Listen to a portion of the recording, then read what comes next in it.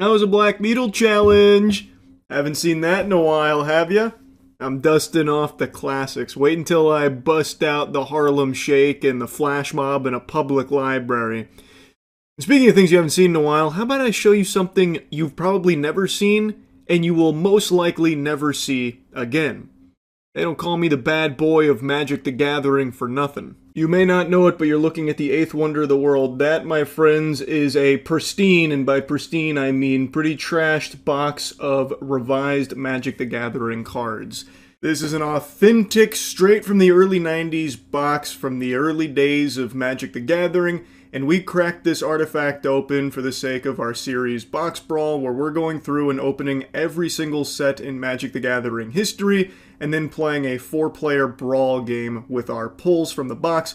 We've been doing this for, coming up on 2 years now. We've done like 80 sets or something like that, and we had Tulare Community College, the professor, come out for a very special one, because Revised is the box that is nearest and dearest to his boners. And what better way to accommodate the professor than giving him a little piece of his upbringing. So when we do boxes like this, I like to yap about it over here and show you highlights from it. I don't want to spoil too many of the pulls or like the game itself that we played, because it actually was a fucking ass greaser. It was an exhilarating game of Magic, and the pulls, I'll spoil, they hurt you.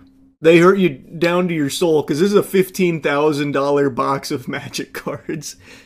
And, well, the pulls, let's just say, left a lot to be desired in terms of that. The box definitely wasn't resealed. I don't think I got scammed.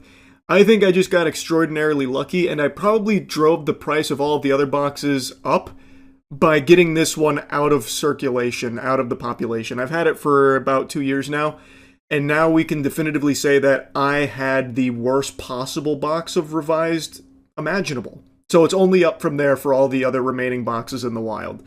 But anyway, that's not to say every pull was bad. We did still have some heat, just nothing crazy. The game itself, though, was amazing. So yeah, if you want to watch the entire kit and caboodle, the whole opening, the entire game, which I highly recommend you do, I'll put a link to the skill check video in the description. Without the professor, Magic dies with this set. He saved it by himself by spending all of his lunch money on packs. Yes. I was YouTubing back in 1994. It's true. So I also cashed in a favor from the professor. You might remember from a year ago. He's going to show Hole at some point in this video. Whoa, what? I don't know what that means.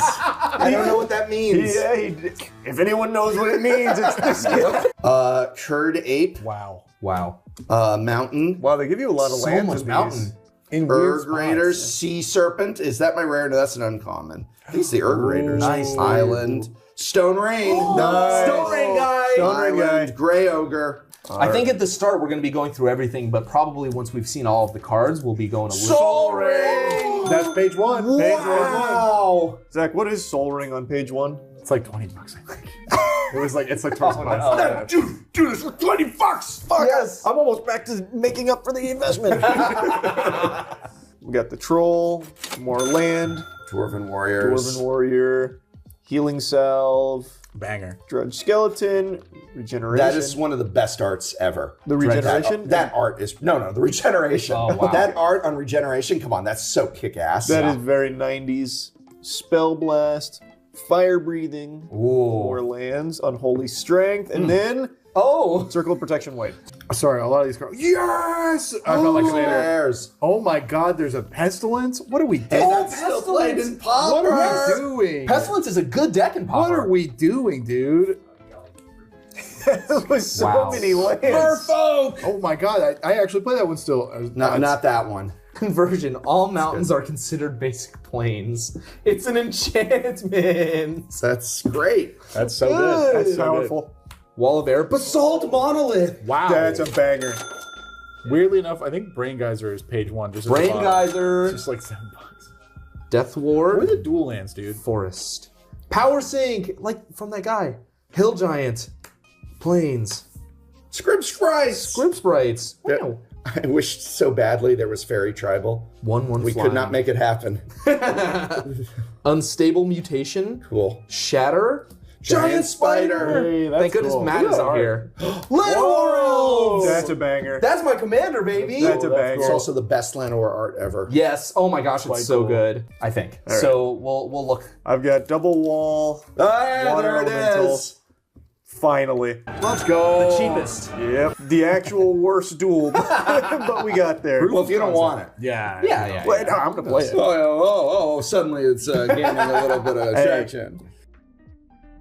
Here's all Did my you get the lands. Iron Root Tree Folk? Oh, Dark Ritual. Nice. Whoa, Dark Got a Red. giant growth. Did you get Iron Root Tree Folk? I did. Yeah, it talks about them having sex in the flavor text. Okay, please read that. It does. The mating habits of tree folk, particularly the stalwart ironwork tree folk, are truly absurd. Molasses comes to mind. Wow. It's amazing the species can survive at all given such protracted periods of mate selection, conjugation, and gestation.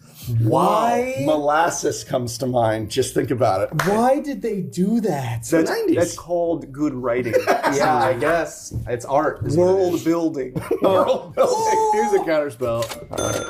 340 bucks. This is still 340? Yeah. Wow. Yeah. Well, here's molasses Sex. comes to mind. Here's another counterspell, but not really. Ray Elemental Blast. That's crazy. Oh wow. Okay. The box was pretty dry on dual lands, which are the only pulls in the revised set that anyone gives a fuck about. In terms of, like, value, that is. The revised cards, I think, are super hype, and they were a lot of fun to play. Again, there's a few more surprises throughout the opening, but that was the biggest pull, which was the Plateau dual lands.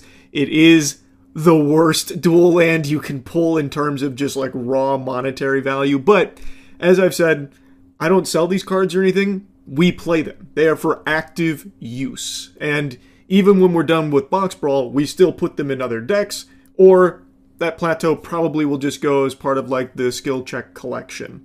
So it doesn't really matter the value of the card. It was still very hyped to pull it, but I would have liked to see a couple more of them. And I, as my partner commanders, have Llanowar Elves. They don't need any explanation. And Dragon Whelp, a 4-mana 2/3 with flying, and I can pay 1 to increase its power by 1, but if I do it 3 times, or more than 3 times, it explodes. I've got Crawworm as my commander, and it's teamed up for some Simic nonsense with Air Elemental. Wow. Yeah, That's a powerful card. No, I'm scared of what's next. Yep, so I've also got that naughty little Crawworm, but he's paired with Sarah Angel, who's a nice 4/4 flyer. And Vigilance. With Vigi, yeah. So Yeah, you gross. just conveniently left that video. All three of you out. have flyers, is what you're saying. Oh, Yeah. nice. All three of you have flyers. I have a 2-mana 2/2 that says, "Don't try to outrun one of Dominaria's grizzlies. It'll catch you, knock you down, and eat you." Of course, you could run up a tree. In that case, you'll get a nice view before it knocks the tree down and eats you. That's what it does. That's what it does. And then also, here's a Hydra with very confusing rules that gets counters and prevents damage if there's counters on it. Nice. Counters. Oh, you mean heads. Yeah, I'm sorry. Yeah, the yeah. There you Oracle go. text says 1/1 counters, but the Oracle text is wrong, obviously. Yeah, It's it's heads. Yeah. Heads. Yeah. I'm going to play this forest and play the Llanowar Elves. Whoa! Saying go. All right. That's a really cool and clever idea to have Llanowar Elves as your commander. Yes. Me, I'll just cast it. You'll as just part of rip the it. 99. Yeah. Pass turn. Everyone's going so fast, I'd hate to break that synergy, so how about for no lands, I'll do an Ornithopter. Oh, okay. All right. Yeah. But- All right. What if I one-up everyone? I'll play a land, and what if I make this Ornithopter a nice 1/4 flyer? Wow. Wow. The fuck? Holy. I have lightning bolt. I can't kill it. I pass. What the fuck? Goodness gracious. Yeah. I'll just play a mountain pass. Crazy opening hand. Untap. For one, I'll play a little Dryads, a 1/1 with Forest Walk. I'm dead in 20 turns. All right. This time, this is getting through. Here's a 1/4 in the air at you, Drew. Yep. Yeah, I'll take it. You thought you were so safe. I thought passed. I was. Your I thought it was ivory My tower. turn. I'll play this forest. I'm going to bring out the grizzly bear. Say go. We're going to play a forest and do a double blue and 3 to bring in my commander. my It's Air Elemental. Woo! Wow, the style Yes. synergy. Holy. Look at that. And then I will pass the turn. All right. It's a 4/4. Oh, yes. Just a 4/4. Pretty good. There she blows. Can't play anything. We're going to combat. Beep beep. Probably shouldn't leave myself wide open again, so we'll spread this around. Drew's turn. Frick. Wait. Pass. It's awesome. Damn, that board is so wide. Damn. He's certainly got guys. Look how wide my board is. Ooh. Tap the Dwarven Warrior, making the Dragon Whelp unblockable. Prof, here's 2. Sure. Boom. Here's 2 you. I'm gonna take 4 17. back. I'll pass. Oh, you're gonna take 4 back. Indeed. Yeah. All right. Untap, upkeep, draw. Playing Island. What do we got here? That's 6. Okay. Let's go ahead. We're gonna spend 6 for a Clockwork Beast. I'm gonna put 7. I spent 6 to put 7 counters, +1/+0 counters on Clockwork Beast. Wow. After Beast attacks or blocks a creature, I discard a counter. So that's when you discard counters. Oh my gosh, the language. During the upkeep phase, controller may buy back lost counters for 1 per counter. This taps Beast. Wow. Now, it's called Clockwork Beast, not Beast, but I think we know what they mean. Yeah. Attack you for 4. Oh. Yeah, I'm taking 4. Everyone's getting their commander out. I'll join in the fun. Sarah Angel. Okay, what the hell, guys? I said ooh. Oh, okay. You were saying ooh. All right. I said boo, but then I quickly Autocorrect. Yeah. You said boo, Ryan. Here's 1. All right, well, I earned it. I pass. Okay, in my upkeep, I'm gonna pay triple red to grow another head on my Hydra. Wow. Whoa. Damn, what Now the it's hell? a 2/2. I'll draw.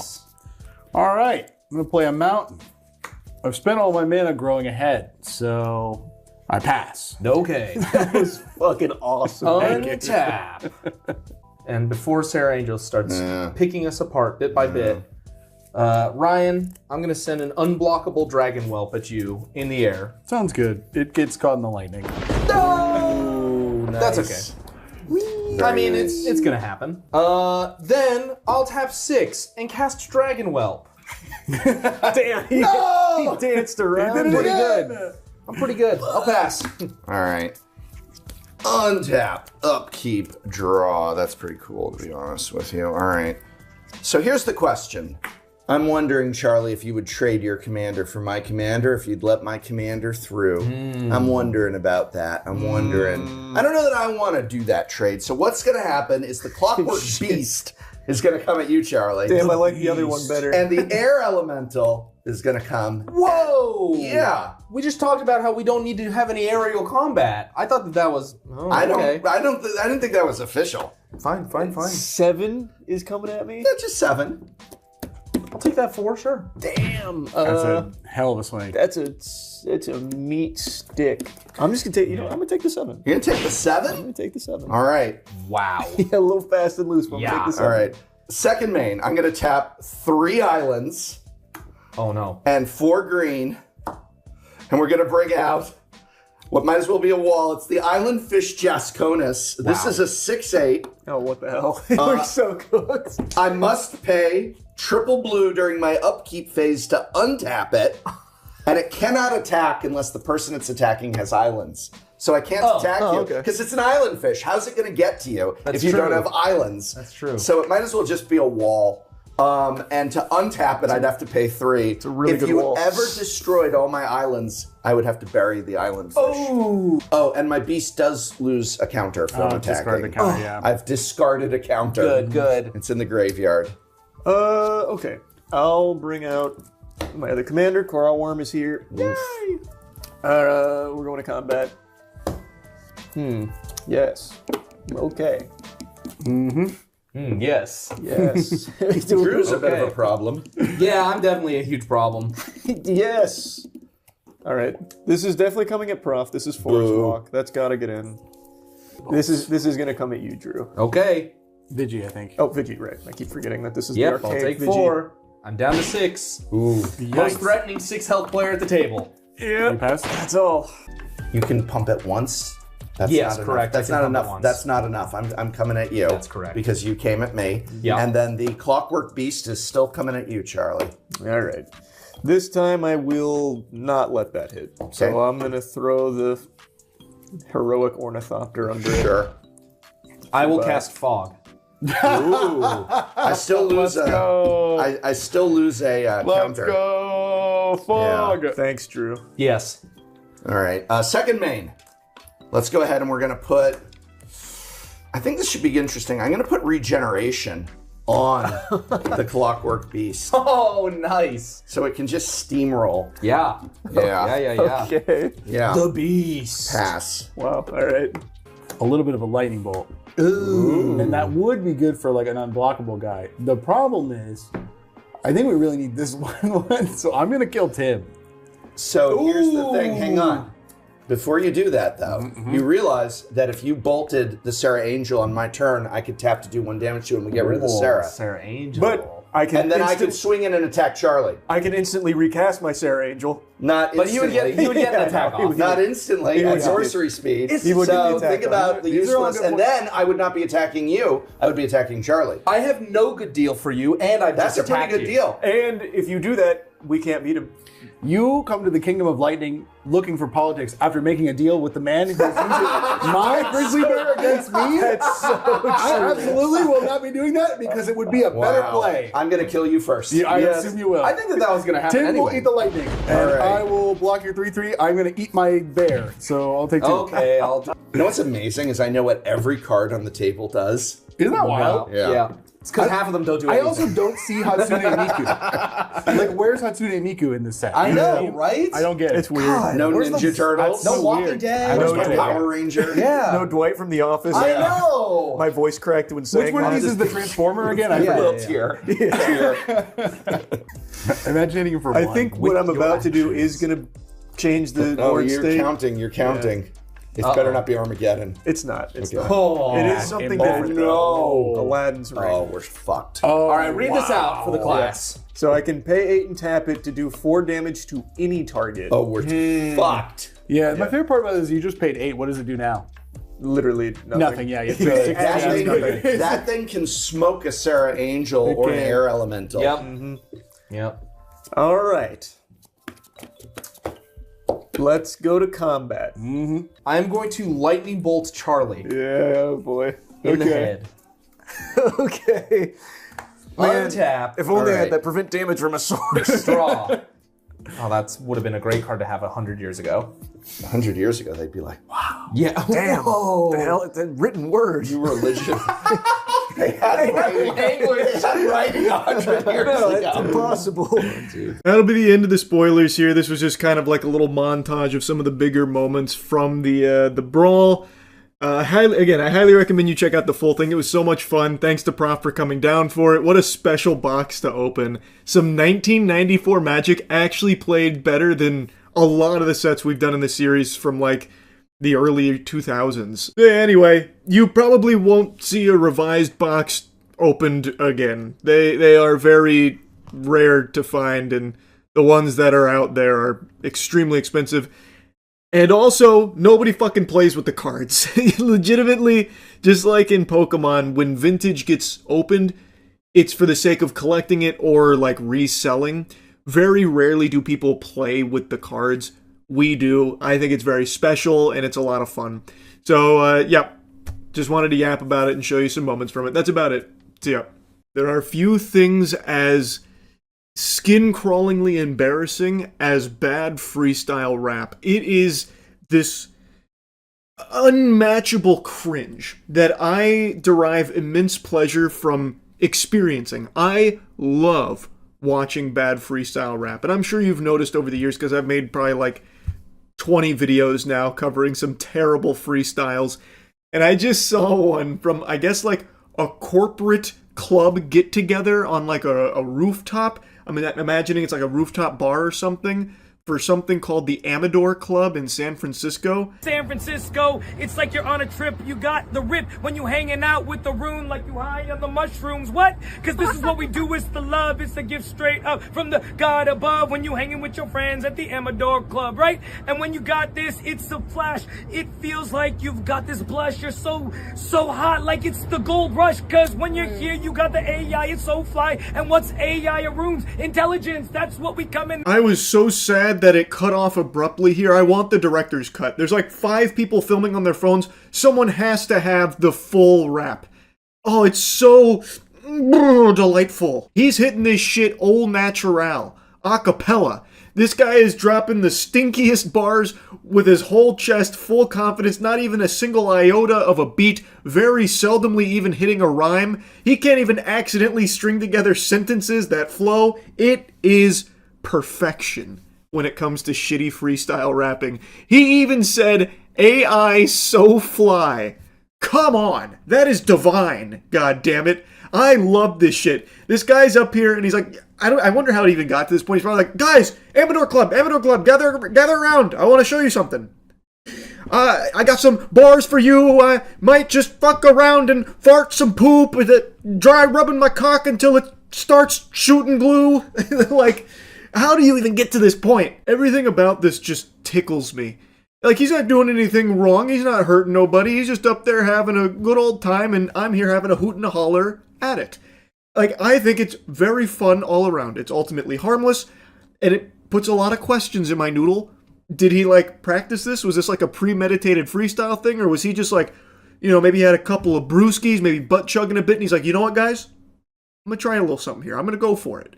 And, like, I just recently watched 8 Mile, and it's time. Clarence has some real good parents. Amador Club! Like, I just wonder how it gets there. And I'm just enjoying being able to watch him work his magic. That's all. And you know what's even more impressive, and I think adds a nice cherry on top of this cake? These people paid to be there. So I looked up the Amador Club, by the way. $50 a month, 50 clams a month. This is some of the socialization you get. This is part of the experience. At least I think they're all part of the Amador Club since he, like, addresses them as such, but I guess it's entirely possible they're just kind of patrons that happen to be there too.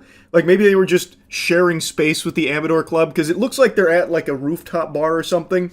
But no doubt, since he is directly saying Amador Club, there are some members here. I can't fully wrap my head around what it is. The concept eludes me, and the more that I read about it, the less I understand. This just sounds like some real, like, bougie California money-wasting type shit. A new club in downtown San Francisco might assume it to be a highly exclusive establishment given the ornate box beam ceilings, gleaming marble counters and walls, bespoke furniture, and elegantly arcing light fixtures. But membership in the new social club that opened this month at the base of the historic Bank of Italy building at the corner of Montgomery and Clay Streets is a relatively affordable $50 a month, and the general public is welcome for breakfast on weekdays from 7 to 10:30 a.m. $50 a month and they're calling it relatively affordable. Oh my goodness, it makes me sick to my fucking stomach. Oh my god, that made my voice crack. Evan Crow, owner of the bank, says his goal is to create a non-elitist place for people of varied backgrounds to meet and do things with each other. If you don't want to do that, then this probably isn't the right space for you, he said. A key membership guideline is that people not be disagreeable. No assholes allowed, Crow said. I swear, this guy's more out of touch than Ubisoft. He wants a non-elitist club, yet is charging $50 a month for this privilege.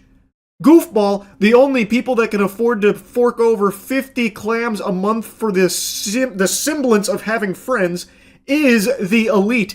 $50 a month is diabolical for like a friendship simulator get-together type thing where you go gather around and watch this guy freestyle rap, I suppose.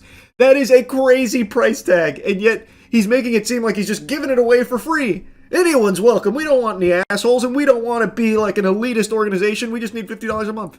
That's all. Holy cannoli. The gall to confidently say that $50 a month is relatively affordable and to try and portray it as something like easily done by every ordinary Joe Schmo out there is just unhinged. Oh yeah, we don't want to be like an elitist club or anything. Yeah, there's like a $50 a month price tag, but that means it's like wide open to everybody that wants to come in here. All shapes and sizes. Come on, guys. $50 a month. It's nothing. Ooh. It makes your skin tingle. That's just so gross.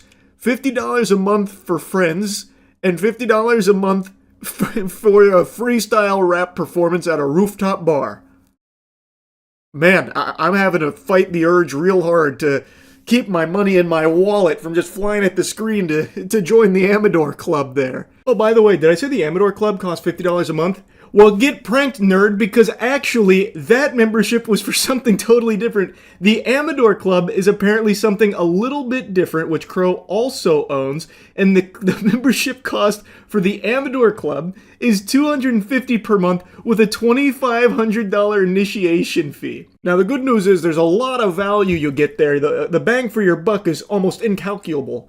One benefit that members of the bank receive is entry to regular events hosted by Amador Club, while the latter's members also have access to the bank where they can consume oysters, caviar, and craft cocktails amid other dining options. Do they eat for free, you think? I bet they still have to pay for all of that food. That would be my hunch. But even, let's say it is all free. I mean, you get your money's worth by going to the Amador Club events. Just look at the guy who was freestyling for you up there. That's worth the $250 a month on its own. If he's there like at least once a month, I'm gonna tell you, I'm a happy camper at $250 a month getting to listen to that. $250 a month. That's bonkers right there. I've only seen a sneak peek at what the Amador Club events look like with this freestyle here, but I gotta tell you, there are few things on this planet that I would be able to justify spending $250 a month for to, like, go to their events. That is an absurd price tag. But this is not in the relatively affordable $50 price range. This is for the elites. So this is a totally different ballgame. This isn't for, every Tom, Dick, and Harry. This is strictly for those with a sophisticated palate.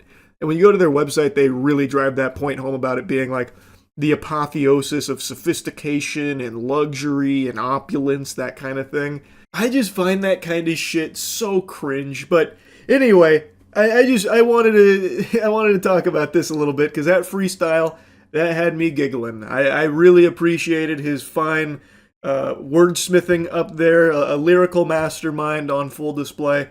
And I'm excited to maybe catch some more glimpses of the Amador Club freestyle performances in the future. Hopefully we'll get to see a few more of those down the line. Really, that's about it. See ya.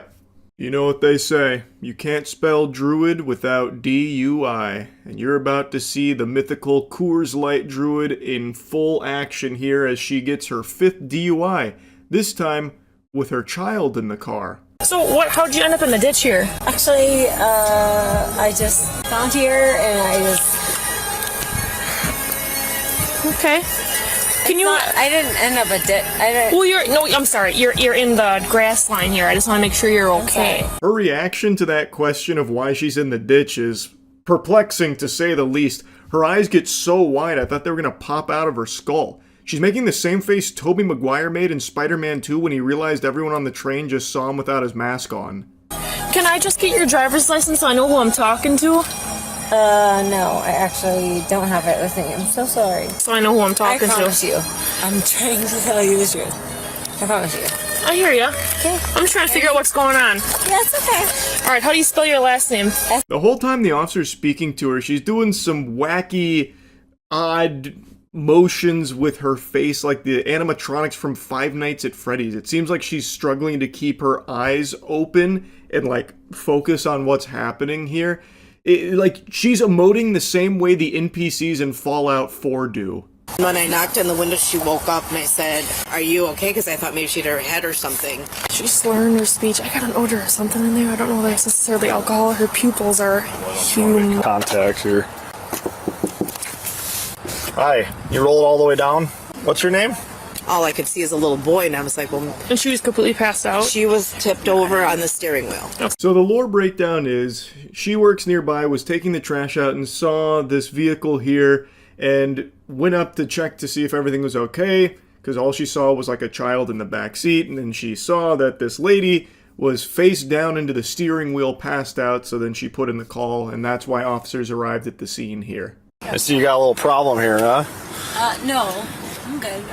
So what brings you back to the parking lot? Did you have an appointment? See you. Yeah, we did actually. Where was your appointment? He had an appointment. Yeah. Now, from what I can gather with these breadcrumbs she's dropping, she's in this parking lot because her son had a doctor's appointment, and she just got blackout drunk, passed out, and then cruised the vehicle into, like, this ditch area here. So I guess in order to get ready for the doctor's appointment for her child, she put on her coats and butt-chugged 5 Coors Lights on the way out, and then it led to all of this. Okay, so obviously we have an odor of alcohol coming from you. Okay. Hey, actually, hang on a second. So No, I'm gonna. So never do this. I have an odor of alcohol coming from the vehicle. Okay. How did you end up here? How? What? How did you end up here? My son. Okay, Your son drove you?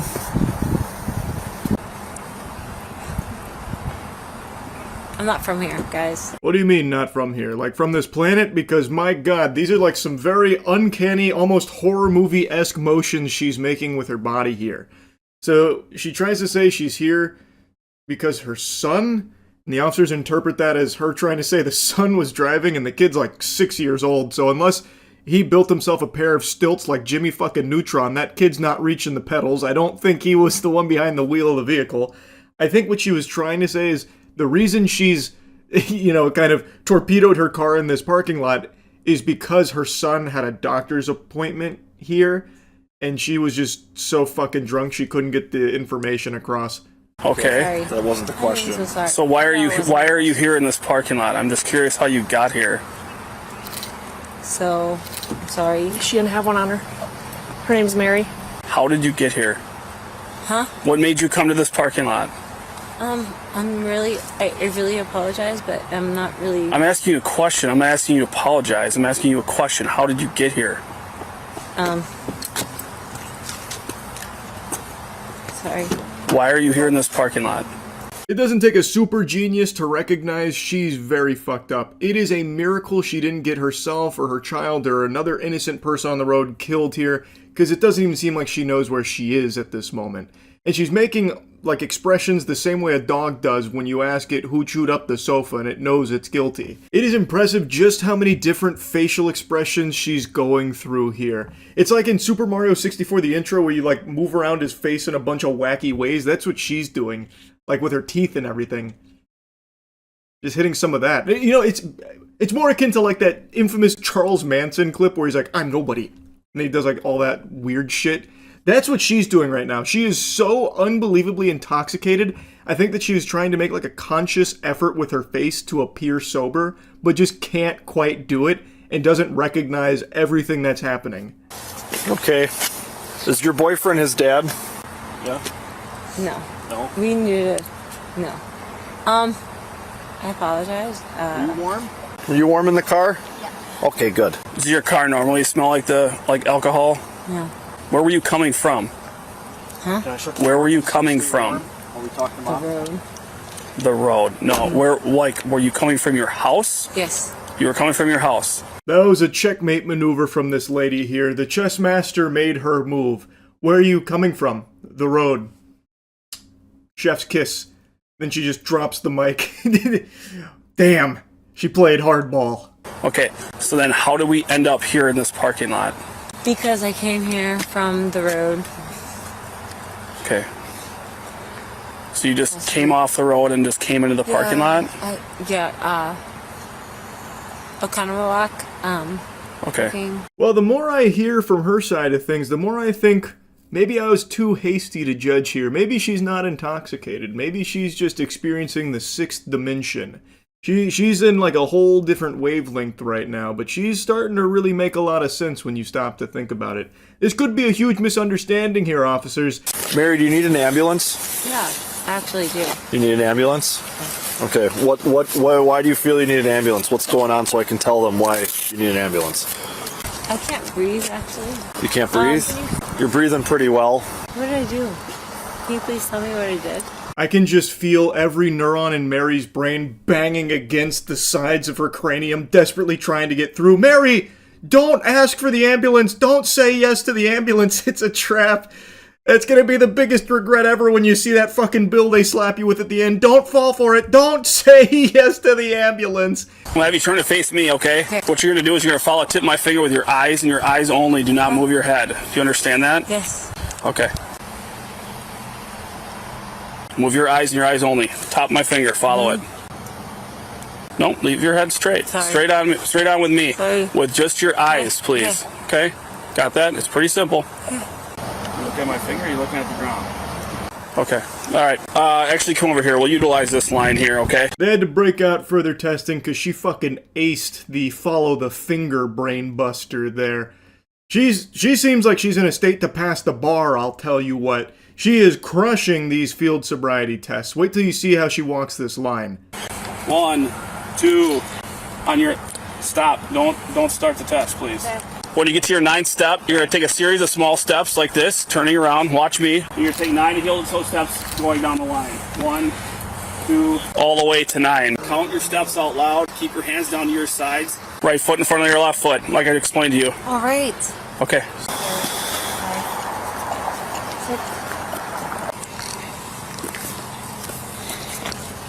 Are you done? Yeah. Okay. All right, come on back over here. She did so well in the first portion of this test, she skips the second. Because she came over there, hit him with the fucking Hezi Jimbo, and then dunked on their ass with that beautifully perfect straight line that she just walked. So now, they're going to try and get her with a third one. So this next test is going to be a one-leg stand. So when I tell you to, you're going to raise your foot approximately 6 inches off the ground. And you're going to count in the manner of 1001, 1002, 1003, and so on until I tell you to stop. Okay, you may begin.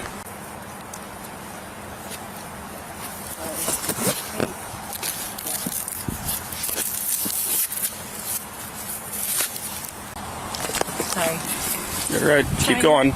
Jeremy, you have a PBT. All right, you can stop. How much would you say you've had to drink today? Actually, nothing. Yeah, that sounds about right based on everything I've seen here. I don't hold it against her for not being able to pass with flying colors on the hold your leg up test. There was clearly a banana peel that she was slipping on there like it's fucking Mario Kart, so that one just needs to be thrown out. They wiped their ass with that. Inconclusive evidence there. Right now, because he's downtown looking for you. He just called in a well-being check. No. And the first place he went is he walked to all the bars because you were supposed to bring him to the hospital. I would never do this. You're not at a bar, but you're drinking beer in the parking lot and throwing it out. Stop it.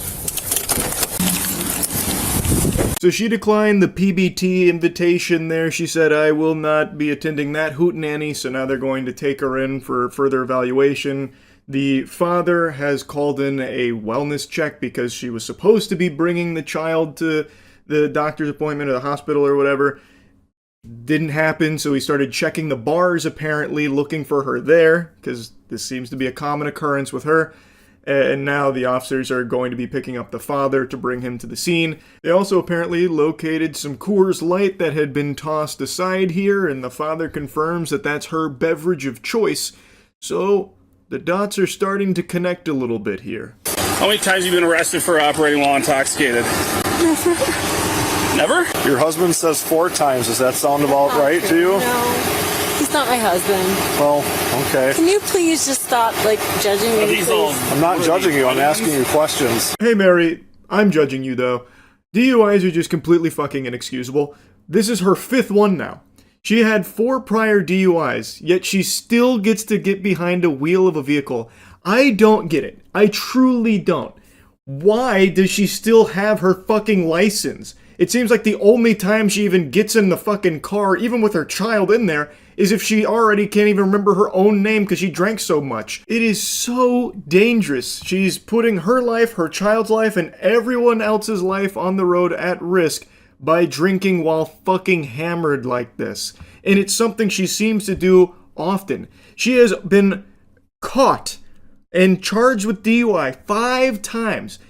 Now let's think for a moment, how many other times has she driven while completely fucking blackout drunk that she just didn't get arrested for? They didn't catch her. It's just crazy. I don't know why she's able to just keep getting her license back.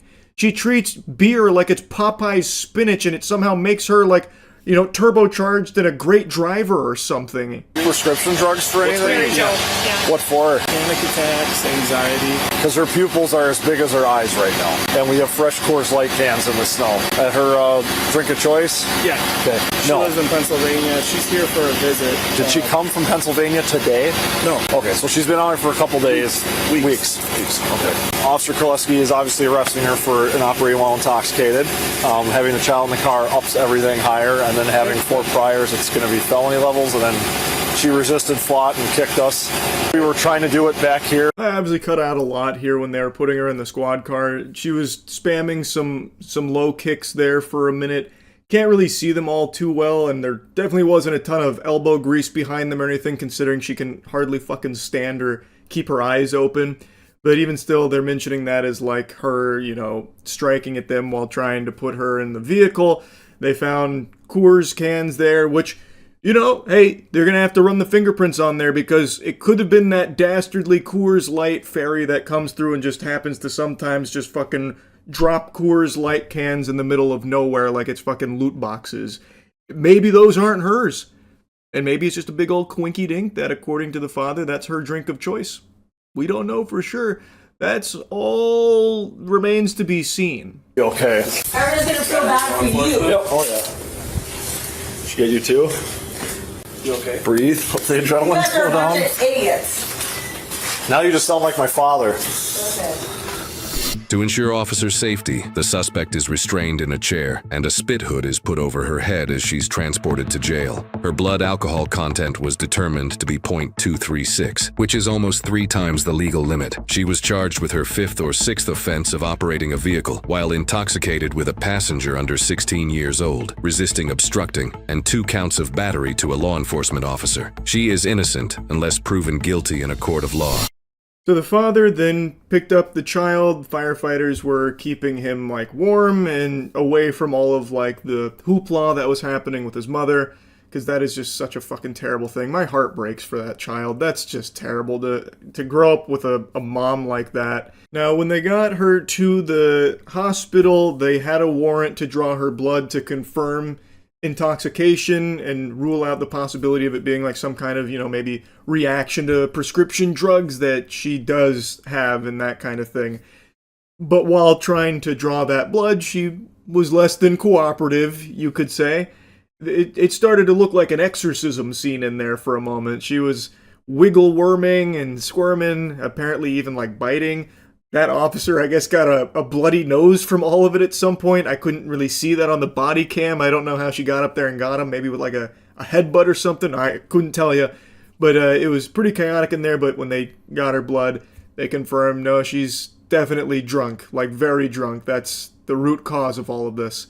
Now, if you want my Neanderthal perspective on it, I really think she should lose her license. I know, maybe I'm talking crazy. Maybe I'm boofing the crazy pills. But I just think it's pretty clear she shouldn't be trusted behind the wheel of a vehicle. This is completely fucking unacceptable. It's just a matter of time until someone dies because of this from her. But I just have a sneaking suspicion that's not going to happen. I bet she'll be back on the road pretty soon. And that is very scary. Anyway, I just wanted to yap about this a bit. That's it. Yep. No doubt the most common source of insecurity for men is penis size. There's a lot of value placed on the dimensions of your meat. And no doubt you've also heard micropenis tossed around as an insult. But few people know that it's an actual medical diagnosis. And in some cases, a debilitating condition. And last night on stream, a chat member put a little something interesting on my radar to dive into. A man claiming to have the world's smallest penis had just done an interview with The Morning, which is a news program.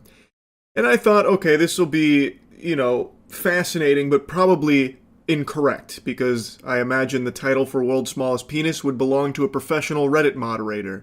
But nonetheless, I decided to take a peek. With the average UK penis size around 5.2 inches, our next guest measures up to just 0.38 inches. For comparison, that's about the size of garden pea. Yeah, 38. Still don't really get why she said that. For comparison, it's the size of a garden pea. Just sounds like she's insulting him right to his face. Ah, yes, it is very small. It's like a clitoris down there. Like, all right. I mean, you can tell by the measurement there that it's not optimal. I don't really know why he had to try and paint like a fucking picture with it, especially in the studio with the guy there. Like I said, it is a real medical condition, and I actually feel extremely bad for the guy here. I don't really want to show too many clips from that, because like the more he talked about it, the more it really starts to dawn on you what living with something like that must be like. He describes not being able to use public restrooms comfortably because he can't urinate standing up. He has to be like in a stall, and even then it's kind of like a tricky ordeal. He also describes, of course, the complications with romantic partners, like women in his past, that kind of thing, and like how difficult it could be to navigate that with a condition like this. It is just like a very sad set of circumstances, and I feel really bad for the guy. It takes a lot of courage to come up here and be the face of what he describes as the world's smallest penis. And the reason he went on there is he said he wanted to raise awareness about like micro penises being like an actual medical thing, and if you do catch it early enough, you can get it reversed. Like you can have surgical intervention that can help. But in Michael's case, he said that it's too late. And when that was brought up, it led to an entirely different can of worms that we opened on stream about a man who completely lost his penis with an infection and then had a new one grown on his arm, which was eventually, well, I won't spoil the whole story. To see if there was anything I could do to make it bigger. But what is available doesn't really provide much. It's so difficult as well, I think, because it's kind of the moment that you discover that, and knowledge is power, and then you can go and get some help. When did you first start to realise that you had a really small penis? What the fuck kind of question is that? Hard-hitting journalism. Wow. Yeah, I don't understand how it could possibly be too late. Surely it'd be expensive to do like a full penile reconstructive surgery, right? But like, there's gotta be a way. It's 2026. I have an AI goon tube that's at my disposal should I choose to waste hundreds of dollars. That'll backseat game me. Telling me to aim for the head and shit. You're telling me we can't make a 0.38 inch penis a bit bigger? I don't believe that for even just a second. I don't get it. That's so weird to me. I feel like he's just seeing the wrong specialists, right? Like maybe like in the UK that's not like an option, but I have to imagine somewhere in the world you can put a couple extra inches on that shaft. There's a transplant an option. A penile transplant? I can't imagine you can successfully penile transplant. Like I said, I just don't know how you wouldn't be able to do like reconstructive surgery on it. Can't they grow a penis on his arm like the other guy? The hell are you talking? Someone got pauldron penises? What are you talking about? A man whose penis fell off is growing a new one on his arm. What? I don't think I can pull this up on stream. Malcolm McDonald lost his genitalia to a severe infection and now sports a bionic penis on his left forearm. So I didn't think I'd be able to show the pictures from the article I was reading, but he did a few interviews a few years back, and I feel like I can probably show you one of those since it's on YouTube, right? Can you show us now? Yeah. Shall I see my little friend? It's Jimmy.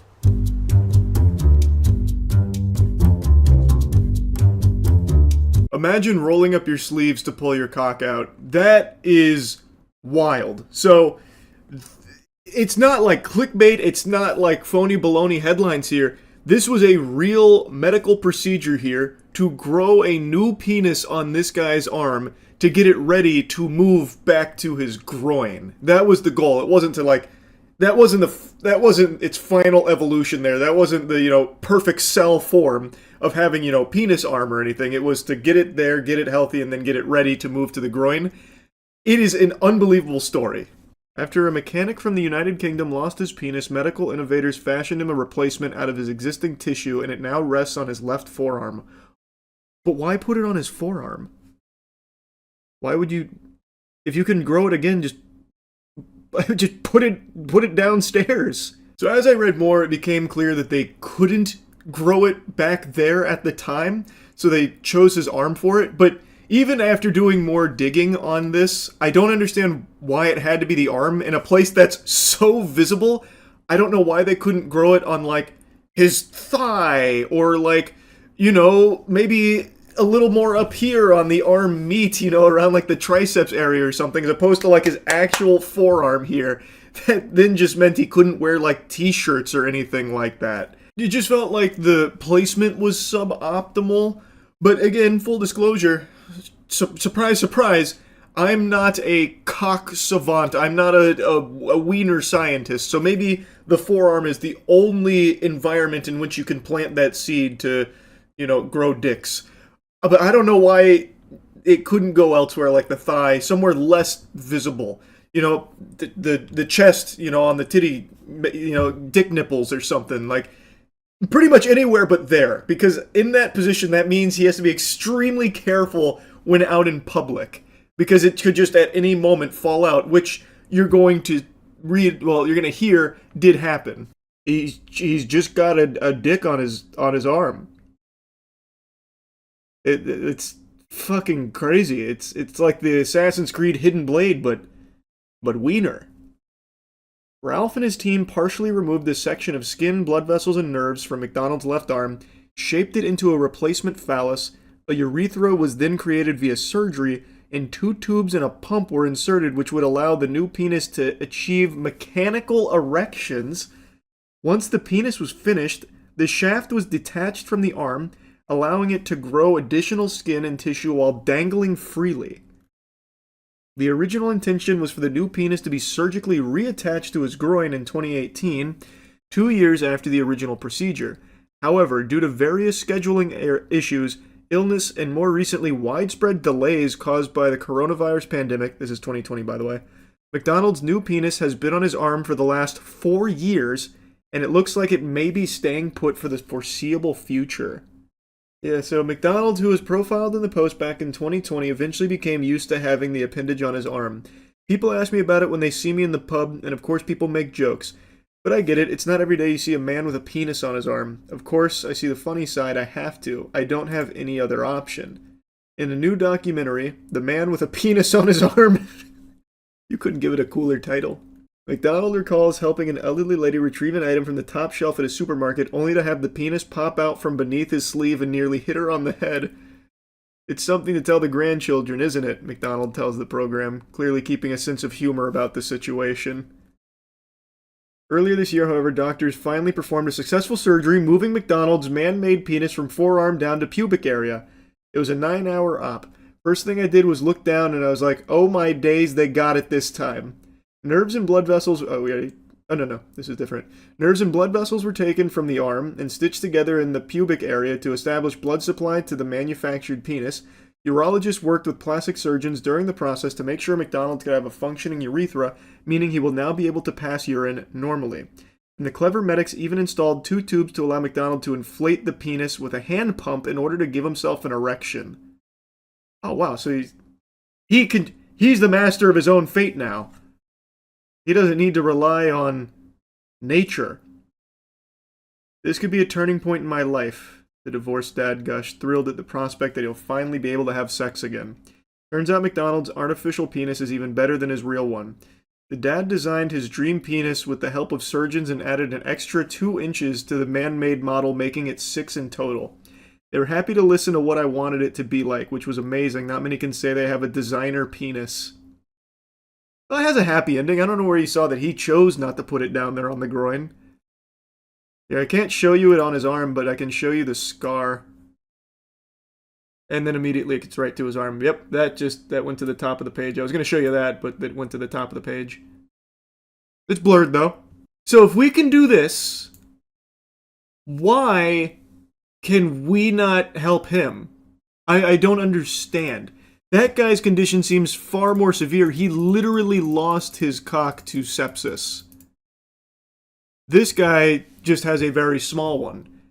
I have to imagine it would be even more convenient, since everything's still all there, to just do something to help, right? So like I said, all the plumbing is still in order, like the wiring's still good, like he still does have like a functioning penis, it's just at a size that makes things more difficult, whereas in McDonald's case, he completely lost that, and yet they were able to grow a designer penis. They built a cock out of a box of scraps. I just don't understand if that's a possibility, and it has successfully been performed before, why, in Michael's case, is he led to believe that it's too late and there's no action that can be taken outside of like a couple of smaller procedures like fat injections, which in the later part of the interview he mentions he tried, it just didn't take, and the other options add like very trivial amounts of size for a lot of risk and a lot of money. So I'm just kind of left confused is all. Just more like... Man, that's so fucking sad. There's got to be a way to help this guy. I don't understand how it's like unsolvable. He's younger than the guy who grew it on his arm. His problem isn't nearly as severe as the guy who grew it on his arm. Well, I make it sound like he's an X-Men mutant who did it on his own accord. The doctors grew a penis on his arm and then put it in his groin. Why is that not possible here? Just connect this guy with that team. It's entirely possible this was something that Michael was offered, but he didn't want to be, growing penises like body hair, which I think would be understandable. What I more mean is that it feels like, based on what I've learned now about like McDonald's case as well as like a couple of other like very rare cases, that maybe there are some other options that aren't just like, ineffective fat injections and things that he's already tried. Like, overall, I just feel so fucking bad for Michael, and I'm just hoping that there's something more that can be done should he choose to want to pursue that. He also mentions in the interview that he's doing all of this with gusto here to try and help others out there that might have something similar going on but don't realize how serious it is, so that way they can act now and hopefully avoid, like, problems down the line. And I think that's great from Michael.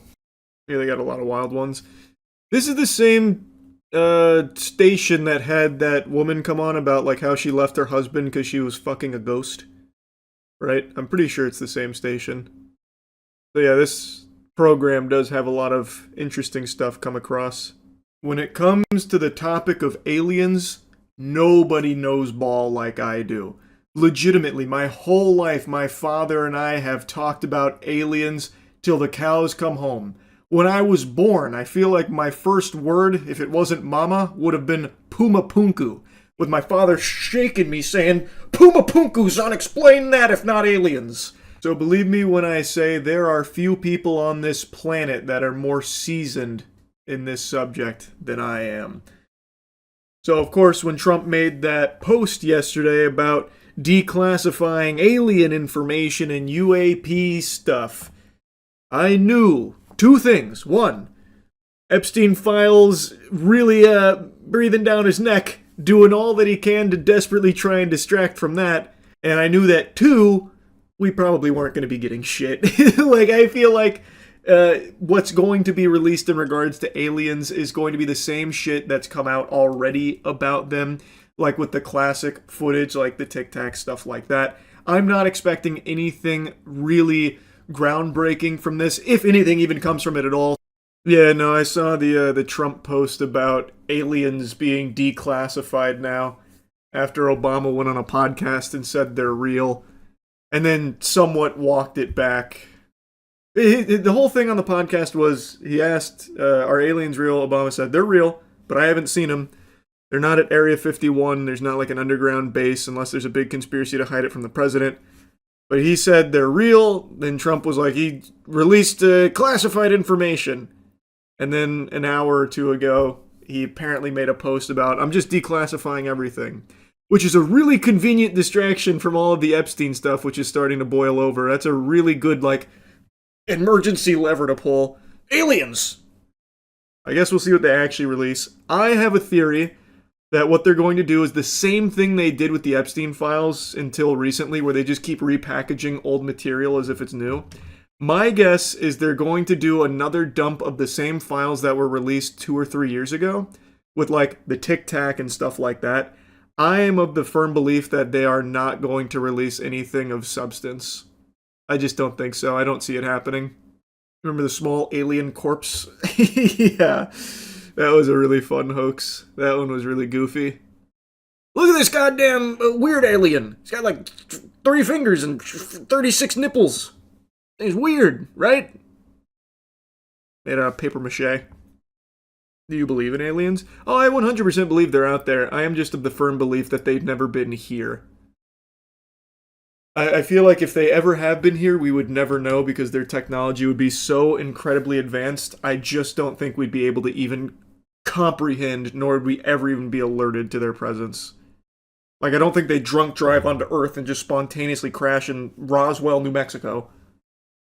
And I don't think they travel around on like a colander and fly around in Colombia. Based on the tremendous interest shown, I'll be directing the Secretary of War and other relevant departments and agencies to begin the process of identifying and releasing government files related to alien and extraterrestrial life, unidentified aerial phenomena, and unidentified flying objects. Fucking goober, these are the same things, by the way. They just switched from UFOs to UAPs. And any and all other information connected to these highly complex but extremely interesting and important matters. God bless America. P.S. Please forget about the Epstein files. Now, much like the Trump phone, there's no guarantee this will actually come out.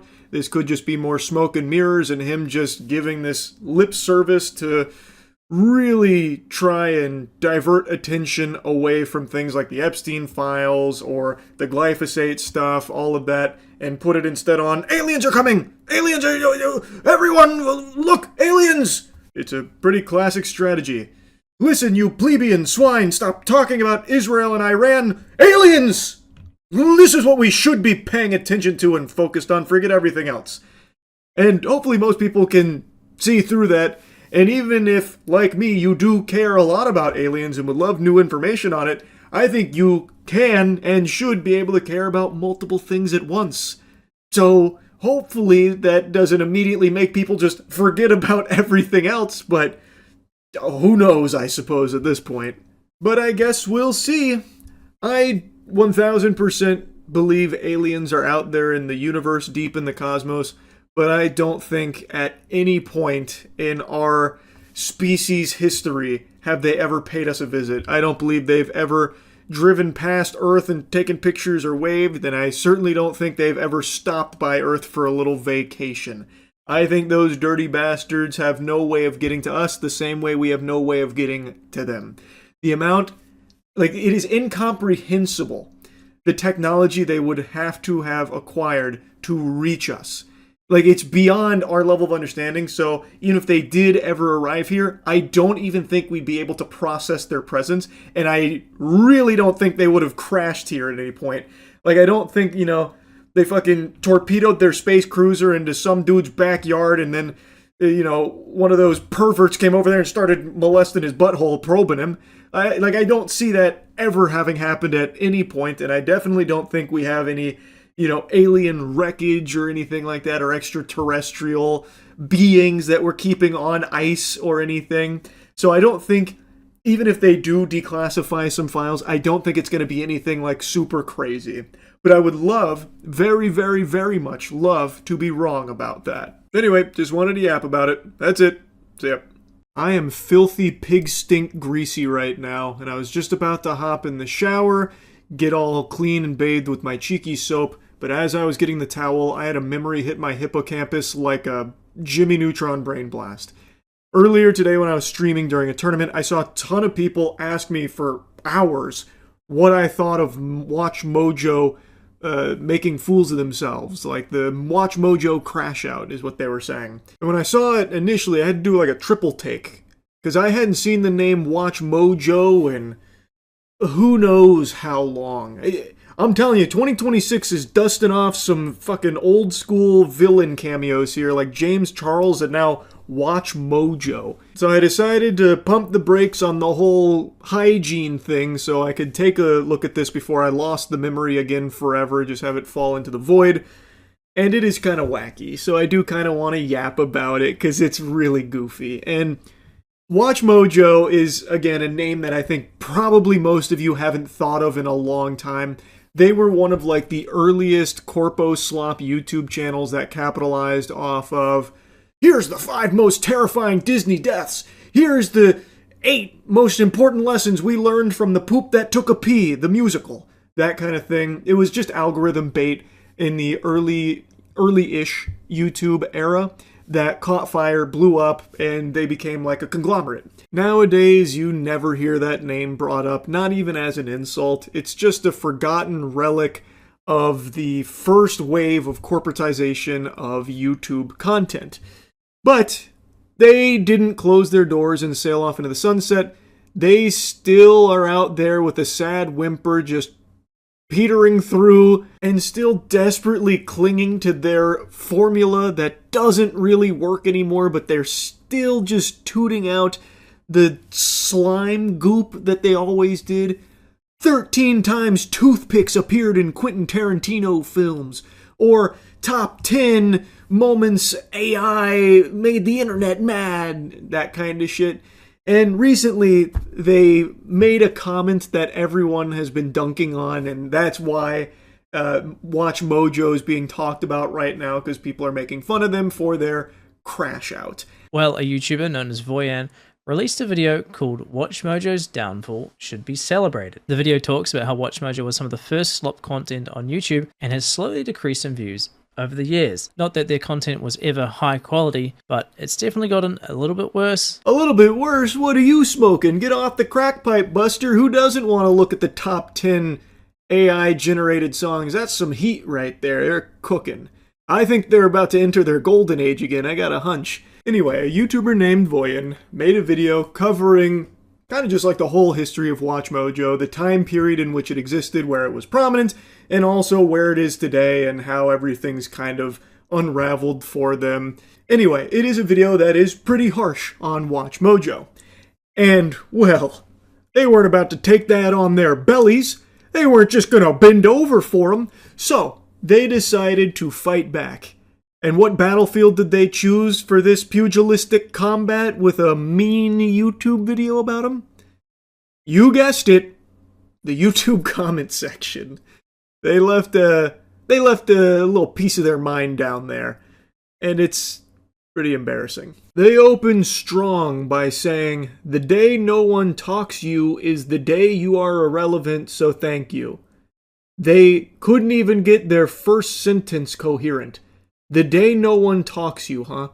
That seems like some shit that someone would rapidly type in a League of Legends solo queue game as they are melting down from ending.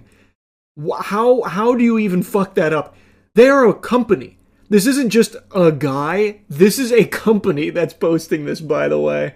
Okay, never heard of your channel, and I admit I didn't see the video, but a few points.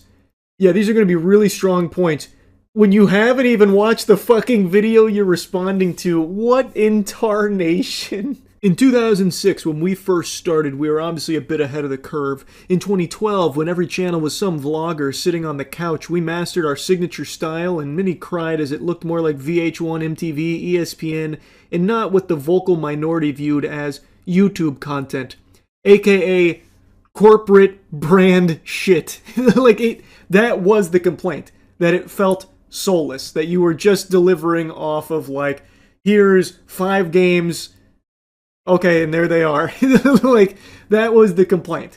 And it didn't look like VH1, MTV, or ESPN. It looked like just fucking montage of 5 things that you found on Reddit that you put into your top 5 games that have punching mechanics.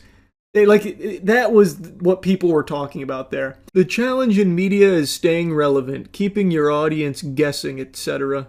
What guesswork is there with a Watch Mojo list? What the fuck? Companies like BuzzFeed, Vice, Vox, and channels that inspired themselves by us, by their own admission, all came and went. We managed to both keep our OG fans happy and innovate. Is there such thing as a Watch Mojo fan? I feel like that's not real. That's just a fairy tale. That's like being a lobotomy enthusiast. I feel like Watch Mojo doesn't have fans. It has bots or has people that just had the YouTube running in the background and Watch Mojo came on through autoplay. Or 12 years ago, they saw the title 8 times that sci-fi movies used a whoopee cushion. Some shit like that. And then they stumbled across a Watch Mojo video. But I don't think there's people that are like actively salivating over the next Watch Mojo release. Like, I can't wait to see what AI-generated song is popping this time around. Can't wait for Watch Mojo to deliver. If by downfall you mean being a survivor, having 100 plus FTEs who earn their living with us, then I will take it. How does Watch Mojo have 100 plus full-time employees? I'm assuming that's what FTE stands for. There's no way. That has to be a lie, or that is the most bloated company for the simplest dog shit ever. That has to be the easiest job on the planet. They're patting themselves on the back for still drooling out the lists, but it's not like they're doing well. That's kind of like one of the big points of the video they're responding to that they admit they haven't even watched. Like, they're hanging on in the same way that Blockbuster is. Like, yeah, there's still one left, but you wouldn't really call it, like, super healthy, but at least Blockbuster has its own charm to it. Watch Mojo has nothing. But they're over here like, any publicity is good publicity, you're talking about us, so how the fuck is that irrelevant? Checkmate. Also, this may be inside baseball, but you are aware that a VOD is YouTube 1.0, and the platform is evolved, right? I could break it down for you, but why bother? Hint, viewers are spending nearly an hour per watch session watching our content. We are, in the ways that matter, more pertinent than ever. Holy delusion. Yikes.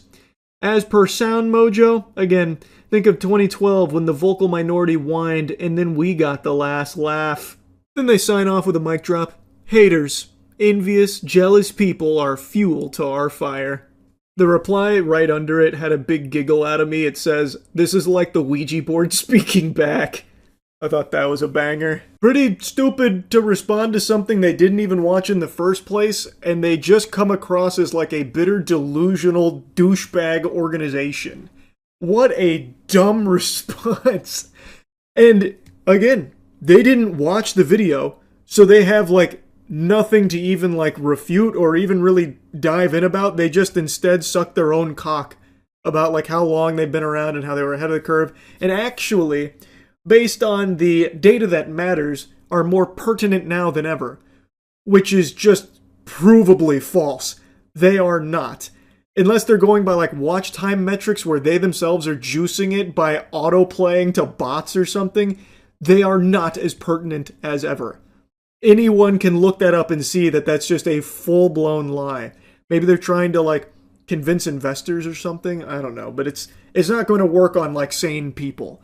It's just a really baffling decision because they didn't need to like respond to it or anything. And it's not like they're known for clapping back against people that make fun of them. It just feels so out of nowhere. So it is wacky, and I did want to yap about it because why? why do that? Maybe it is just like one person who has the password to the account that felt personally attacked by it. Maybe it's the owner. I don't know. But yeah, pretty silly. That's really about it. So yeah. Future. We are really in the thick of it now. I'm 31 years old and it's got me feeling geriatric. Because I still remember when an interview meant that you had the person and you were asking them questions either face to face or through email or something. You were interacting with the real human being. But that's no longer the case thanks to AI butt-fucking everything and everyone. Esquire Singapore published an AI-generated interview with Penguinz0, the actor who plays Zorro in live-action One Piece, because he was too busy to attend in person and he also wasn't responding to their email questions. So they didn't want to be caught with their dick in their hand and they still wanted to publish something, so they had AI fart out an interview that wasn't real and didn't involve Penguinz0 in any way, shape, or form, yet had it answering as if it were him, all for the sake of those precious clicks that they didn't want to miss out on. And while they're getting dunked on now, I fully believe, whole hog believe, this will become more normal. I think more journalistic outlets will start doing shit like this. We landed a big fish, huge interview coming up with fucking Marilyn Monroe. We got a spiritual medium on the horn, and we actually got her in the studio. Her ghost is here. Check out this interview. And just have AI like spit some shit out. And they'll do that for just the biggest actors on the planet and try and hope nobody recognizes it and that no one that actually represents them speaks on it. Now, in the case of the McKinney interview here, they did say that it was AI up front, but they tried to portray it as some kind of noble, creative endeavor that they embarked on, which is so fucking disgustingly cringe. And I just have to show this to you. It is painfully pretentious. The whole thing, like everything about it, is absolutely AI. I'm very confident. So McKinney in residence is what they call it. In an unprecedented interview for both parties, we call into the abyss to hear what comes back about the man behind One Piece's Zoro. I like that they're trying to frame it as an unprecedented interview for both parties, an experiment. But in fact, it's actually no parties involved here. They've just slopped out a fanfic. This is no different than someone just writing shit on like a Tumblr account about like a fake interview they had with a celebrity. It's not like McKinney or anyone that represents him engaged in this interview with them. This is complete horse hockey. This is like me saying, Sabrina Carpenter and I exchanged an unprecedented display of affection because I kissed my computer screen with a picture of Sabrina Carpenter up on it. Both parties were really engaged in this emotion. It was fiery, electric even, from both of us. It's so fucking stupid. And you know what else is stupid? Bad hygiene. You can't AI away dog shit hygiene. So fix that right now. Get yourself some better soap. Go to usecheeky.com to get some of the best soap in the universe. Now here's their introduction to the idea here. Sound engulfs us, yet it's not something we notice until it's gone. In fact, the type of noises we tend to ignore are the ones that repeat. A breeze brushing against the leaves, or the drumming beat of our hearts. Soon they blend into the environment, ever present but incognito. In journalism, conversations make the story. By the way, no conversation ever took place here. A question given, an answer returned. A short chuckle, a natural snort, or a telling sigh. And what of a void? How does one relay what was not said? Oh, fucking Shakespearean. ChatGPT really outdoing itself with this one, Esquire Singapore. McKinney's resume chimes with what we know of him. And that is the most AI statement. That is literally nothing. What the fuck does that even mean? His resume chimes with what we know of him. No shit. I mean, that's the whole point of a resume. It would be what he has done and what we know. That's like saying, Charles' tax documents buzz with what the IRS knows he owes. It's so silly. It's so fucking dumb. It's unbelievably stupid. And then it goes on to give a little bit of his history. Then they explain why they're doing this. We were stoked to have some FaceTime with Japanese-American actor, but his schedule prevented it. So you didn't have the FaceTime. So we opted for email correspondence. A list of inquiries were sent his way and we waited. The silence continued until it was quickly replaced by a ticking clock as deadlines loomed.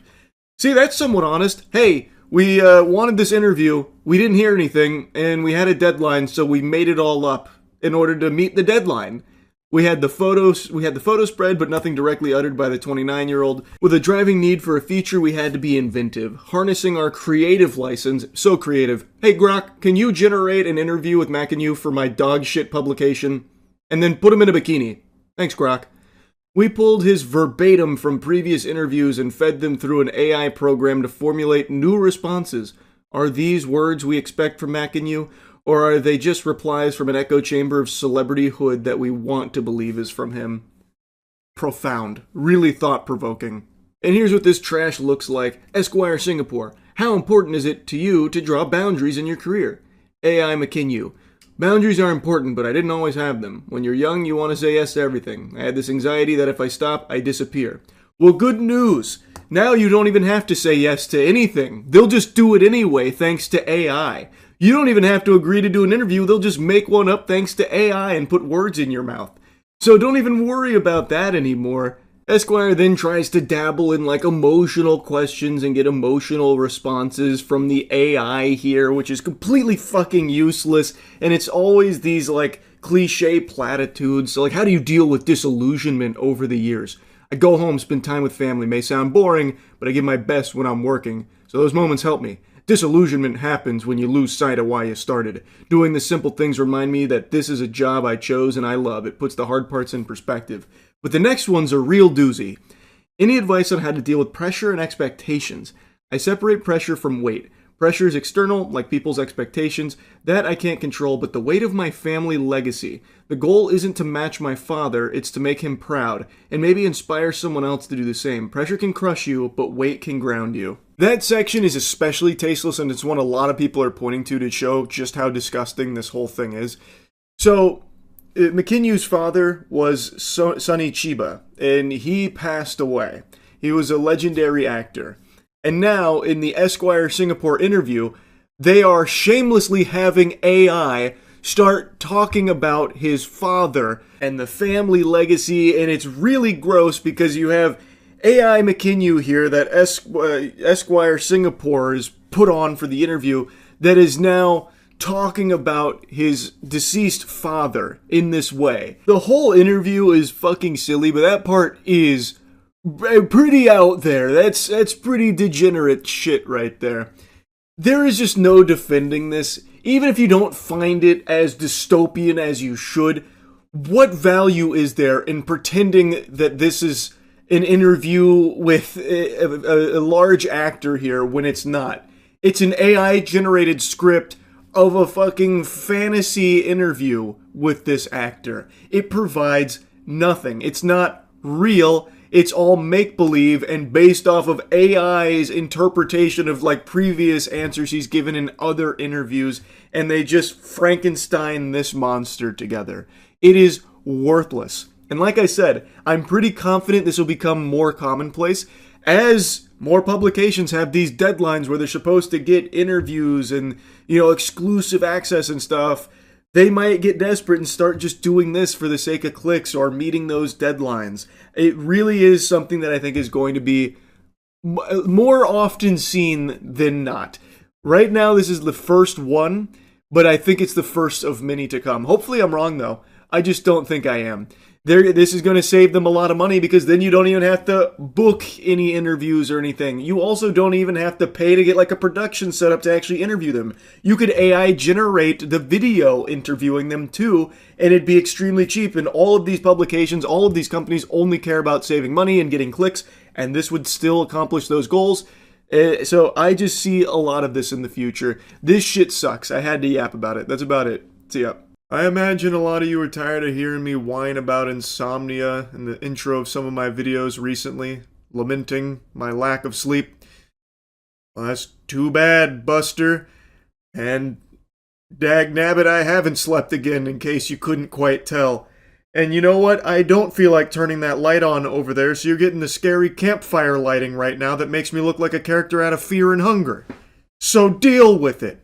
I feel like SpongeBob when he got the goddamn suds. I'm tired, but I can't sleep. Been tossing and turning, laying around, not able to catch any Z's. So, I decided to go to the old tried and true method of getting a wonderful lullaby together to help me fall asleep peacefully, making fun of Pokemon scalpers. Get away from me! Hey, yo, you are. Get away from me! Stay behind me! Get away from me, dude! Hey, you're putting your hands on me. Call the cops. You're putting your hands on me for assault. You're assaulting somebody right now. Away from me. You're assaulting me. If you see a Pokemon card vending machine, just know you entered a PvP zone. They're like the most hostile places on Earth. Anytime there's a Pokemon card vending machine with multiple people around it, you know shit's about to pop off. Now, it usually doesn't result in like a full-blown fight with haymakers being thrown or anything. Typically what you get is what you saw right there, where it's a lot of like boxing out, like he's about to try and get a rebound while desperately trying to swipe for more Pokemon card product from the machine as someone's trying to get around him to take control of the device themselves. It's a lot of bumping and grinding, but make no mistake, this is only elevating in frequency and aggression, and I imagine it won't be long now before we see our first fatality at a Pokemon card vending machine as people fight over these products so they can scalp them online for a $2 profit. You're putting your hands on me. Get away from me! Yo! You're over here assaulting me, bro. Now it's starting to get a little scrappy. The guy in the glasses got a little feisty there. He like went over top of him, and I thought he was going to give him a fucking titty twister right there, just start tweaking on his nipples the way he like wrapped around him like a fucking jetpack. But this guy's defense is good. He definitely knows some BJJ or something right now. He's doing a great job trying to getting out of the full mount, and he is still maintaining control of the Pokemon card vending machine. Stop away from me! Get away from me! You're putting your hands on me. Look, get away from me, brother.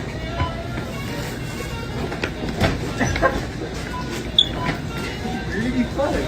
An unstoppable object meeting an immovable force. It's inspiring. The guy in the beanie is just refusing to budge. And I gotta tell you, the tactics from the glasses guy are confusing. This technique is clearly not working. He's going for like a, I don't know, like chest bump him out of the vicinity type deal. But the other guy's just, you know, getting him with some shoves. He's hitting him almost like with the E-Honda moves from Street Fighter at times here. Yet this guy does not give up. He still keeps trying to like swoop in there. Now, Pokemon card vending machines have a glitch in them right now that a lot of scalpers are exploiting for their own financial gain, where Pokemon card vending machines have a limit where a customer can't just buy out the whole machine and leave everyone with their fucking dick in their hand. But these fucking worms, these degenerate dweeb dork losers, have found a way around those limits by doing like basically a frame perfect speedrun trick. As I understand it, if they swipe their card while in between screens on the Pokemon card vending machine, they can still add product to their cart even though they're past their purchase limit, even if it says sold out. So that's how a lot of them are glitching the machine. The guy in the yellow beanie here, I don't think is actually trying to glitch it. At least it doesn't seem like it to me, compared to the other videos of people that are blatantly glitching it and proudly talking about how they're glitching it. I don't think he was one of those people. But I think the guy who's desperately trying to get in there probably was. I think he was probably going to do that, and he was upset that he wasn't there first so that way he could take all the inventory. That's my hunch, at least. You're bleeding. You're over here. Oh, you already got stuff, bruh. Let people go. I'm alive. You already got stuff. You better get away from me. You already got stuff, bruh. It's crazy. Now, of course, it is entirely possible he is attempting to glitch the machine, and that's the reason why this guy is so desperately trying to get in there, because he knows once he, goes fucking turbo mode here with the glitch activated, then he won't be able to get any product for himself. That's also equally possible, but I'm going to show you some footage of someone who did glitch the machine, and it just looks different than how he's doing it. But before that, I want to show you someone trying to glitch the machine the old-fashioned way, the way our forefathers used to scalp Pokemon products and ruin this hobby for children. What? Get out from behind there now. Okay, I'll get No, out. now. Okay. He's got the spirit, but he doesn't have the brain power for it. The body is willing, but the mind lacks the neurons to pull off the glitch. So he said, to hell with it. I'm gonna do it my way. So he crawls behind the machine to unplug it, I think in an effort to reset his limits, but then he got stuck. So one of the employees is over there just trying to bargain with him to get the fuck out from behind the machine, but he is firmly lodged in there. I wish I could find a longer video of this, because I have no doubt he probably got filmed by a couple of people, because he is now like a turtle on its shell. Like, he can't get out from the machine. He is now just fucking stuck there.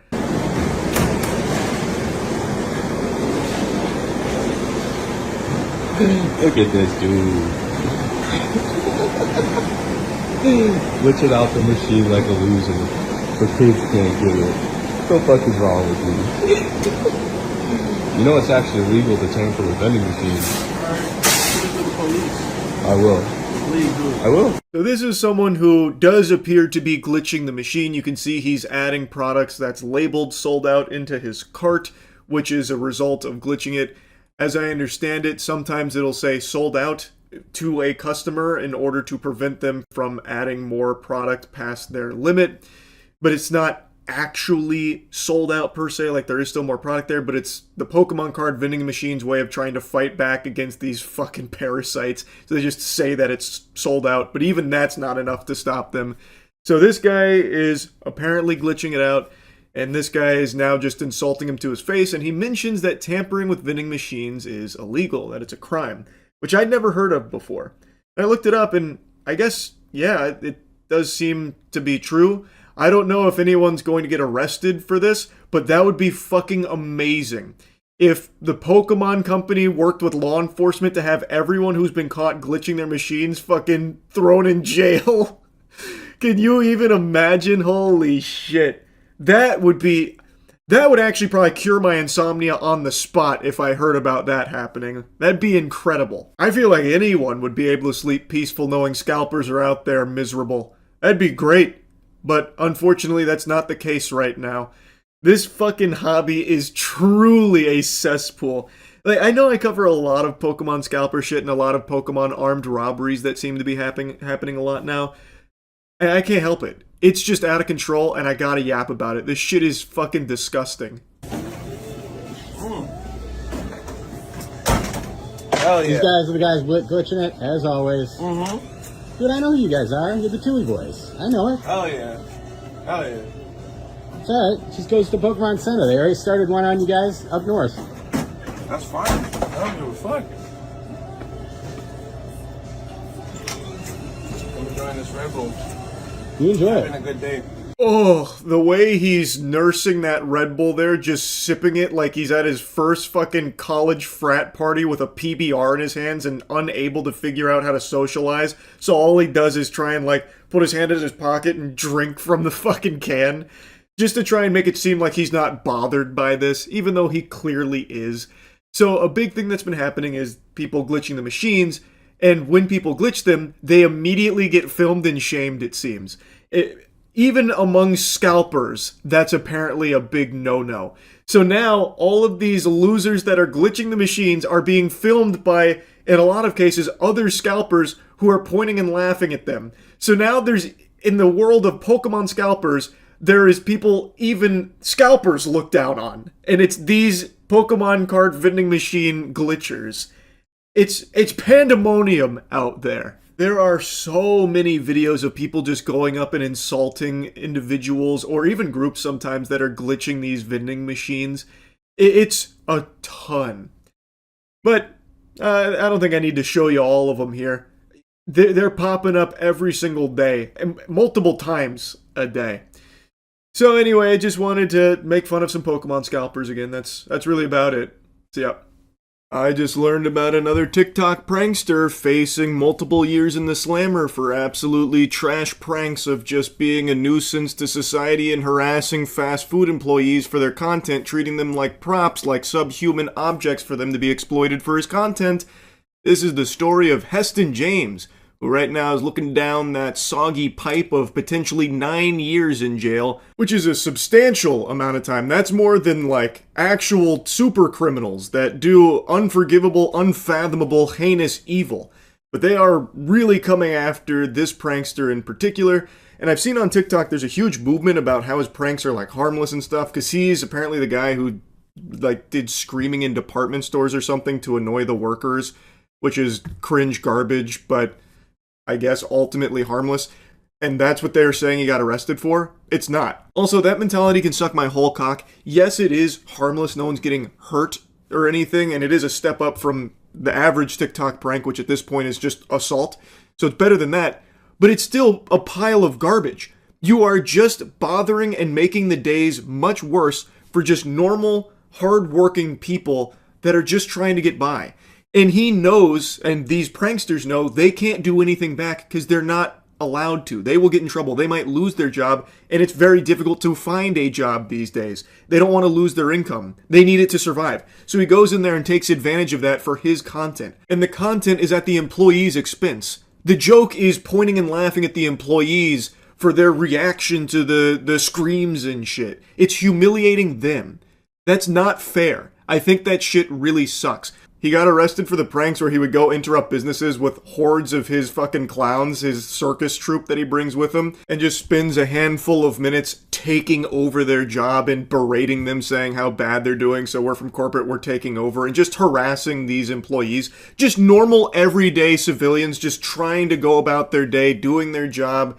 And this guy just comes in to make it worse, which is all pranksters ever do. Just this fucking miasma, this plague that sweeps through and is just a scourge to just the normal, everyday person. So he would go in with a bunch of people and like take over their job, doing this exclusively to just normal employees at normal businesses.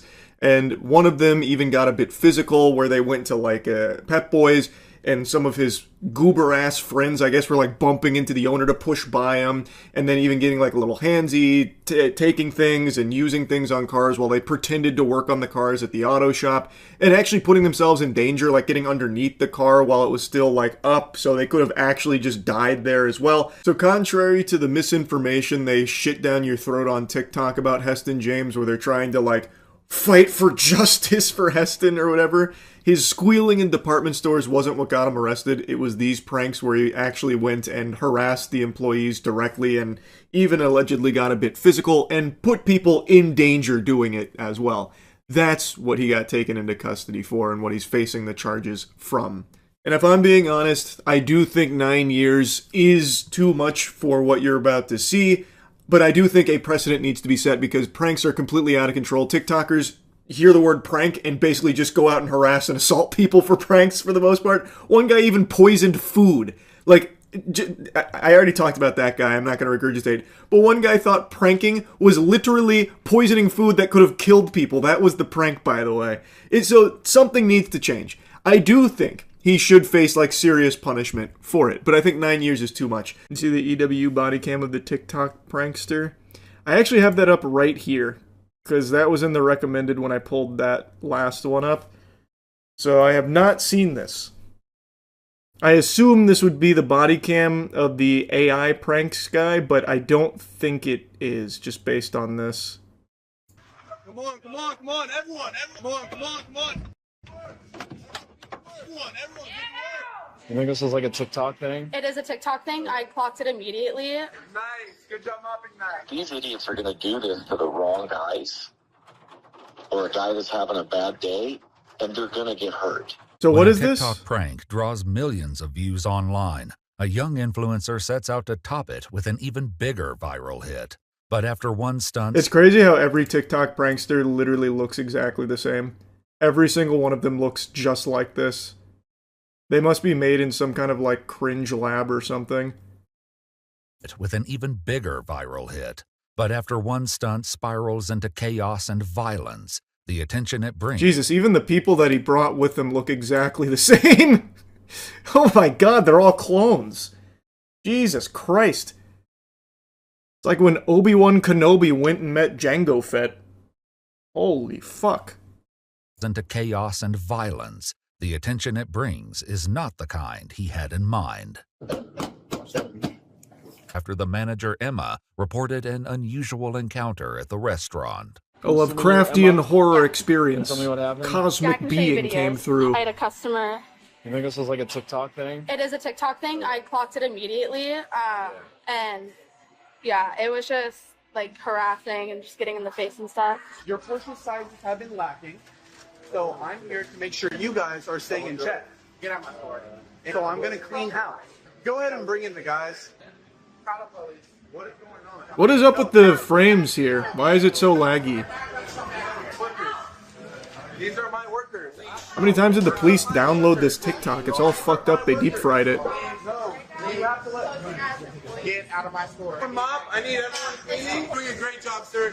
Hey, nice. Good job mopping that. I need workers to check that the chicken's all right. No. Get out my store. Let's pick this up. Get the napkins we stocked over here. Man, there really is only one good TikTok trend, and it's the Scientology raids.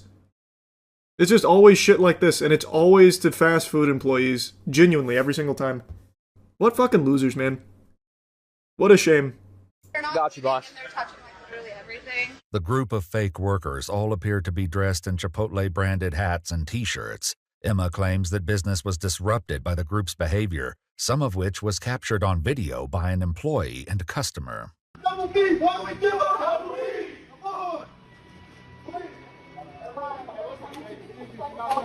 I just don't even understand who could laugh at this. I genuinely don't even see where it could even be misconstrued as humorous. It's just lame. And it was getting millions of views, apparently. Even by TikTok prank standards, it's just boring. Like, it's just extremely boring. Oh my God, no, get out of my store. Wait, I'm out the work. You're doing a great job, sir. Now, okay? That's bad. It's a monkey back. That's a rock company. Who wants to go back in the back, check everything's good? All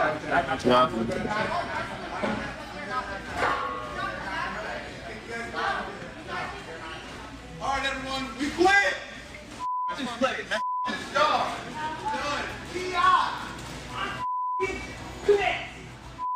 Do you want the incident? Ha ha. God, this shit sucks so much ass. Like, it's just an unskippable cutscene. You just agonizingly have to wait for it to finish so the TikTok prankster gets its content. Fuck me. It's so awful. I think they meant if they were there. That's what I mean. Like, if you were in that scenario, all you can do is just sit there and just wait for it to end. There's no entertainment. It's just disruptive and annoying. It is so nothing that I couldn't even see myself getting angry at it. I would just be so annoyed. I'd just be sitting there bored. Like, you took an average day and you made it slightly worse. And now the workers have to spend their time dealing with it, and so now she's got to get everything under control again now. Like, it's just so ass. It's all clout chasing. They want to be hated because they want the attention even if it's negative. Well, I know that, man. But that's what I'm saying. Like, I don't even hate any of them. They're just lame. Like, I can't even muster enough ire because this shit is so ass. Like, you can't get mad at a pile of dog shit for stinking. He's been going around a whole bunch of different stores. The TikTok account at Terra Clout is owned by 24-year-old Heston James Cobb. On both TikTok and Instagram, Heston gained a following by pranking employees at It's crazy that this is just a different guy than the last prankster I was just shitting on. Actual fucking carbon copy NPCs of one another. This has to be a government experiment, right? To churn out this kind of person. Like, it's copy-paste. It's crazy. This time, the fake workers donned blue jumpsuits, carried tools, and pretended to work on cars, as captured on both an employee's phone and the company's security cameras. Hey,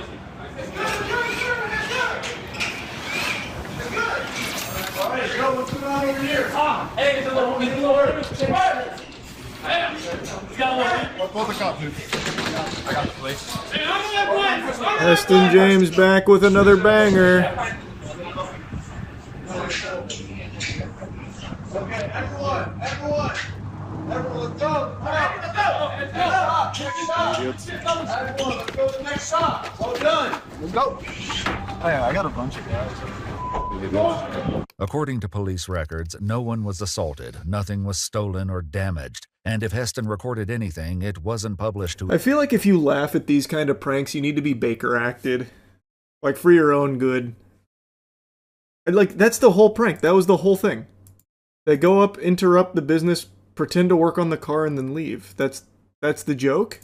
Who shares his fears that their actions will quickly lead to dangerous consequences if they aren't stopped. These idiots are going to do this to the wrong guys, or a guy that's having a bad day, and they're going to get hurt.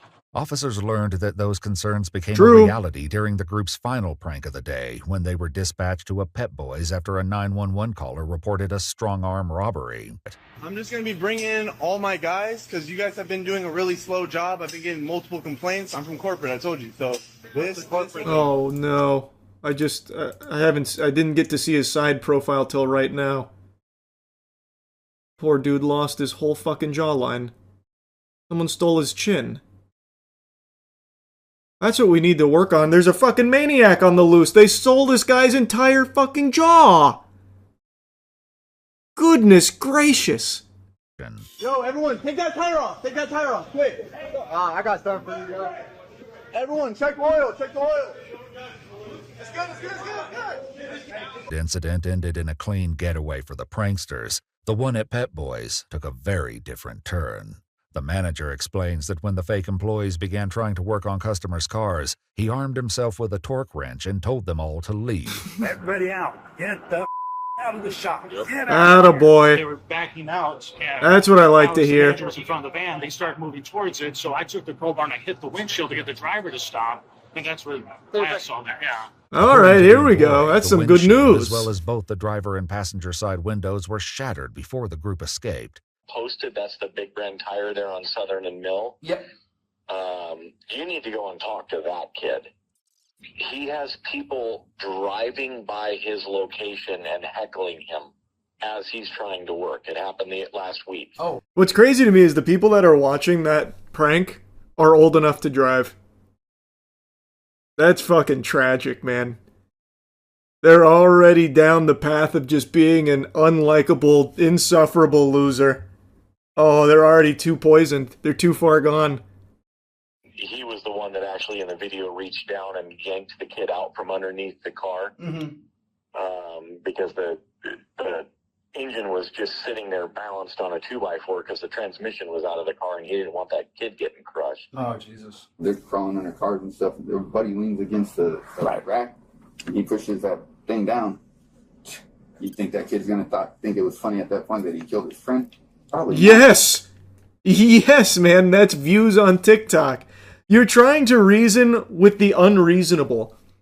If that happened, the only thought that would be going through their mind is, are they getting in trouble? And if the answer is no, how can they monetize it and milk it for views?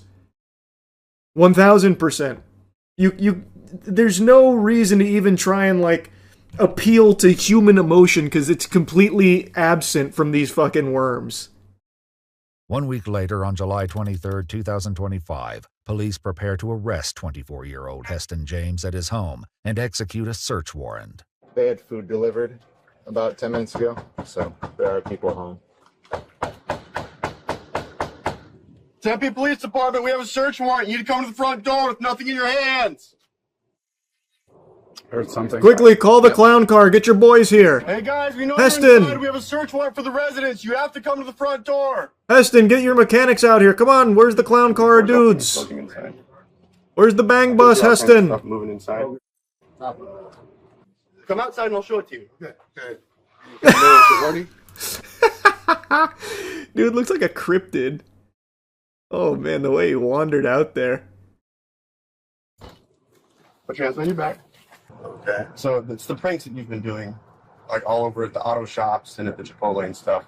I'm not going to say anything until the lawyer present. That's fine. But I'll show you the search warrant. Good call, Heston. To grab Meta AI glasses likely used to record the pranks, as well as uniforms bearing the logos of multiple businesses, including Chick-fil-A, UPS, Target, Home Depot. Oh my god, he was about to go on a rampage. We just stopped a fucking serial prankster. Oh my god, we did it, Patrick. We saved the city. Holy shit. So many other businesses and just normal employees that they were going to annoy and harass. All spared. Fuck. They were in full swing. Jesus. We just prevented a national tragedy. And Raising Cane's. Along with these items, police uncover what appears to be Heston's journal.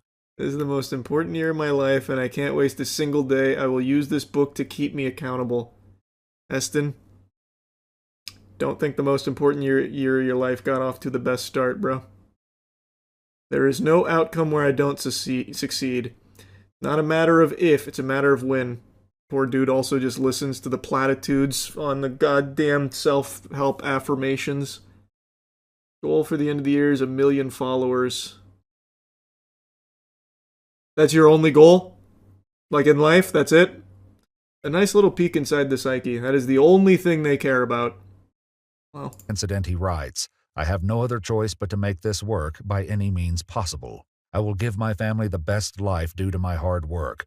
I cannot afford to miss a single day. This is my year. With Heston facing multiple charges. Your hard work, bro. What hard work? You just go harass fast food employees and minimum wage workers in other locations as well. That's not hard work, brother. I'm sure his family's proud. They must be. He's a real winner. This is my year. With Heston facing multiple charges, Dave questioned whether or not there would also be consequences for those who helped him. All the 20 people that were a part of it, they all need to be charged with trespassing and criminal mischief. Which is a little bit more difficult because... But I agree. I agree with that guy. That's the hard part. Good luck with that. He probably paid these guys. Are you out of your mind? He probably paid... He paid him an exposure, bro. He did not pay these guys. He's so green. It's cute. His naivety is cute. These fucking pathetic losers do this shit for free for these pranksters. The prankster tries to monetize it and make a career out of it. His goofball friends do it totally for free just because they're brain-dead idiots. Just lobotomites that mindlessly follow. He didn't pay them, man. He did not pay them, I promise you. There's no doubt in my mind they didn't see a single penny. And he's not rev-splitting it either, not with 20 dudes. That's not happening. Their hair, yeah.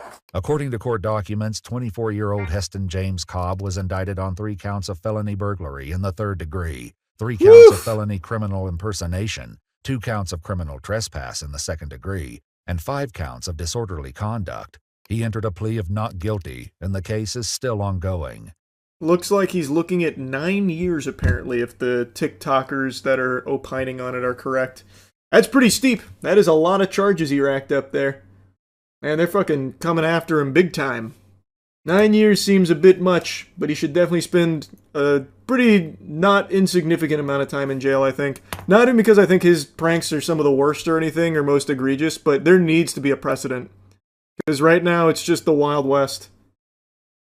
This guy, the AI prankster, and they always keep elevating. You have the people that actually assault people for pranks, harass people.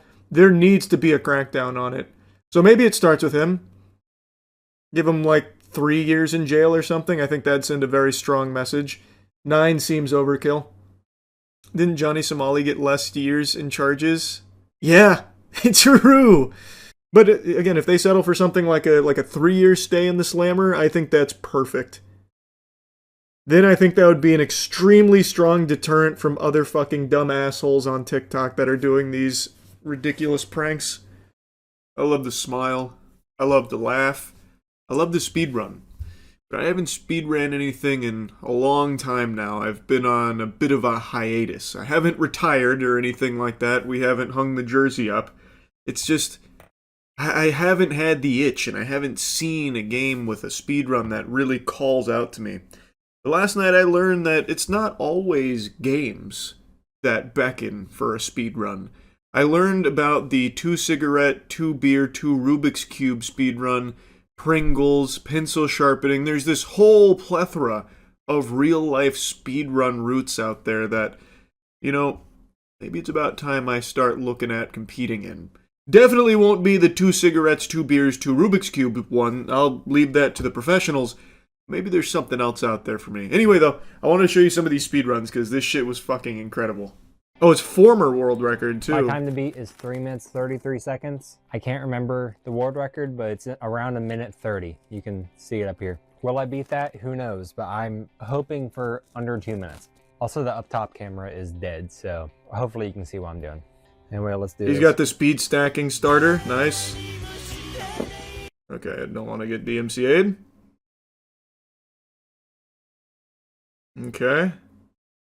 Oh, I don't know if I like this technique. Why wouldn't you just down both beers before hitting the cigarettes and just go back to back?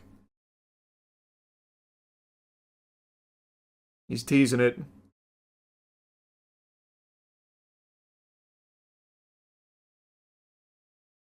I don't know. I feel unless there's I don't know the regulatory body for the 2 Rubik's Cubes, 2 cig, 2 beer speedrun. But I feel like if you wanted to optimize the route, you would do both beers first. Because he's going back to back on the cigarettes.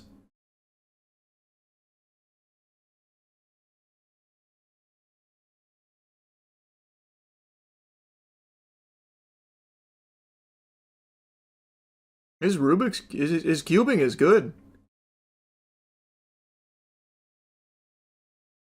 Man, this guy's no joke. This guy's the truth. Oh, he's gonna finish with the beer to reward himself. I see the strategy now.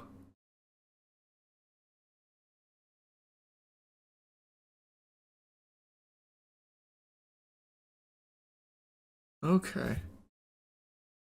That's interesting. I just feel like there was time that could have been saved. Yeah, baby. 1 minute and 28 seconds. Feeling like a champ. I'm proud to have my record back. Once again, I nominate Yi Hang Wang. How's it going, y'all? I didn't expect that ending.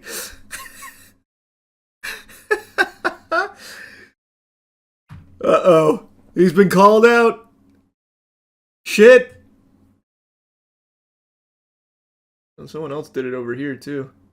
119? He definitely did double beer. When's the summoning salt video? Good question. I wish they wouldn't use copyrighted music in the production here. I want to hear the ambient noise. He's also not using the cup stacking starter. Well, I guess it's also they use the same thing for cubing, to be fair. I also couldn't see the amount of liquid in that cup. So what if he didn't do a full beer? This leaves too much room for uncertainty. They have a whole Discord for this. The community goes crazy. I didn't know it was such a popular category for runners. I mean, it is an interesting route. Not noticing any BLJs or anything, though.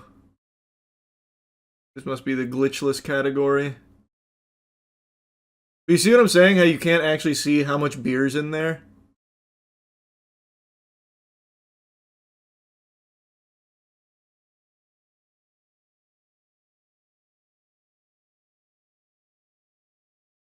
Impressive nonetheless, but if I was this guy, I'd be challenging the ruling.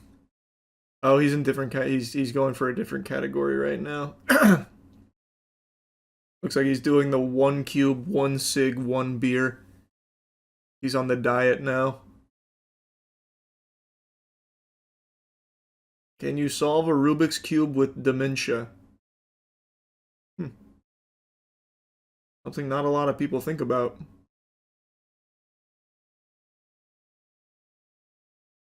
Man, look at the improvement, though.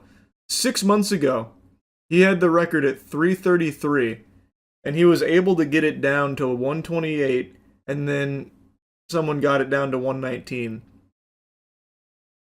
Just like the 4-minute mile. Oh, man. And before that, it was 455. And I feel like you can see him get healthier, too, throughout the months of competing. His body's responding well to it. And these are just the world record runs. Think about the ones that didn't go the distance. This man's probably smoked 400 cigarettes and drank 1,200 beers. Now, last night I didn't realize this, but Bruno, who's the other athlete at the top of the food chain in the 2 beers, 2 cigs, 2 cubes circuit, actually came back and slapped the world record around. He had what I believe to be an all-time performance here in the category. Now, what I find extremely admirable about this sub 110, by the way, is that he switched to using glasses for the beer so you can see a full beer being consumed. So now there's no more guesswork, no more speculation, it's all above board, and you're about to see the Michael Jordan flu game of 2 cube, 2 cig, 2 beers.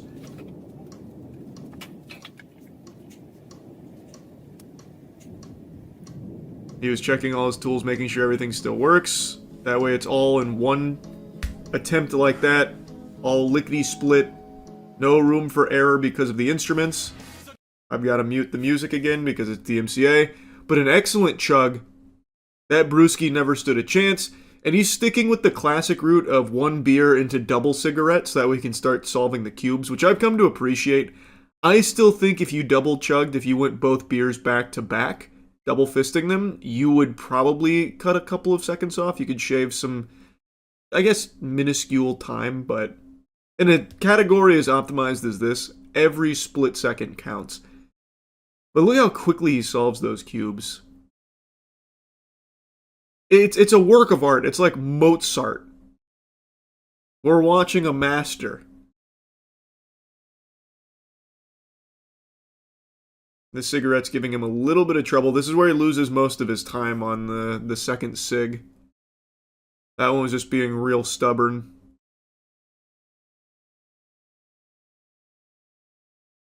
And then right back to the beer. You can tell that he spent the off-season really training his chugging capabilities, which really helped round out his game. Fuck. A little bit of puke to celebrate. You love to see it. Lets you know he was... I can't read that. There it is. I don't know if you can see. 106. 1-6. Mm-hmm. 1-6. Oh shit.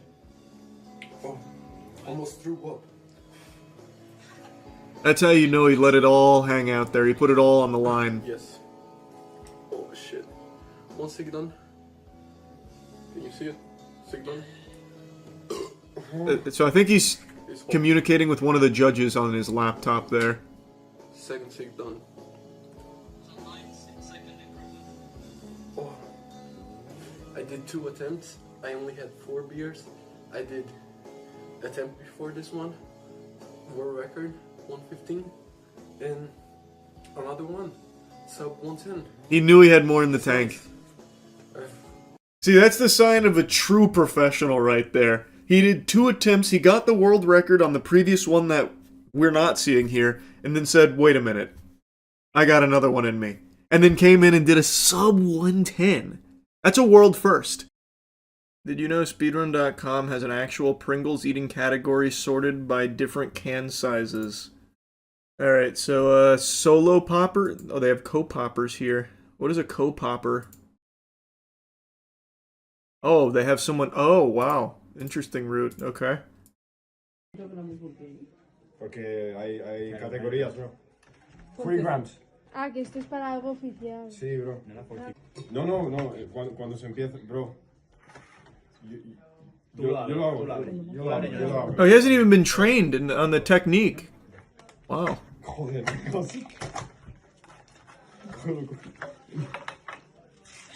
Oh, they do it together, I see. I thought he opened it for him to save time so that way he could get an extra frame saved when he grabs the Pringle.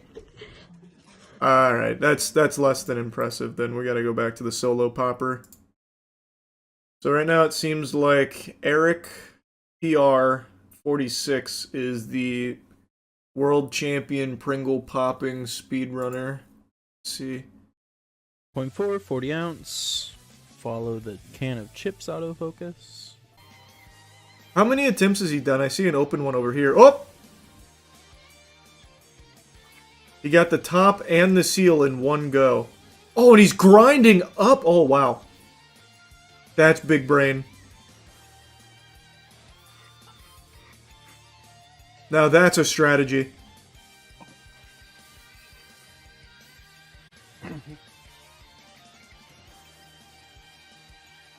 Oh, shit. Wow. Whew. That was good. You could try your hand at pencil sharpening speedruns. I could probably do that with a hand crank. Oh, wow. This is old. Small Ant did this 5 years ago. Does his record still stand? This earned me $1,000. World record pencil sharpening. Is this the guy? The raid boss? This is my recording.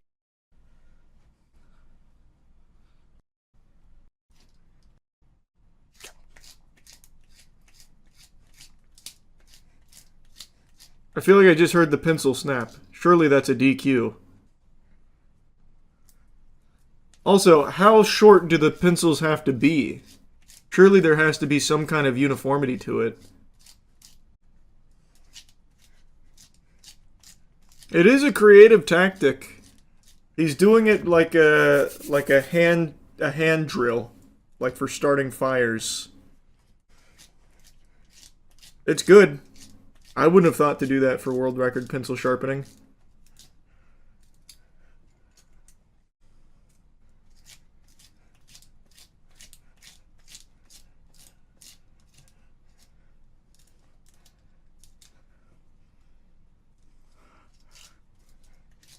Been the record for 4 years. Your time is now. I don't know if I can beat it. Like, if we were doing hand crank, I think I'd have a good chance. But this, I don't know. Like, this guy's kind of optimal. Oh. Well, that's big time loss. Well, maybe I could beat it. That was a huge fuck up. You couldn't even get the clapping speed run. You ain't built for it. I mean, you're not wrong. But to be fair, the clapping speed run is like actually extremely difficult. There's only a few people on the planet that could challenge that. Because you abandoned your training. There's just legitimately not enough training in the world to get me like prepared for that. That's a God-given gift.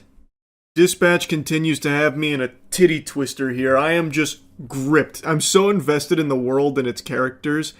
And you could argue there might be a bit of bias there since I play Sonar, but I think that argument is a load of hooey. You can put that right in the toilet, because even if it wasn't me voicing Sonar in this game, I would still love the character and pretty much every character in this game. The whole thing is just so compelling. It's just so entertaining. It's well written. It's fun. It's fresh. And every Wednesday I'm looking forward to the 2 new episodes that drop. So I wanted to, of course, give you another little montage here from episodes 5 and 6 from some of my favorite moments, and mainly a lot of like Sonar moments. Sonar is special, and the experience was amazing, and I think seeing the results here, it's pretty clear that a decade from now, we're all going to look back on this moment, that character, and recognize that this was the time when video game voice acting reached its apotheosis with my portrayal of Sonar in Dispatch. And I also think the character is just so well-rounded that he's probably going to be talked about in the same way that Mario is.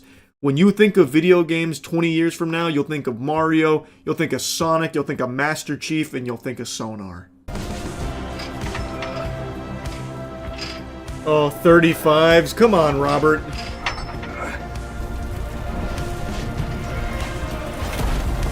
Get Sonar to help you put up the big boy weight. Oh, now we're cooking.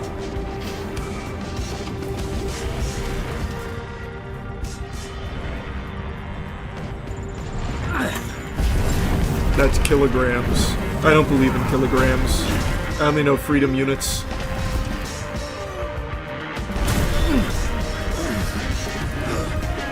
That made that less real. There were many contributing factors. Would that be a date with Blonde Blazer or Mandy? Oh, I don't know. Which would you prefer? Blonde Blazer. And that's not a trap. I'm both of them. That's Mandy. out loud, but you know what I mean. If I'm pressed, I think I'd prefer the girl from the other night. So yeah, Team Mandy for me. Okay. I'll let you know when I come up with something. Now she fucking hates me. Can't wait. Team Mandy, huh? Okay. Have a good shift. Fuck you, Robert. Puny dweeb. Bro. Let's do this. Time to max out Sonar. I don't know. I don't feel like this is going to be the team to discourage bullying all that effectively.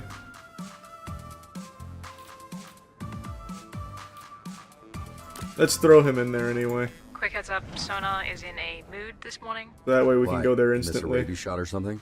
Power was out at my place. Couldn't even check Nice up and on easy. my investments. Oh no, the numbers that go up and down every day. You'll be fine. I pray you See, never nice know and what quick. it's like to lose something. Upcoming project. Mystery and intellect. Send someone unassumingly strong. That's Sonar. My rejected Easy TEDx solo. San Antonio talk will finally get the recognition it deserves. Goddamn right it will. Sometimes reaching a certain point will have an effect. Like this one, which will guarantee a fail. What? Guarantee a fail? But I've had a perfect day. Look, if you wanted to grab dinner, all you had to do is ask. Oh no! Oh, we're good. You're not my type. That's the nicest thing you've ever said to me. We got another Sonar point, baby. Half man. We're going half crazy. man, all freak. I feel like I should just keep juicing down here. Where's my boy Royd at? With the red ring. They run half the crime in the county. We are bound to bother them at some point. Watch yourself. You poke the hive, you're gonna have to fuck the queen. That's not how bees work. You know what I mean. I don't, actually. No one's That's trying exactly to how kill bees Shroud. work, actually. But if we kill the queen, we rot the hive. You would do that? Kill Shroud? 'Cause you Hell might get a yeah. chance, and you don't want to go in there having to think about it. You gotta know. Shroud killed him, Chase. There's only one thing I can do. You know that's not true. I'm not sure your dad would want it that way. You're not sure. Should we ask him? Yeah, get the Ouija board out. Point taken. We'll find a spiritual medium to Mecha Man's communicate coming with back him. to life one patch at a time. Give me something with intelligence. Damn. Okay, here we have to convince them. I'm here to There we go. Oh, the XP of this scenario will be 2x. This is the perfect tag team. I have extra flashlights if people any takers. Okay, more for me. I can hear your heartbeat. Sound like a fart on a car seat. And I can read your mind. Wow, the lyrics are inspired. Why are you out here? What the fuck? You want a drink? Sure. Dude, be honest. Am I going to make a fool of myself if I sing Whitney Houston? Are you Whitney Houston? No. Then yeah, you will. Fuck. Is it right? Sonar! For you. Wait, it's kind of hard for me, but look, I know it was probably a by the books, bottom line kind of decision, but thanks. Oh, how cute. Are you lost or something, bitch? Or you trying to get fucked up? A lot of bars around here, fool. Why'd you pick this one? You got a death wish, homie? Just here. Let's go get a drink. No one's talking to you, fucking what the? See, they finally gave you some arms that can reach your dick. There's some people that want to talk to you, you piece of bitch.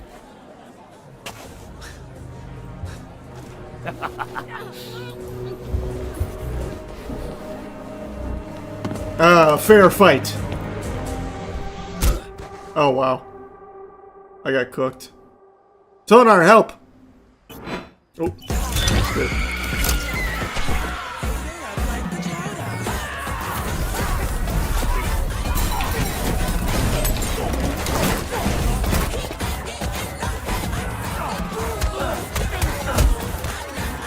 Oh, some of the songs are the same. Gotcha.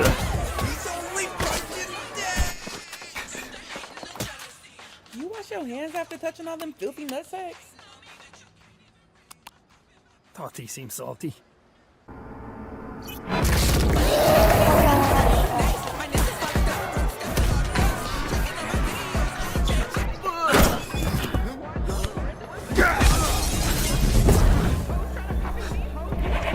Sonar, help!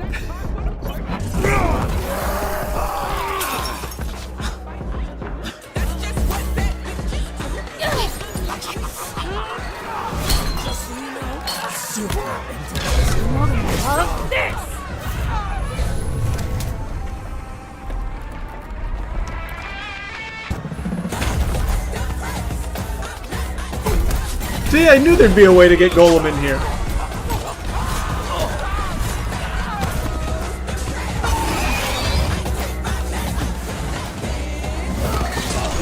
What a good team we make.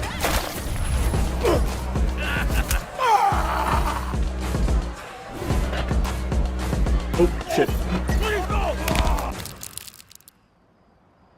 Yeah, we know this Robert guy is a front. Who are you? Really? Ah, Mecha Man. Fuck you guys. You're right. Front.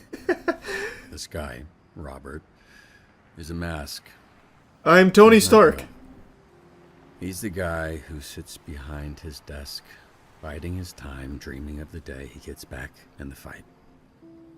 I haven't told you who I was because I'm kind of starting to like you all, and I'm not sure you're gonna like the real me.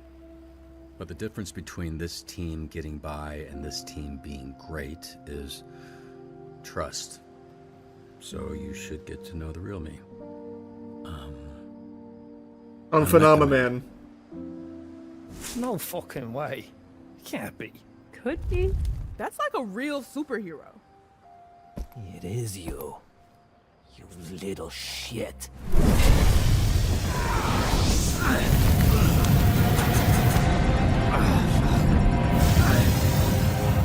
Sonar, thank you!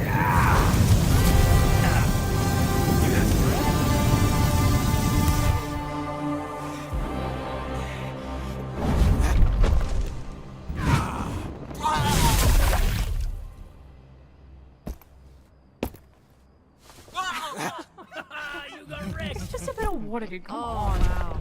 Fuck you. Fuck all of you fucking fuckers. What a fucking loser. Thanks. You saved my life. Yup. Thanks for the drink. So, I expected to be burnt to a crisp by now, and I didn't plan any of this next part. Anybody else got something to say? My name's Courtney. Boo! Nice to meet Not you. as cool as Mecha Man. Herm. Sometimes Herman or Hermie, but my grandma calls me Herm, so Herm. My name's Victor. Oh, I forgot that's my real name. I'm I didn't remember that at all. Let's smoke. Shut it down! Uh-oh. Another failed protopulse. But this one's emitting anthrax. Help it, Roy! Get him out. Shit. Sonar, do something! Lock down. Oh, fuck, I'm on it. Entertain Hobbs the cat while his owner is away. This has to be a Golem solo. I don't have flambe.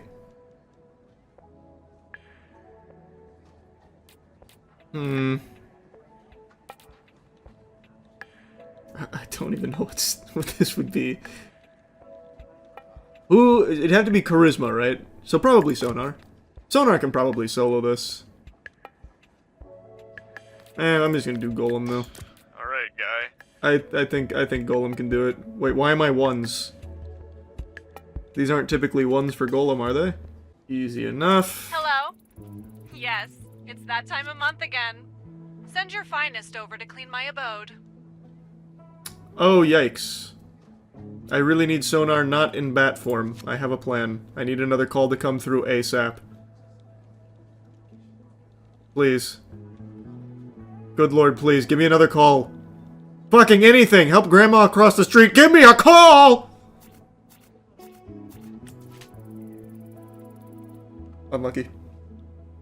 That's tragic. Prism's my next best there. I thought you said you Tell me had- you soloed it, No. Golem. I need good news. Night, everyone. Oh, I'm pretty fucking beat. Oh, Golem, you've done it! What the fuck? I'm good. I'll fly over in a bit. I would like a ride. I just hit the 33%. That's huge.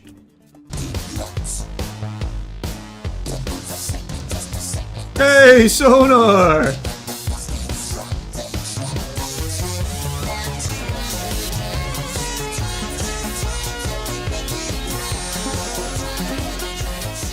Oh shit. Oh god. Now it's gonna get complicated. Can't shoot what you can't see. Look, this is really great work, but doing this tonight is out of the question. Hitting a secure location like this is something they would handle downtown. Are you kidding? There's enough firepower in this room to take down a fucking kaiju. Oh no, don't make me choose sides here. Please, y'all wouldn't make it. Oh no, don't make me choose sides. I can't handle it. Hey, no need for that. We take the day to plan it with downtown and hit the warehouse tomorrow night. Tomorrow night? This thing's not gonna sit still for that long. If we don't grab it, Fuck, someone fuck, else fuck, fuck! Ah, we have to go tonight. We have to go tonight. They're ready. Blazer, I'm sorry. Robert, no. It's not happening. Fuck. There it goes. Now I'm just not getting any pussy. We need to I go ruined now. it. She said no. You understand that word, or has it got too many fucking syllables for you? Why don't you go walk your ass around a mall, Grandpa? Heroes are talking. You are no fucking hero. Whoa, hey! She named you Invisigal, you named yourself Invisibitch, and you had it fucking right. Chase, you're drunk. Damn, You need Chase. to stop talking. You want to get people hurt? get people fucking killed, then you need to go back to the team where you belong. Hey, everybody just calm I couldn't decide. down. I couldn't decide. Crazy. She thinks she's like you, but she's not. Robert doesn't need to keep going out there with no powers, putting his life on the line to make up for assholes like you. He doesn't need to be Mecha Man to be a hero. You playing them, you playing yourself. You think you're invisible, but I fucking see you. You don't know anything about me. I know you're a liar, criminal. I know you're fucking dangerous. What else do I need to know? There. Now I know you're a coward. Oh my god. Busy! Wait! That was a nice uppercut. That bitch sent his ass. So shots. You're not dead. Chase, are you alright? That's enough for tonight. I'm sorry this turned into whatever just happened. Hey, it's not ruined yet. I thought I fucking One ruined word it. about what happened tonight fucking answers to me. I thought I fucking blew Got it. it? I couldn't decide.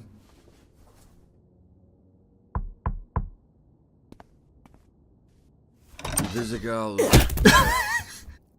Yeah, so I might have to do that once a month. Hey, his or eyebrows so, are back. As a release of my hatred for you. Like he was faded. So, obviously, I gave her the pep talk, you know. Like, that's all bullshit. You make up your own fate, yada yada. I don't even remember what I said, but I do remember thinking, oh, fuck. Yeah, that must have been hard. Like, if I didn't have you, you know, and my dad, where would I have ended up? Behind a desk, just not at a superhero agency. You have no fucking powers, You brother. were always good. That was always in you. It's what makes us different from a thief like her. Okay, maybe if I can hack into the system, I can trace the energy signal. Check the manifest. Something would be great. Yeah, let's start with something. Man, she's doing so much more for me than Blonde Blazer ever has. But Blonde Blazer was so nice, and she never threatened to peg me. Shit, they're onto me. Oh, hey, there's a door to your left. Fuck, it's locked. Feel free to take your time. Just catching up with some old friends. I really hope Blonde Blazer comes and helps. Otherwise, I'm gonna feel real stupid for my choice. Got it. I need the password. Visigal, stop.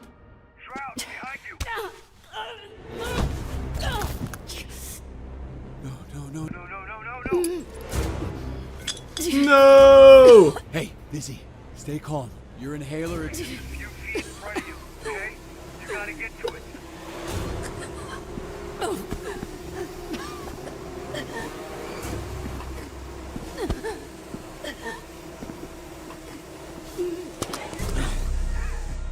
Hey, Busy, he's just gonna keep fucking with you, but you don't give up, okay?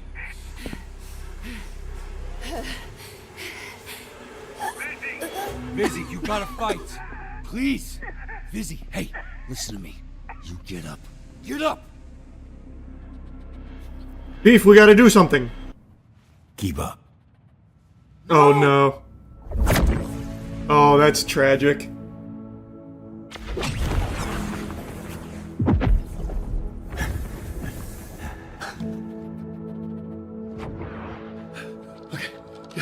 You're good.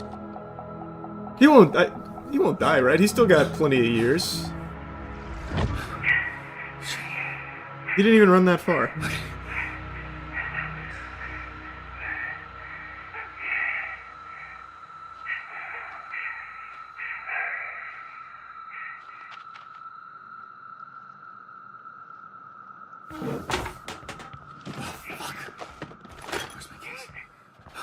Fucking keys.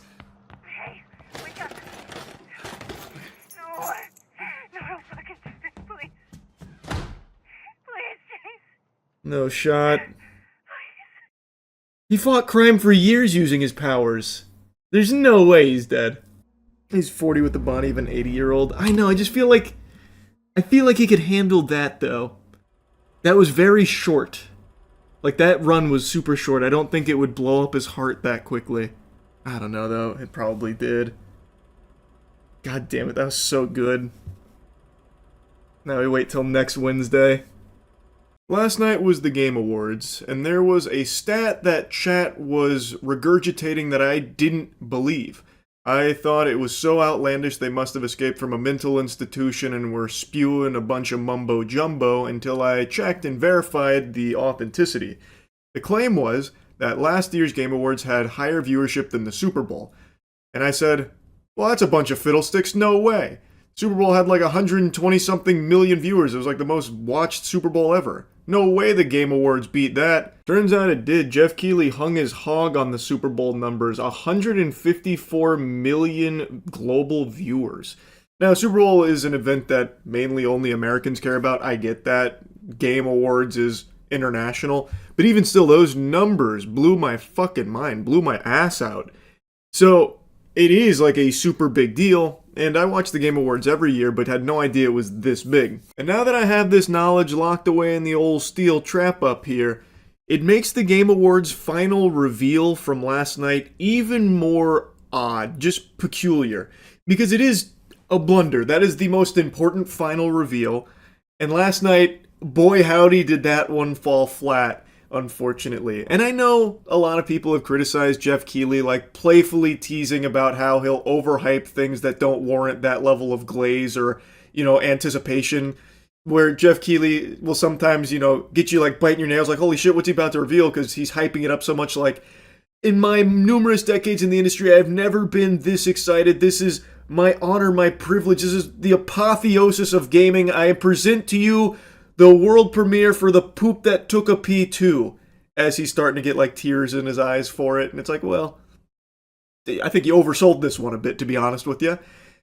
Though, one that people point to is from last year where he revealed Okami. I do not think that's a good example of that, because that is not overhyped. That genuinely is extremely exciting. I fucking love Okami and cannot wait for the new Okami.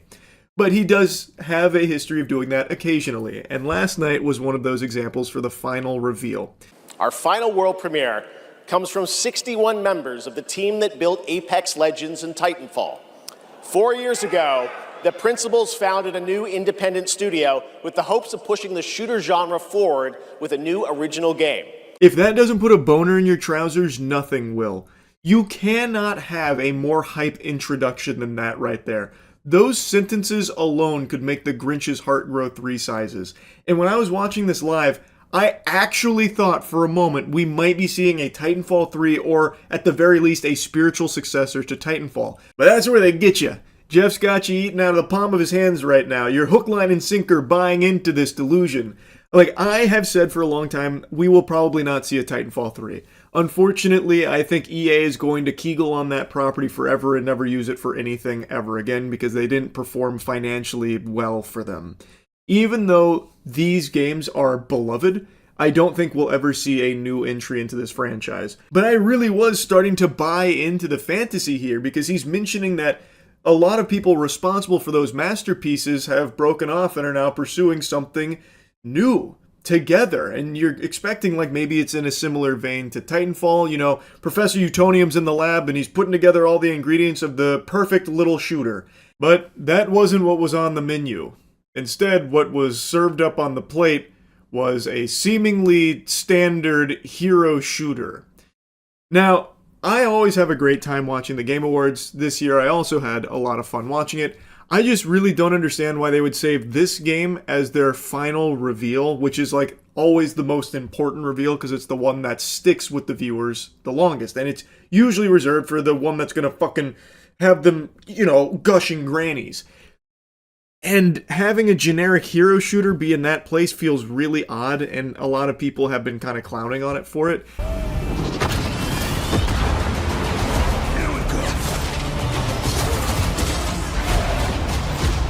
Bringing the heat.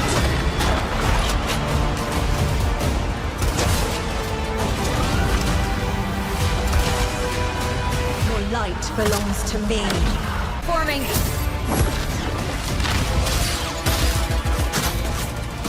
Blade out.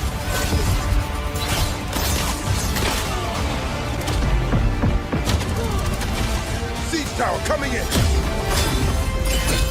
It's not the most exciting looking game. It's not going to put you on the edge of your seat there. And it does give me a similar vibe to Concord when that was revealed, unfortunately. And a lot of people have taken to calling this Concord 2. Even though the game's not out or anything yet, it does kind of have a lot of similar DNA to it from the look of the gameplay here.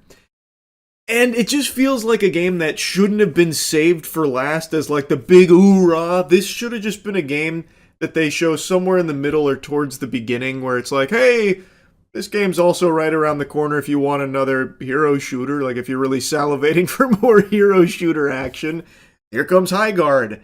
Like that makes sense. It just doesn't really compute why they would have this be the final reveal. I think what would have fit here best actually was the Star Wars KOTOR game. They have a new KOTOR coming out called Fate of the Old Republic, and that was extremely hype. I think if they had saved Fate of the Old Republic for the final reveal, that would have been a big pop-off moment. Because that is something that a ton of people, myself included, cannot wait for. And now I need to go back and replay KOTOR 1 and 2 because it is so cool. That is something people have really wanted. Whereas with Highguard, I feel like there's more people asking for the common cold than more hero shooters. And especially from such a talented team that have put together games like Titanfall, you would hope that they'd spread their wings a bit more than just like a hero shooter game.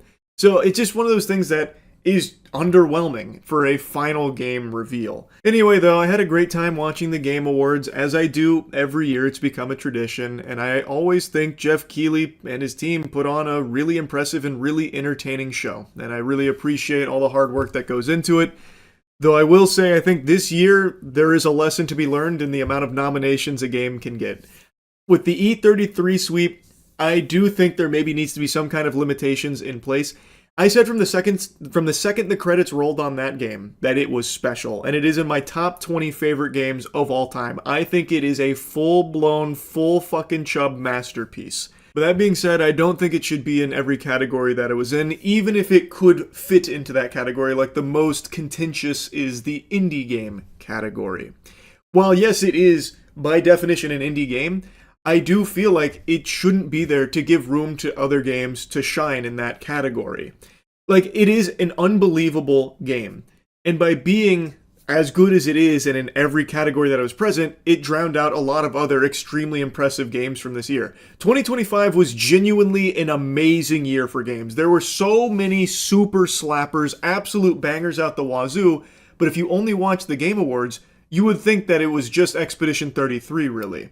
And that's a shame. I do think E33 deserves like the Game of the Year win and many of its other wins, because I do think that does epitomize what the games industry should be about.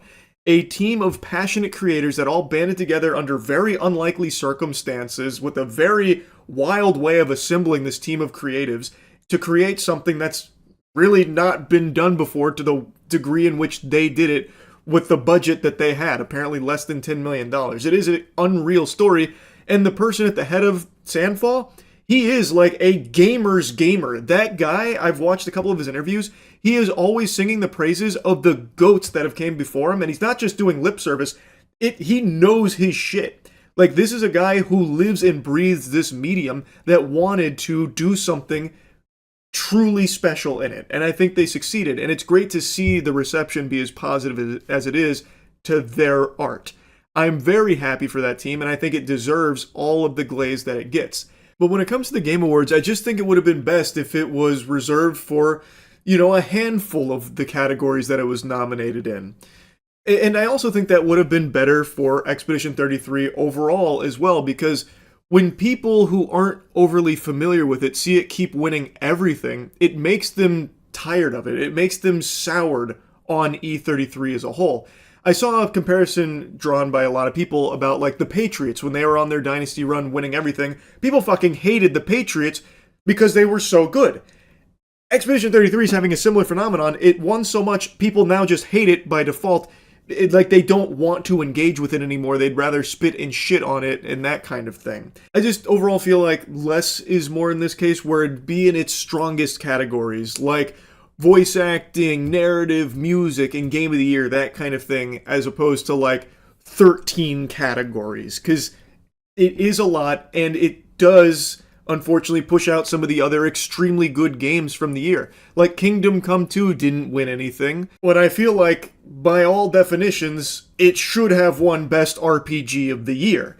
It's just, I love Expedition 33, and I'm super happy to see it do so well. But for the awards here, I would really have liked to be able to celebrate some of the other great games that also came out this year. Like I said, this was an extraordinary year for banger titles releasing, especially in the indie category. So many good indie games came out this year. But anyway, I'll stop yapping about it. That's really about it. So yep. I imagine a lot of you are tired of hearing me yap about One Punch Man. By a show of hands, how many of you had enough of a 31-year-old man complaining about an anime? No hands? Interesting. Okay, then I'm going to keep going. It is so hard to not blabber about this season because it's setting new records. The most recent episode that just dropped, episode 6, is now one of, if not the lowest rated anime episodes on the entirety of IMDb. And not just there, but across other sites as well. It is one of the worst reviewed episodes I can find. Right now, the most recent episode, Motley Heroes, has a 2.9 on IMDb, which means that it's even lower than X-Arm's debut episode. X-Arm is considered by many, including myself, to be the worst anime ever made. That abomination is an insult to God. It is the biggest, bungus piece of shit imaginable.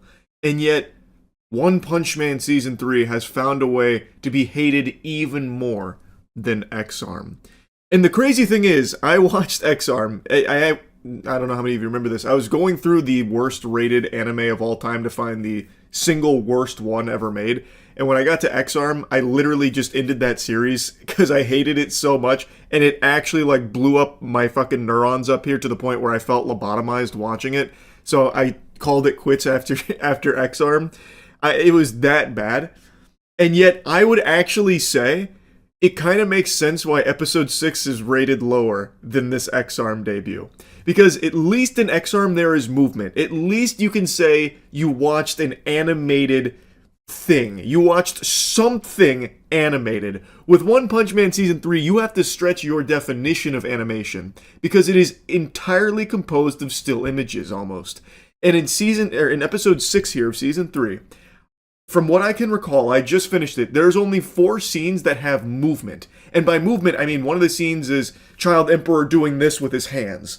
And then the other scene, which has become a big meme now, is King walking into the room, and he literally walks into the room like a fucking Five Nights at Freddy's animatronic hitting some of this. I thought we were about to witness him do a JoJo Siwa's dance move or something. Like, that is the level of animation you're getting with One Punch Man Season 3. So, like, to me, while it is probably exaggerated to a certain degree, being a 2.9, X-Arm being higher in this regard, I kind of agree with it. At least X-Arm moved. There was, like, shit going on in episode 1 of X-Arm. Like, there was a fight and everything, and characters moved, which is a lot more than you can say for One Punch Man right now. Not only that, they fuckify themselves where they have, like, some very cool stills, or at least they did in some of the preview and promo material they had. Like, some decent stills. That was, like, the one thing people were latching onto like a baby to their mother's teat about Season 3, about some cool stills. But when you get to the actual episode, for some reason, some maniac, some unhinged lunatic went in there and slapped the ugliest blue and yellow light filters on everything. So anytime you're looking at a character's face close up, for some reason, they go into like the cheddar cheese dimension and there's just fucking yellow lights beaming in, or like blue RGB gamer mode lights just obstructing your view, and it looks so silly. And like another big meme moment from this episode is how they fucked up Fubuki in one of these stills where her face is, it doesn't even look like the same character. It looks like one of those in-between frames from Naruto where someone's face gets like all fucked up where it looks like the Babadook or something like that. And that is like a full still that sits there for a minute. Like, a minute is exaggerating, but it sits there for a while. And it just looks terrible. Like, it's very clear that the show is only getting worse. Like, this is... Episodes 1 and 2 were bad. But they weren't this bad. Episode 5 was their best episode. And it was bad. But it wasn't this bad, and it feels like they blew all of their load in episode 5, and now the only thing left is like scraps, actual morsels that they're trying to utilize to the best of their ability to just have something go out. And my God, it is sad. It is just tragic what's happened to One Punch Man. And I've seen this crazy fantasy people are spinning about like, yeah, season 3 is so bad, they're going to learn a really hard lesson that season 4 is going to be amazing for. This is a necessary pill for them to swallow, so that way we can get an amazing season 4. Buster, there's no season 4. This has been a catastrophic disaster, and once season 3 is done, which they should just close the book on it now, just stem the bleeding. There's no reason to even finish the scheduled episodes. Just let it end here. It's not worth it. But once this is over, there will not be a One Punch Man season 4. Not unless Bandai sells the rights to someone else. They've shown that they're not willing to put any resources into developing a very high quality One Punch Man season anymore. So, now that this hasn't done well and it's been embarrassing, they're just not going to touch it again. There won't be a season 4 unless for some reason Bandai has this big eureka moment where they're like, what if we actually tried to make it good? And then decided to after this. But I don't see that happening. They're just going to wash their hands of it and be done. It seems like that's exactly what they want. They tried to make something extremely cheap, expecting fans to swallow whatever shit they farted out, and it didn't go over well. Their gambit didn't pay off. The only franchise that's able to get away with spending $0 on a beloved IP and still having the community lick the sweat off of their gooch is Pokemon. Pokemon is able to be produced for literally $0, copy and paste every year, endless slop, and people will just digest it with a smile on their face. But that's because they have numerous decades under their belt of brand loyalty, and people have literally rewired their brains to just accept that Pokemon games aren't expected to be good anymore. They're just expected to be there, and that's enough, I suppose. And that works for them. One Punch Man does not have that same luxury. One Punch Man has 3 seasons in 10 years. That's not exactly enough to have people just hooked on the drug to the point where they'll excuse any laziness. Especially not for a highly anticipated season 3, 6 years in waiting. This gambit was never going to work for this. I don't know what Bandai was expecting to happen here. This is just so sad. And I'm very confident that we will not see another season of the One Punch Man anime anymore. Unless, of course, Bandai sells it to somebody else or some kind of crazy miracle happens. But I think season 3 is probably going to be the swan song for the One Punch Man anime. And that sucks. At least the manga is still an absolute fucking banger. At least that is still absolutely slapping. But it is such a shame to look at what could have been for this animated series. Season 1 was amazing, and I was a vocal hater of Season 2, but now seeing Season 3 and going back to Season 2, man, do I see the folly of my youth. How silly I was to think Season 2 was bad. It is definitely worse than Season 1 in terms of its animation, but holy shit, is it significantly better than what we got here. And even on its own 2 legs, it is, like, in its own right, still, like, well animated at most points. Like, so Season 3 made me appreciate Season 2, so there's that, I guess. But man, yeah, this is a terrible season, and it continues to only get worse. I can't believe. If you had told me One Punch Man would be one of the lowest rated anime seasons on IMDb or across the board, I would have spit in your face. I would have laughed at you. I would have like tried to admit you to an insane asylum, like Arkham Asylum or some shit. Because that's just crazy. But look at where we are now. What a shame. Anyway, that's really about it. I don't really plan on making another One Punch Man Season 3 video, but I guess we'll see. There's still a lot of episodes to go. I guess it can definitely get even worse for it. So, anyway, that's about it. So, yeah. Good news for Scream fans, there's a new movie out. Bad news for anyone who likes good movies, it's not a good one. It's here though. Scream 7. The disgust you felt watching me do that is about how disgusted you'll be wasting your time and money watching this film. Most people don't like this movie. Most of the reviews aren't overly positive. I just watched it.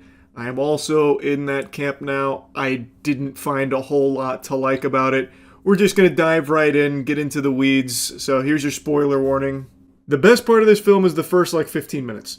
The scene that you see plastered all in the trailers, that is by far the best content in the film. It's the intro, where you have two people in a house, and it's, the house, and guess what?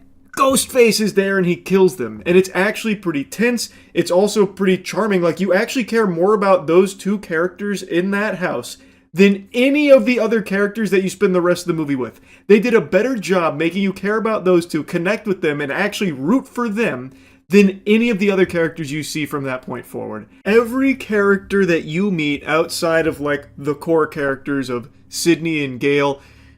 And here's your big spoiler, but I'm sure most of you have probably already seen this because it got leaked before the film came out.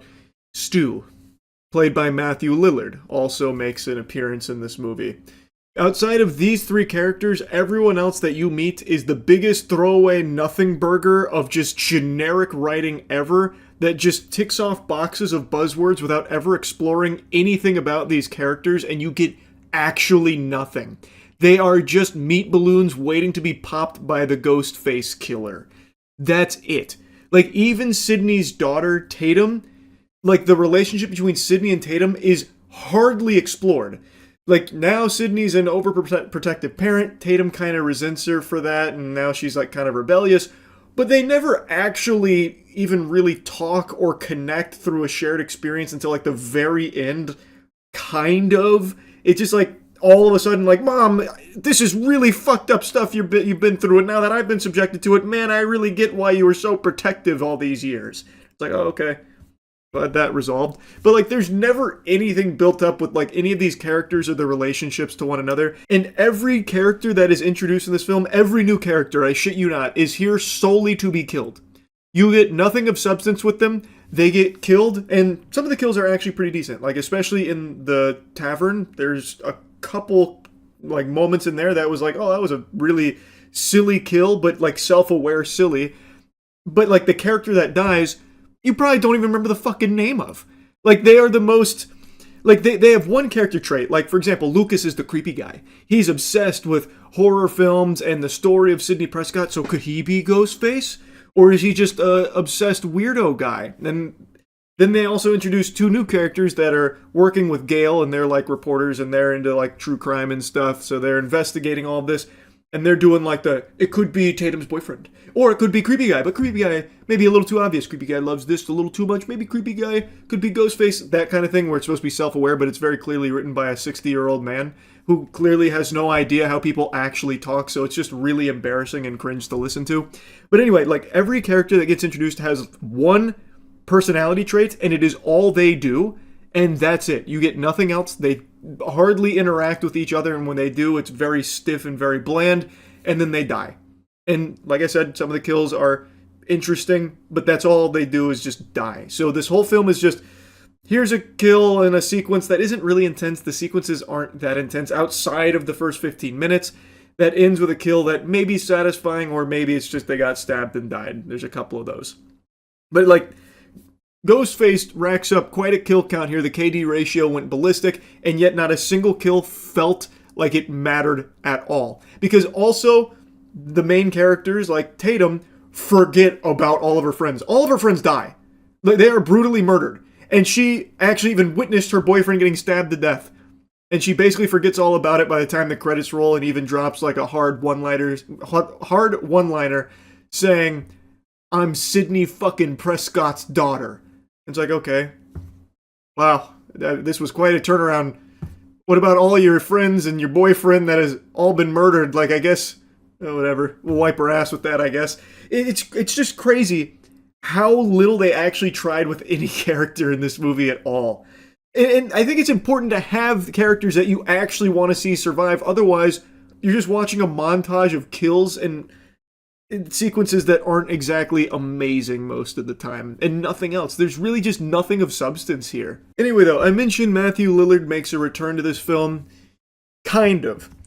This movie has some baffling decisions. Actually, shockingly dogshit ones. So one of the things is AI. And the way Matthew Lillard reprises his role as Stu is, you know, in the trailer where it says, "Oh, I'm not hiding, Sydney, not this time." Well, in the film, he then follows it up with a FaceTime call, and it's Stu. It's Matthew Lillard as Stu talking to her. So then the question becomes, is someone deepfaking this, or is Stu really alive? So then her and Gale start investigating, and they're starting to piece the puzzle together. They go to an insane asylum because one of the Ghostface killers that they actually were able to kill, Gale hit him with a car, like literally a joke moment where Gale just flattens this fucking guy. They get out and they're like, "Oh, vehicular manslaughter. Didn't expect that today." They just murdered a guy. It was Ghostface, obviously, but they kill this guy, they unmask him, and everyone just goes, "Who the fuck is that?" And it's just some escaped psychotic guy from the loony bin who, I guess, just out of nowhere decided he wanted to kill Sidney Prescott and her family, kill the daughter, kill the husband, kill everyone as Ghostface. So they tie it back to the insane asylum, the ward, and that's when they talked to one of the guys there who was like, "Oh yeah, no, that guy, he was a bad guy, but he was also friends with that guy on your phone you just showed me a picture of. That's John." So now they're like, "Oh my god, Stu's really alive, it's John." But they're also still not entirely convinced. So Tatum, her boyfriend, forgot his name, Ben? It might be Ben. I don't know, it's either Ben or fucking Jerichomo or something, I have no idea. It shows what a good job this movie did of making you actually pay attention to these characters or care about them.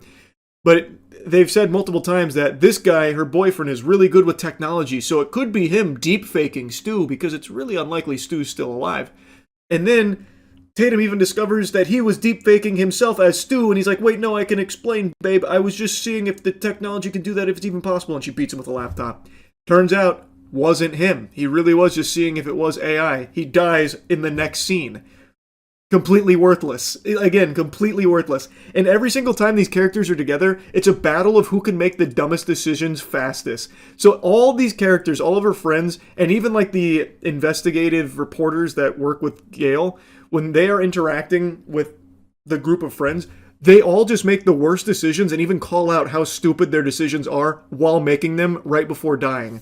And it's like, okay, that doesn't make it better. It's still just annoying to watch. It's so tropey, and at this point, it's just lazy. Like, you know it's lazy, but you don't care. You're just fucking sending it. Like, you're insulting the intelligence of the audience. It doesn't make up for trash.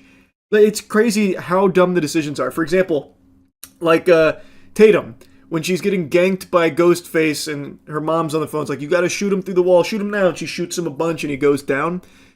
Well, she then, like, unblockades the door and goes out to try and finish the job, and then that's when she gets captured. But it's like, why did you bother doing that? You just saw shooting him through the wall worked. If you want to finish him off, just keep shooting him through the wall, I guess. Just dump the mag. You don't have to go out there and put yourself in danger again. And in the theater, the entire auditorium just sighed collectively when she started moving like the furniture away from the door to go out there, because it was just very obvious what was going to happen next. And like decisions like that happen constantly in this movie, constantly. Now anyway, by far the worst moment of this film is the ending. The entire ending, like the last 10-ish minutes or so. Actually, it's closer to 20 because the villain gives an extremely long-winded monologue, because it turns out it was 3 Ghostface killers, and you don't know fucking anything about any of them. They are random people. So, one of them is the guy from the asylum that got hit by the car, and it turns out he was friends with 2 other people in that asylum. A woman and a man. The guy I don't remember the name of, but he was like an employee there, and they befriended each other, and then loved Stab, which plays a crucial role in here, because half of this film is dedicated to just regurgitating everything that happened in previous Scream films, just lore dropping everything that happened. So even if you've never seen a Scream film, you probably know scene for scene, bar for bar, what happened in Scream 1, because they do not shut the fuck up about it and just dropping all this nostalgia bait and everything, and even making a mention of, yeah, you know, if I was making a new slasher film, I would be doing a lot of nostalgia baiting. And it's like, yeah, that's exactly what this whole film has been. That doesn't make it better. There's still nothing here. Like, they even call it out and still do it. It's so annoying. It's not meta. It's just lazy. Anyway, though, this guy's going through, like, how much they love the, you know, Stab, everything that happened with the Prescott story. And then the other friend is Jessica, who's actually Sydney's neighbor, a family friend. And it turns out she had an abusive husband and became obsessed with the story of Sidney Prescott through like her book and everything. And eventually worked up the courage to kill her husband, and then resented Sydney because she didn't go to New York and thought she was like, you know, weak for it. And then she became just crazy and checked herself into an asylum where she met the other two. And they cooked up this plan to basically make Sydney 2.0 or, you know, kill Sydney, that kind of thing. It's a stupid fucking conclusion where they reveal the killers. It was very, very awful. And I also think most people are going to guess that the guy at the insane asylum that they meet, who was like a weirdo briefly, where he talked about John, I think most people will be like, yeah, that guy's probably in on it in some way, because they made that pretty fucking obvious. But I don't think anyone will expect how stupid it is. And it turns out, prior to working at that asylum, he was like a Google engineer or something with AI, which is how he was deep-faking Stu's face onto his videos and Jessica's videos that they were interacting with Sydney on. It sucks, man. And also, there's a big point about you have to shoot them in the head. That's what Sydney keeps telling the Tatum, her daughter. Shoot them in the head. Because if you don't, they're like zombies. They always survive. And that happens actually 3 times, I think, of them getting shot everywhere but the head, and then they just disappear and they're still alive. So they act like they are literally zombies. Movie sucks. The movie's just not very good. Like I said, the first 15 minutes, I actually was very surprised that anyone was like shitting on this film, because like, this is a very solid 15 minutes. I'm really enjoying this so far. And then after that, it became very clear the big problem with this movie. All the problems became very clear. And I'm just shocked that this is the film they released, to be honest, because Scream's always been pretty solid. I haven't really watched the Scream movie and been like, damn, that was terrible. Until this one. This one really had me go, damn, that just wasn't very good. So yeah, anyway, that's really about it. See ya. Yesterday I made a video clowning on some trash content, and today it was like Harry Potter when he got accepted to Hogwarts, with the amount of like emails and letters that I've got about other equally garbage slime out there that's popping off on TikTok, because there are so many zombie homunculi that are just addicted to attention and desperate for it at any cost. It's good. Yum, yum, yum, pizza, pizza. Yeah, thank you. Pizza, pizza, pizza. Pizza! Yes, bro. Yes, sir. Have a good day, Brody. Hey, bro. Cheese pizza. Yeah, for the homeless. Yeah. Feeding pizza laced with laxatives to the homeless. Just a good old-fashioned biological warfare prank. I mean, who hasn't done that one before? That one's as old as, is your refrigerator running? Well, you better go catch it. Just a good old harmless prank. Now, I don't know if he actually laced these pizzas with laxatives, or if he's just lying about it for attention.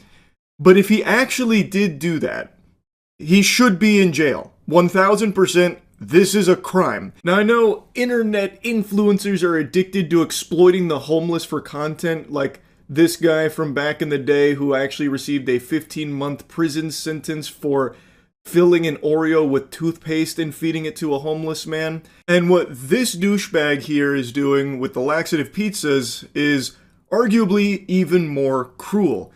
Again, I have no idea if he actually did that, or if that's just to, like, I don't know, rage bait people into checking out his dog shit account. I'm not positive, and there'd be no way to find out either, because it would be hard to follow up here to see if anyone actually did end up, shitting their brains out. And even if he comes forward and says, like, oh no, this is all a bunch of horse hockey, I made it up for attention, he could just be lying and covering his own ass, since if he does say, like, no, I really did lace these pizzas and give them to homeless people, he could probably face real punishment. Hopefully. Fingers crossed. So even if he tries to shut that shit down, saying like he didn't actually do that, it's, horseradish, there still just is a very good chance he did, and he's just trying to save himself here while panicking, realizing that what he's done is literally like a fucking crime. Excuse me. How you feeling, big dog? You want some pizza? Thank you. Anytime. Appreciate it. Have a Peace out! Have a great day. Like it? Here you go. Can I get some more stuff? You want a plate?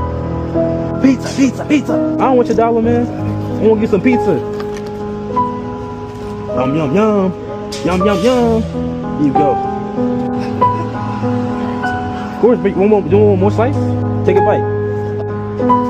Enjoy it, man. The way that he talks to them is just infuriating as well. He talks to them like they're animals. He's treating them like dogs. Oh, you want some pizza? And actually dangles it in front of his face. Oh, yum, pizza. I hate this guy. This guy super sucks. This pizza terrorist is just an insufferable piece of shit, man. I can't even fathom being this much of a heartless, hollow, attention-seeking little worm that you would actually do some garbage like this. Just exploiting the most vulnerable people, feeding them a laxative-laced pizza knowing that they probably haven't eaten too much in that day, just to torture them for your content. He's genuinely just like a little mosquito, but I thought this was just so over-the-top cruel that I have to make fun of him. And I want to show you a couple more of his pranks, because that's all he does. He goes out into society to make it worse. He is just this big fucking plague that sweeps through and just thrives off others' misery while being an extremely cringe douchebag. I got a free slice of pizza. It's for the homeless. Slice of pizza for homeless? If you wait till 9 o'clock and give it the rest, pizza for the homeless. For homeless? Yeah. What, for real? Well, let me tell you something. I'm a nice guy. I'm not gonna do all the time. Yeah, I put it. Okay? It's a hub and crispy steaks. Oh, for the homeless, bro. Thank you, bro. What? Yo, shout out you, bro. Alright. Damn. Free pizza. Fuck the homeless. What an angel. This guy is really a saint. So, something he likes to do is the free pizza method, he calls it, where he goes into restaurants and pretends that the food that he's ordering is for homeless people, so he tries to get it for free. So in this one here, this pizza spot gave him this pie for free, apparently, because they believed that he was going to be giving it out to homeless people. They even dap up. It seems like they were really excited, like, oh, what a nice young man who's about to go out there and help some homeless people. We'd love to give you a free pizza for that, to support something so nice. And then he just eats it for himself, goes into the lot there screaming, fuck the homeless. Wow. Truly outstanding stuff. Now, I did a little super sleuthing here. I went full-blown fucking LARPing as a detective because that pizza box looked similar to the pizza box you could briefly see in a couple of the clips from the laxative pizza thing. I don't know if it's the same box because there are some differences, and the pizzas that he gave out as the laxative pizza ones, I don't see in the box when they open it in the store. So I don't think it's the same box of pizza that he used as the laxative pizza box. So to me, that makes it even more convincing that he actually did do a laxative pizza giveaway to the homeless, especially when he's celebrating the misfortune of homeless people and how it benefited him. You can see some eaten slices of pizza with only the crust left, and there's, I think, 3 slices there. And none of those 3 slices are the ones that were visible that he gave to the homeless people. And so I think that was entirely different. But I do believe he did actually give one of these slices to another guy, and he uses this guy at the end of basically all of his videos. Free pizza! Fuck the homeless! Free pizza! Pizza! Pizza! Pizza! Pizza! Now, outside of poisoning homeless people, he also loves to do the standard insufferable prankster shtick of making fast food workers and restaurant employees miserable, treating them as props, not human beings, to exploit for content. You can't have a prankster without making employees of restaurants miserable. These two things go hand in hand. It's like peanut butter and jelly. See the bowl, bro? The bowl? The bowl?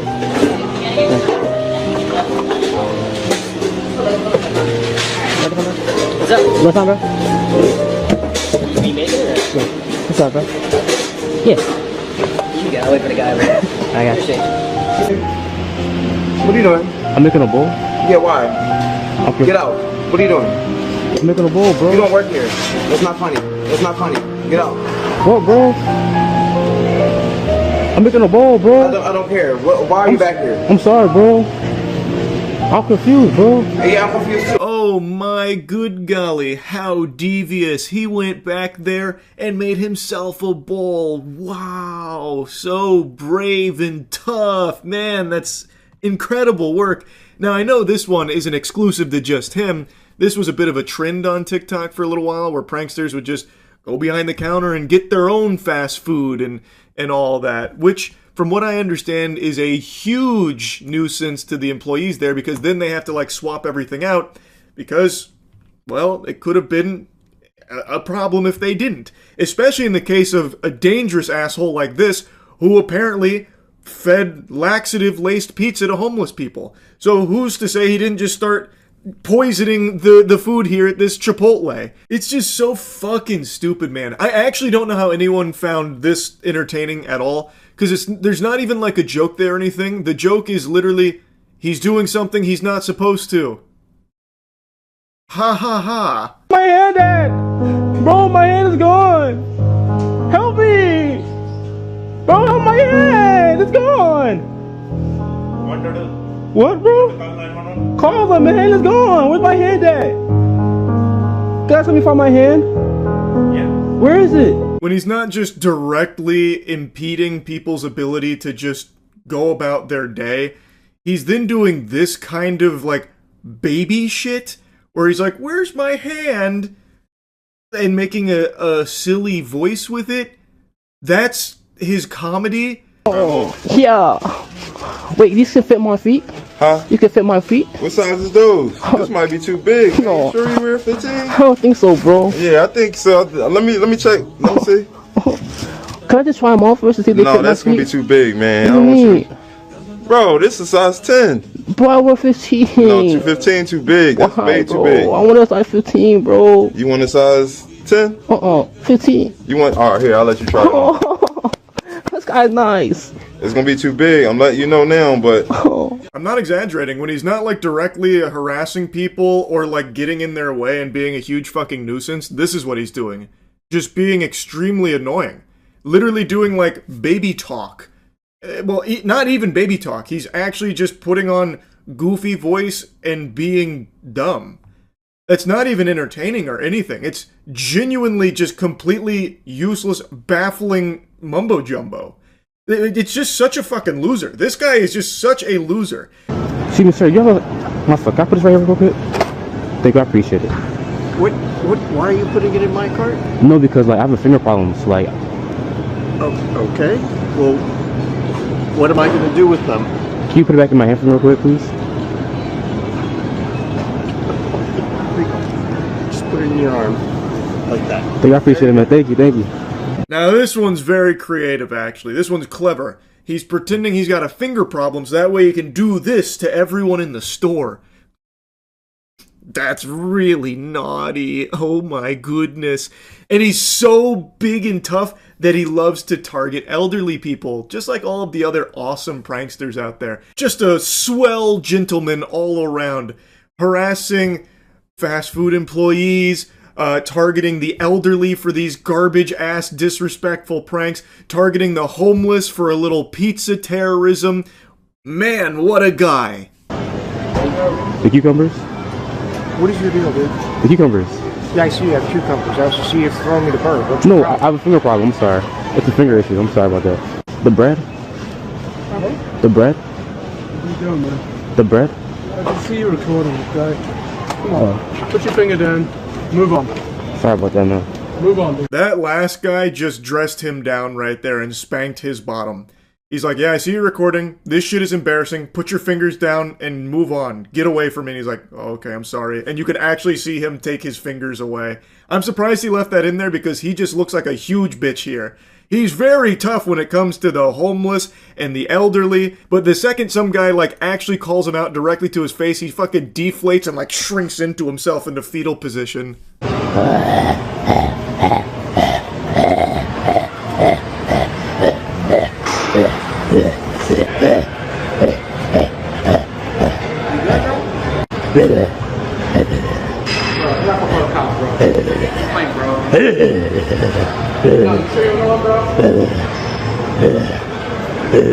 Oh my goodness, another gutbuster here. He goes into the Planet Fitness snarling. He goes in there like a feral beast, making weird noises and running around a little bit. Holy, what a prank. This guy sucks, man. He's just such a fucking loser. I had to make fun of this guy. And if he actually did feed homeless people laxative-laced pizzas, I hope he goes to jail. I really hope they arrest this guy if he actually did do that. And I don't know how he'd even prove his innocence there, because he's the one that said that they were laxative-laced, and I think it'd be really hard to prove that they weren't now, because it'd be very difficult to follow up and figure out, well, were they actually laxative-laced, or was this guy just lying about that for attention? So, to me, if I was the authorities here, I'd just take him at his word that he fed them laxative-laced pizzas, and I would arrest him, because this guy fucking sucks, and he probably did actually do that. At least based on all the other things that he does. I wouldn't be surprised if that was real. He sucks. Wanted to make fun of him. That's it. See ya. Whoa there, Buster.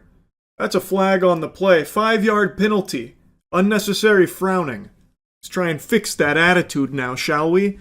There is a game that just came out a few days ago that's got everyone smiling, it seems, to the tune of over 550,000 concurrent players at its peak. Slay the Spire 2. I've pumped about 12 hours directly into the ass of this game, and I've only just now scratched the surface. It is content-rich, so much meat on the bones, and for only $22, I think it is. Let me double check. We have technology right at my fingertips. I can't remember if it's $22 or $25. And it looks like it is $25, which I think is a great deal because for the price of a single Big Arch burger from McDonald's, you can instead get well north of 12 hours worth of content. In 12 hours, I have only just now completed a run with the 5 main characters: Ironclad, Silent, Regent, Necrobinder, and Defect. So 12 hours, and I have completed one run with each of these 5 characters, so I've completed 5 total runs in 12 hours, which is fucking nothing. That's basically completing the tutorial for each of these characters. Like, I'm through the introduction on each of these characters, more or less. I'm only just now getting to my Ascensions, which, if you're not familiar with Slay the Spire, Ascension is what you do after you complete your first base run, going through the 3 acts. There is so much content. So I think it's a great price point for how much content you get. And I know I've kind of already whole hog, both cheeks out, dove into like my impressions of the game thus far. It's very positive. I think the game is extraordinary.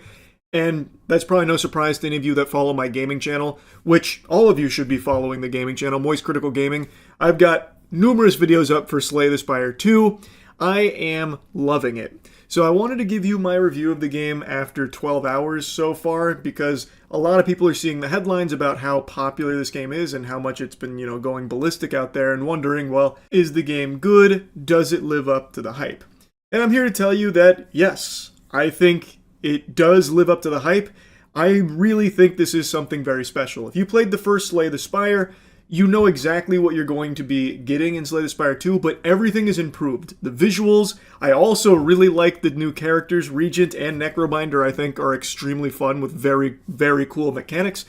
A lot of the cards have been improved. I think they've done a great job with Slay the Spire 2 across the board. There's nothing in here I think was like fumbled or lessened. I think everything has only been heightened and has been made even better. Now, for those of you unfamiliar with Slay the Spire, I'll go ahead and lay the groundwork here, the foundation here, hit you with the foreplay.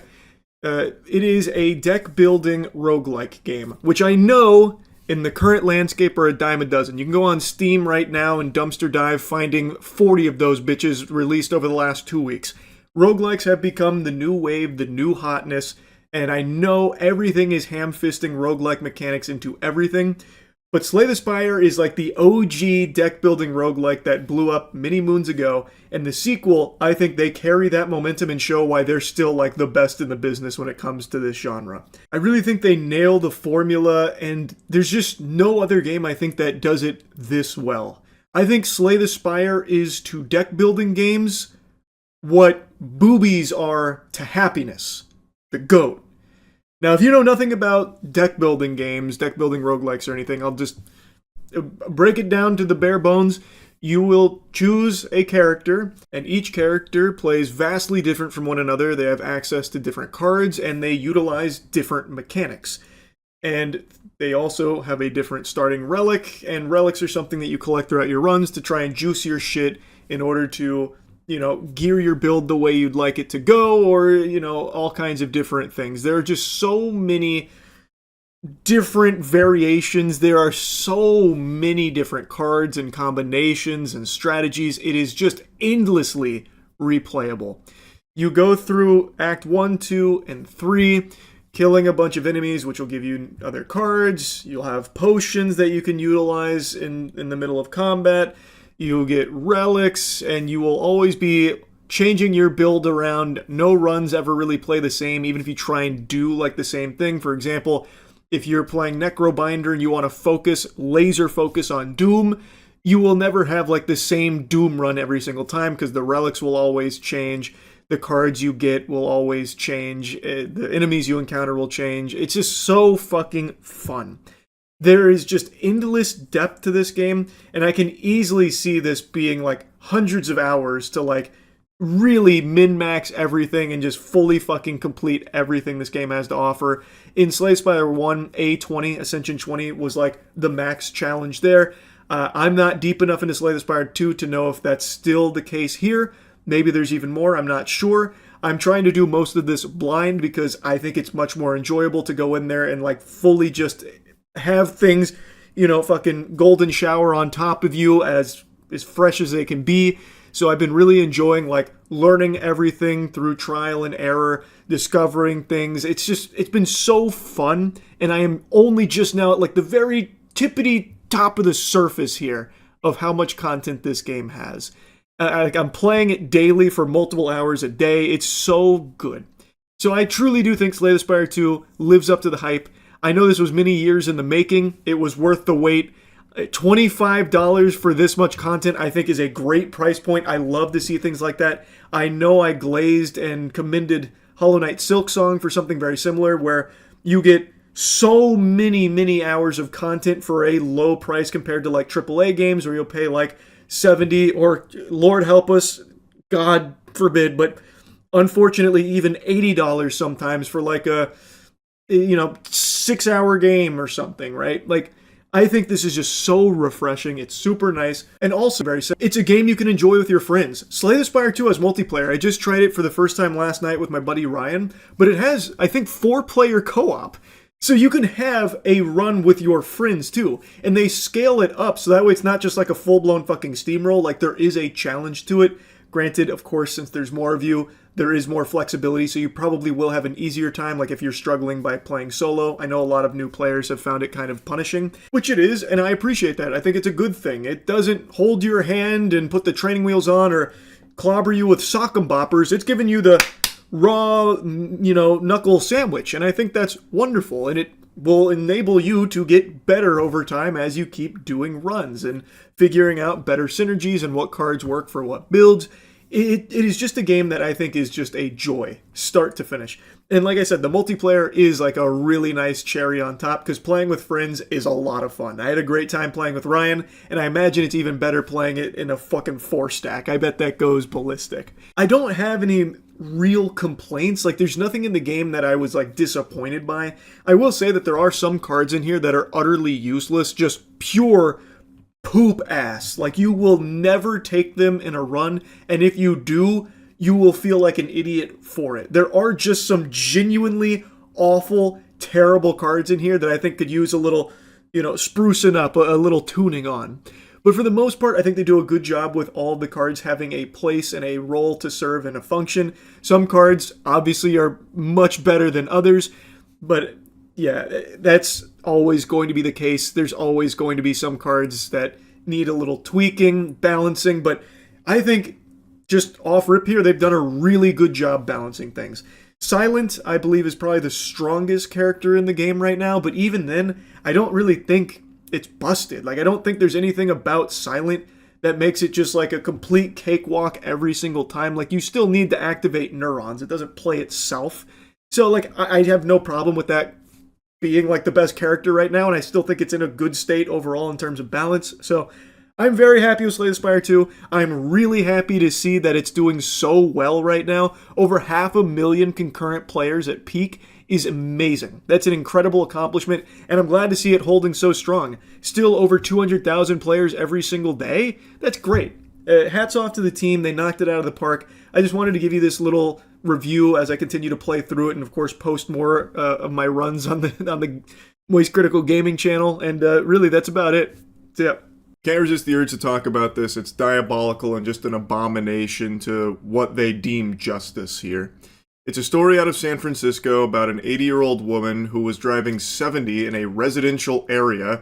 She was zooming, reaching ridiculous speeds, like she was trying to travel back in time or something in the DeLorean, going 70 miles per hour, crashes into a bus stop, killing an entire family of 4 who were on their way to the zoo. And she's not going to prison for this. Her defense?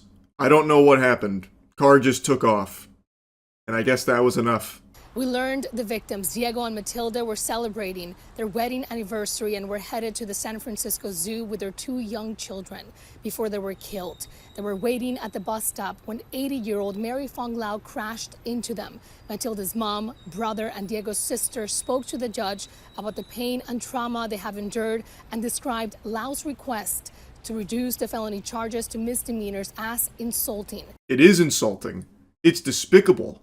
The gall to even put forth this notion of reducing these charges to misdemeanors, that's unthinkable. The fucking shamelessness here is, it's sickening. She massacred a family of 4, blasting through a bus stop at 70 miles per hour without even an attempt to hit the brakes or swerve or honk the horn. What? And then she's saying she doesn't know what happened? Like, what? Did she hit a fucking banana peel like it's Mario Kart and just lost control or something? This is craziness. And the news segment I'm showing you is a little older. The most recent update, even though the judge did deny that request, ultimately what happened is she's getting a few years probation and is banned from driving. She's not going to prison or anything. And also, on top of that, she's also being accused of hiding millions in real estate assets because she's also facing a wrongful death lawsuit from the family.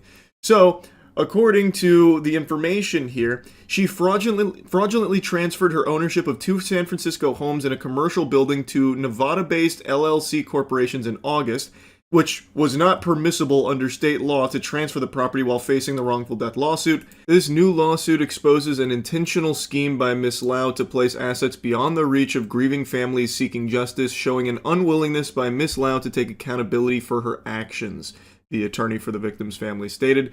Lau's attorney, Seth, said his client reorganized her property holdings because she was advised to do so after meeting with legal, financial, medical, and mental health consultants after the crash.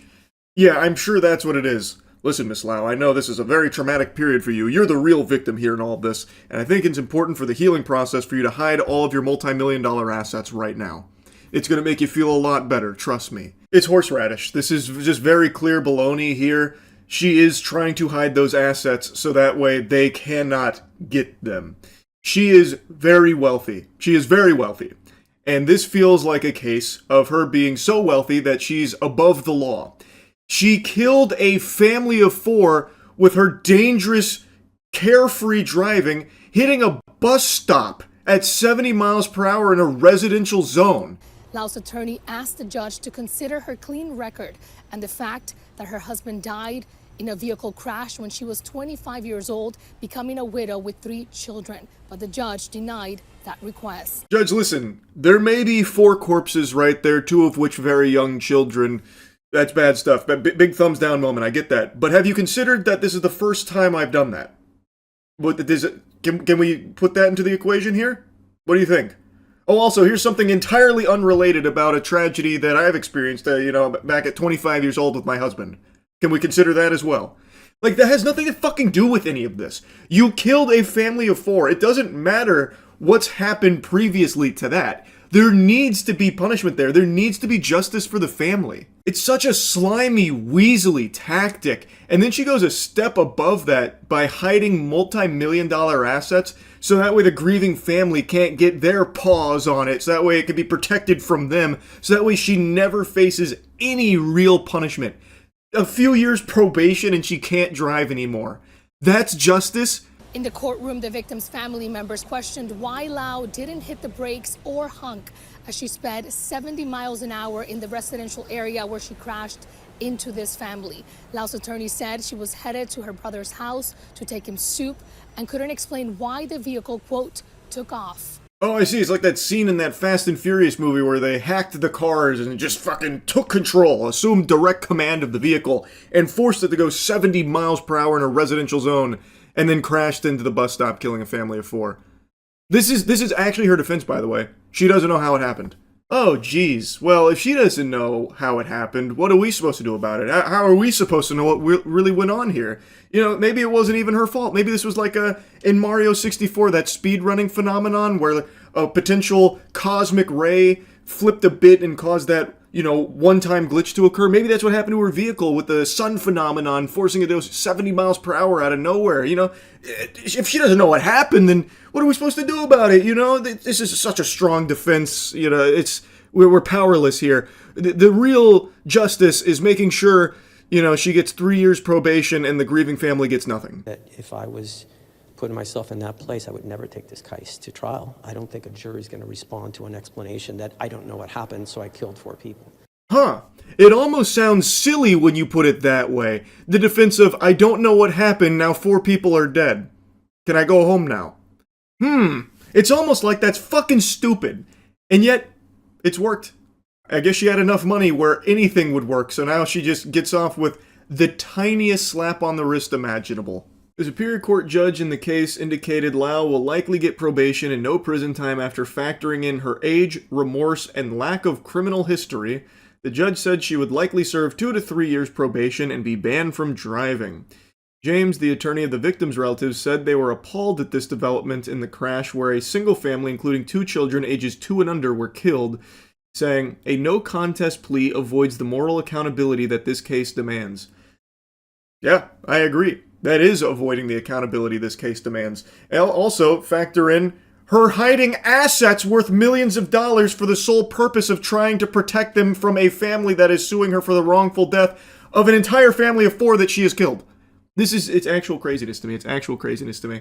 So you factored in her age and remorse, which, by the way, I don't really buy the whole remorse thing. Someone that's that remorseful, probably not immediately looking to hide multi-million-dollar assets off rip. That's just my hunch, right? That's how I feel. Like, if you're really remorseful, you're probably not immediately then bouncing to put your fucking real estate and properties into LLC shell companies. I would think, but who am I to say? As for the age statement here, her being elderly, I think the attorney said it well. He argued that if the defendant gets away with probation without prison time, that it would send a concerning message to the public that an older driver can get away with killing a family in a car crash and simply get a slap on the wrist. Age cannot become a shield against meaningful consequences when the conduct constitutes gross negligence and results in catastrophic loss. I agree 100%. That's a big amen moment from me right there. Just because she's a fucking octogenarian doesn't mean that all of a sudden she can get away with killing a family of 4 with no consequences. How does that make sense? So once you reach a certain age, you're just immune to consequence because you're just already old? What the fuck? Lau's family had urged the court for home detention and meaningful community and service as the punishment that fits the crime here. You know, the crime of slaying an entire family of 4 through your reckless driving? That's what they thought justice looked like. The meaningful community service, by the way, I'm sure would be very, tough stuff. Picking up trash on the side of the road. But I'm sure, given her age, she's 80 years old, it probably wouldn't be that much. Maybe like 1 or 2 Twix wrappers and then call it a day. I mean, that's a hard day's work right there, and that's really setting her on the straight and narrow. That's really letting her think about what's happened here. It's just insanity. It's actual insanity. She killed an entire family of 4. She has no real defense of it. It was reckless driving, going 70 miles per hour in a residential zone, hitting a bus stop with not even an attempt to brake or avoid it, or even honk, which says to me that she was truly not paying any attention at all. She was extremely zoned out, maybe on her phone, maybe preoccupied with something else, I don't know. But it is reckless driving, and it led to the death of an entire family.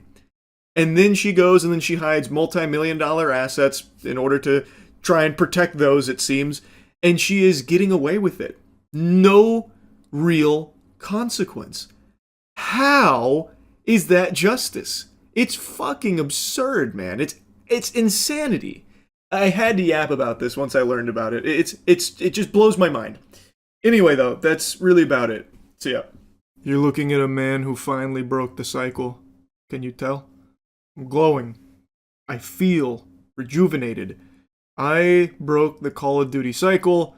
I already told you I wasn't going to buy this game, but I know a lot of you really thought that I was going to cave in and succumb to the beckoning siren song of Call of Duty for some reason. So the game dropped. Stream chat was telling me I need to play it. I'm not playing it, but what I did see from Call of Duty Black Ops 7 is a skibbity toilet boss fight. And that's all I need to know in order to feel vindicated that I made the right choice. Now, I have seen some positive impressions from people that are glazing the multiplayer, gushing grannies over the zombies even, and that's great. I'm happy that you're enjoying it. Me and your mother are so proud of you for enjoying yet another Call of Duty game. Yeehaw. But I can tell you from everything I've seen, I know I wouldn't like this. So what the fuck is the point in me purchasing it just to be part of the same cycle every year that I have been for the last decade and some change probably, where I buy every new Call of Duty expecting something different, expecting something to change that's going to get me hooked on it again like I used to be back in COD 4 and Modern Warfare 2 era, and it just never comes. So I sat this one out, but I do still want to yap about a couple of things. Definitely the skibbity toilet boss fight, but also apparently this one is very lazy, like even lazier than normal Call of Duty, in that it uses AI art in a few places. Apparently there's a big hoopla about like the Jin AI that this game uses, which is crazy for a $70 game, for a Call of Duty game, a AAA game, to be so fucking cheap that it won't even just use real art. That's kind of nuts. So I was yapping about it on stream a bit, blabbering there, so I wanted to show you a couple clips. They're using Studio Ghibli AI art. And Black Ops 7? Here, in case anyone doesn't know, big spoilers. This is apparently the final boss, and it is literally a skibbity toilet boss fight. It's crazy.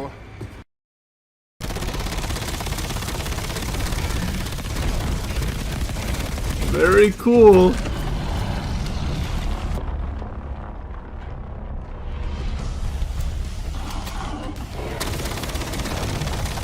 But yeah, I haven't looked into the AI stuff. Yeah, this is the Black Ops 7 Skibbity Toilet finale, baby. Call of Duty is back. Apparently people like the multiplayer, though. I have no idea. I haven't really seen any of the multiplayer outside of the beta, but this I couldn't avoid. Almost looks like a Destiny raid boss. Only in terms of size, I guess. The only mechanic it seems to have, from what I've seen, is this. And all you do is just pathetically, like, jump over it. So it doesn't really seem like a Destiny raid boss in terms of design or mechanic. Because all you do is just jump. Activision responds to Black Ops 7 AI claims is the most recent article. Activision responded to the claims regarding the usage of Jin AI to create calling cards in Black Ops 7. The response comes in the form of an email statement sent to Insider Gaming by Activision spokesperson in the statement, which you can read below. The company says it uses a variety of tools, including AI tools, for the development. You don't say. Like so many around the world, we use a variety of digital tools, including AI tools, to empower and support our teams to create the best gaming experiences possible for our players. Our creative process continues to be led by the talented individuals in our studios. I hate these fucking corporate statements, man. It's so useless. It'd be so much better if they just said, like, yeah, we use Jin AI. Suck our dick. At least then it'd be like, oh, that's honest. This is nothing. Literally just fluff. You use generative AI for these calling cards just to save time and money. It's the only reason. No, this game is gonna still sell fucking 30 million copies. You can hate the campaign, you can hate the skibbity boss fight at the end, you can hate the AI, but at the end of the day, 30 million people will still buy this game. It will not matter. And they know that. That's why they get so lazy and do everything for as cheap as possible. It's just gonna sell. So who cares? Is what it is.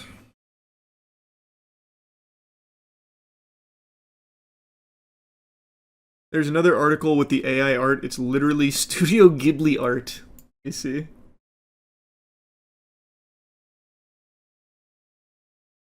Which one? There's so many articles about this.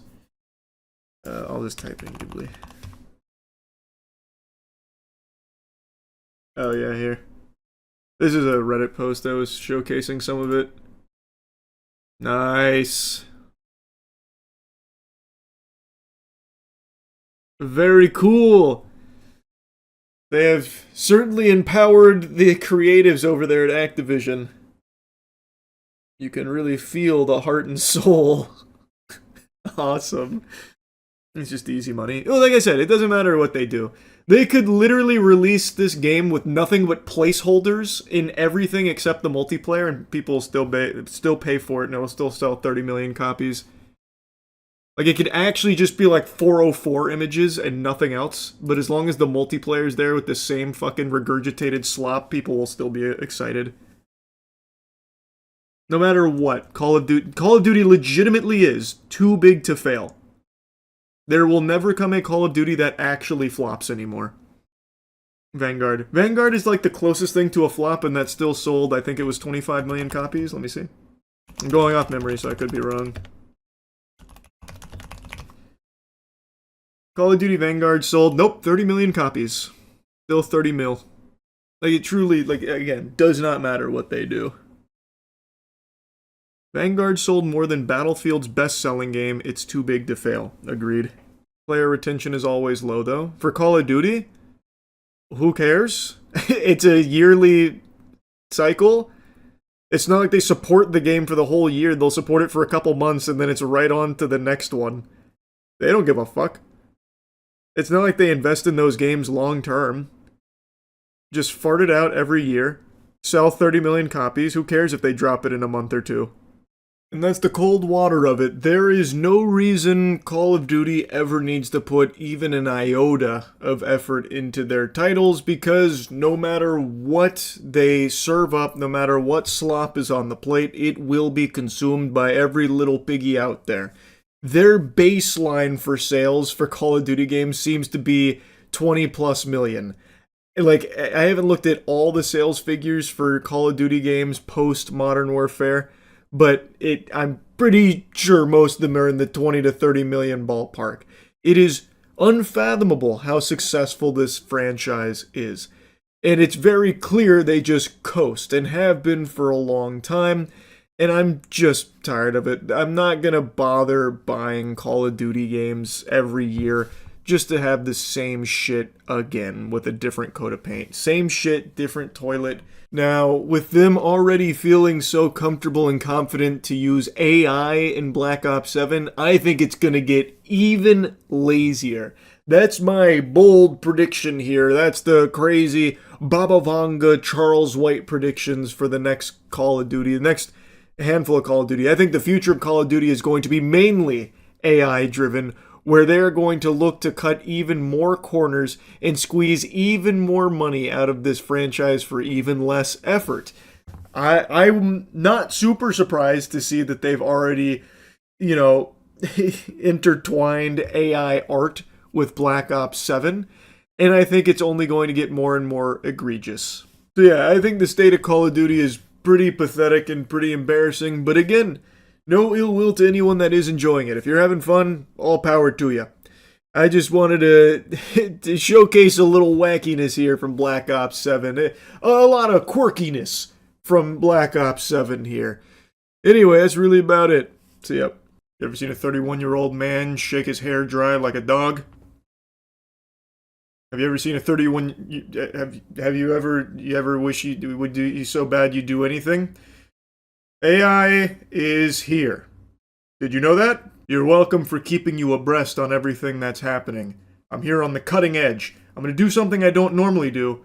Talk about AI. I just learned that Amazon has gone whole hog into using AI to dub their anime instead of using voice actors to perform for it.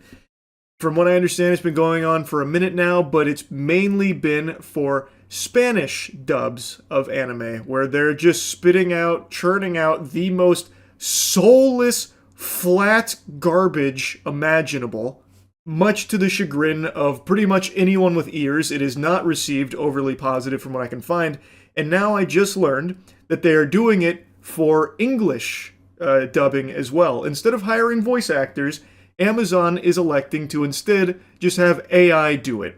And the results are fucking terrible. So they just did this with Banana Fish, and it is actually unwatchable. You are better off just putting it on mute. And I mean that sincerely. It's not a subjective statement. It is provably terrible. Like, actually just genuinely bad. And not even like the biggest, most brainwashed, brain-dead, troglodyte, homunculus, chode-guzzling AI defender would possibly try and cope by saying it's not that bad, because it actually is. It makes the show unwatchable if you're trying to listen to the AI-generated English dub. Just watch it in its original form in that point. They didn't bother to hire voice actors because obviously it was significantly cheaper and faster to just use AI.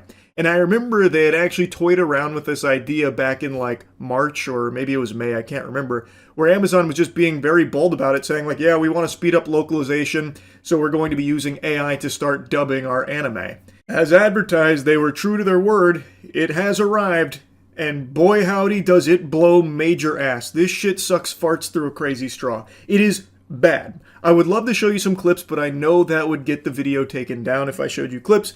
I highly encourage you to not watch it, though. I know hate watching has become like almost a religion at this point for a lot of people.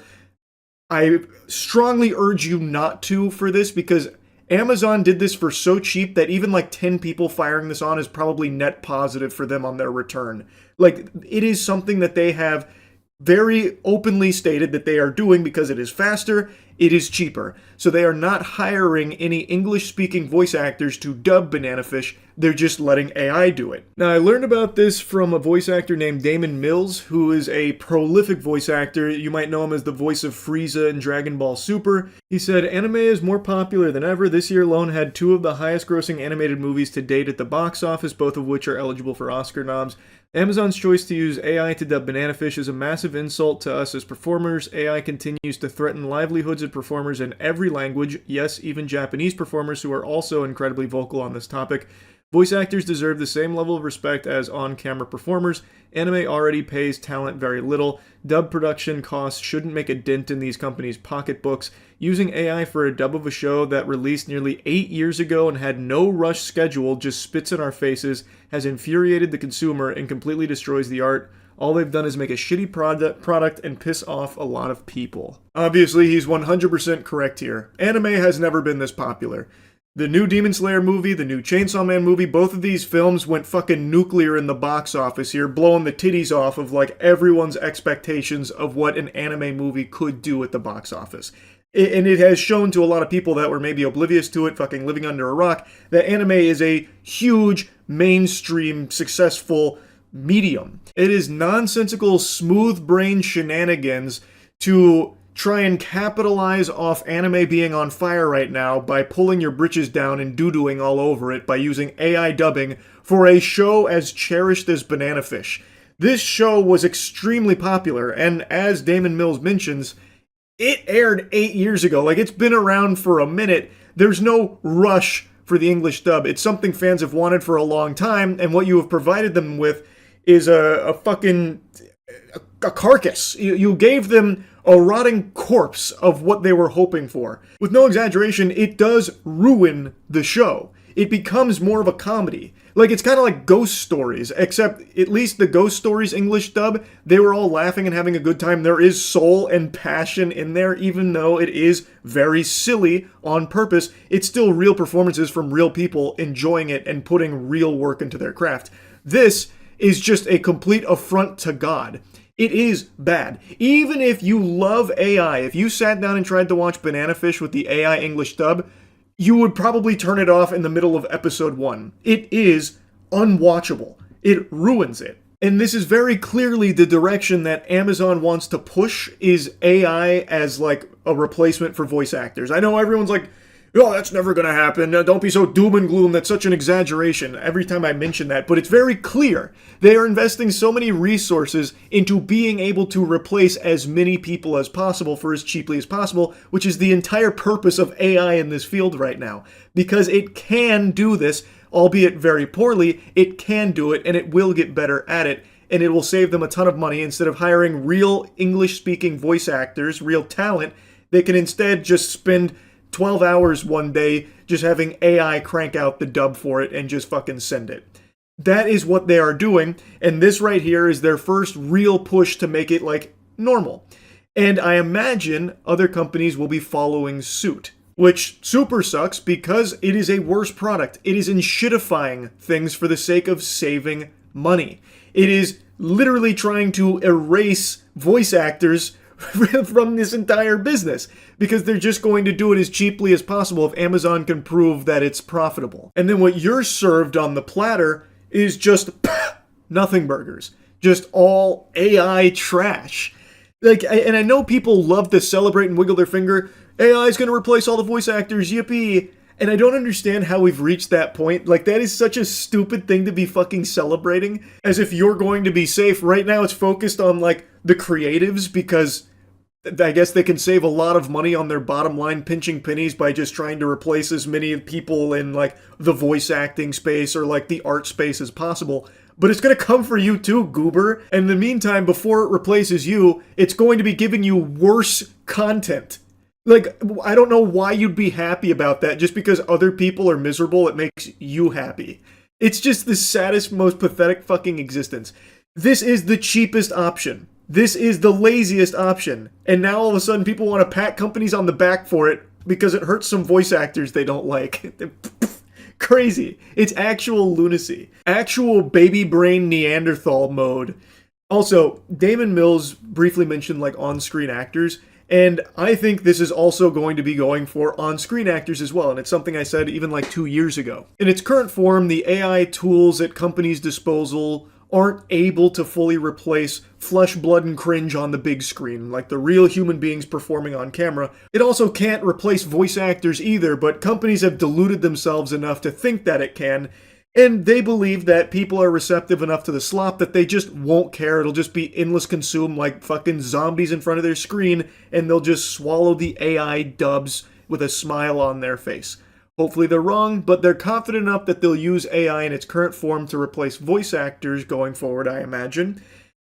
However, they haven't taken that plunge into on-screen actors yet, but I have no doubt in my mind they will. As they continue to pour endless oodles of cash into this sector, into this technology, I imagine in the next like 5 to 10 years, most on-screen actors will just be AI generated. Just like we're already seeing the subtle shift in the music industry, for example, where there was that like $3 million deal they just signed with some AI weasel, where they just generate a couple of songs, and now they've got a $3 million record deal with a legitimate record label.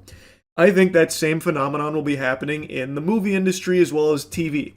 Because with AI, they can generate anyone they want and have them do anything they want for significantly cheaper than hiring real human beings to do it. You wouldn't need stunt coordinators, you wouldn't need makeup or anything, you just AI generate it. It would save them millions of dollars, and then you could have new movies and new TV shows dropping starring fucking Marilyn Monroe, Humphrey Bogart, Abraham Lincoln, and King Tut. And companies, they will flock to it. They already are. They're already putting so much money into being able to do this kind of shit because it saves them so much money. And it increases the rate at which they can just fucking spit out slop for people to just turn their brain off in front of and be hypnotized by. So, like, it's awful, but I'm not surprised. Like, this is something I think a lot of people have seen coming, and now it's here. And it fucking sucks, just like everyone expected it to. Amazon is the first company taking the very bold plunge with having a very popular anime, Banana Fish, be AI English dub. But they won't be the only ones. That I am very confident in for a prediction. The sole purpose behind these kind of tools are to replace the actual human workers. It's not good. There's no real positive spin you can put on it. It sucks. It does suck. And I just wanted to yap about this some more because we are watching it spiral, and it continues to only get worse with this kind of shit. That's about it. See ya.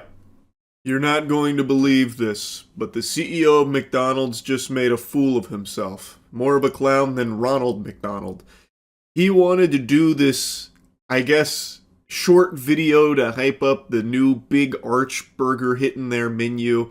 So he wanted to show how much he enjoys the cuisine from McDonald's, and so they filmed a video of him eating his lunch, which consisted of the Big Arch burger. And this dude was acting like he was about to eat the Krabby Patty that killed the health inspector. He was like afraid of it. There was like actual fear and panic in his eyes as he was about to eat the burger, and he could only muster one baby bite out of it. And this is supposed to promote the burger, by the way. This coming from the CEO of the company, who seems like he is repulsed by it. Like it was a revolting experience for him. I don't understand, A, why they filmed it, B, how they watched what they filmed and then said, yep, that's good. Ship it. We're going to send that. Blows my mind. You know what's going to blow your mind, though? Is the newest Cheeky scent. It's licensed to clean, baby. It's available now at usecheeky.com. That one cooked extra hard on, I'll tell you what. That one's pretty special. Oh yeah, I saw the McDonald's CEO really enjoying the fine cuisine at McDonald's. He made this really cool video showing how much he enjoys the Big Arch, the new McDonald's burger, and you can tell he loved it. Chris K here with, you've heard about it, here it is, the Big Arch. Yes, this sir. Is something that we have tested already. Look how you can already just tell from the packaging. That's like a fucking tungsten block of meat right there. So much high quality meat from McDonald's. In Portugal, and Chris Germany, is salivating. Canada. He can't love wait. This product, it is so good. I'm going to do a tasting right now, but I'm going to eat this for my lunch, just so you know. So here we go. First, holy cow! Oh my God! Burger. Oh, got a very. You've been working out, Chris? How are you even holding that much? Good Lord! Look at all that! Look at all that patty in there! Wow! Big Arches, right? That's fucking turbo-sized, Chris. Ooh, golly! Unique kind of sesame poppy sort of bun on it. We've got 2 quarter-pound patties, a delicious Big Arch sauce, and of course some lettuce. So, there's so much going on with this. First of all, let's try to get this thing. Yeah, try and wrangle it, Chris. It's out of control. So much to it. It's a bucking bronco. There's also some crispy onions on here as well. I see those kind of coming out. All right, the moment of truth. Oh, look at the way he sinks his teeth in there. That's a big boy bite. That is so good. Almost got the whole thing in one big bite for a Big Arch. I love that. That's a big bite for a Big Arch, and it's literally like Squidward's bite out of SpongeBob. Oh, wow, that's good stuff. Yeah, it's like some kind of poppy sesame bun going on here. Oh, yeah, my lunch, yeah. Look at his face, man. The CEO, too, by the way.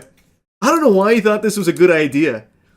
He clearly doesn't want to eat it. It's clearly not his lunch. It's a terrible marketing pitch. It looks like he's held hostage.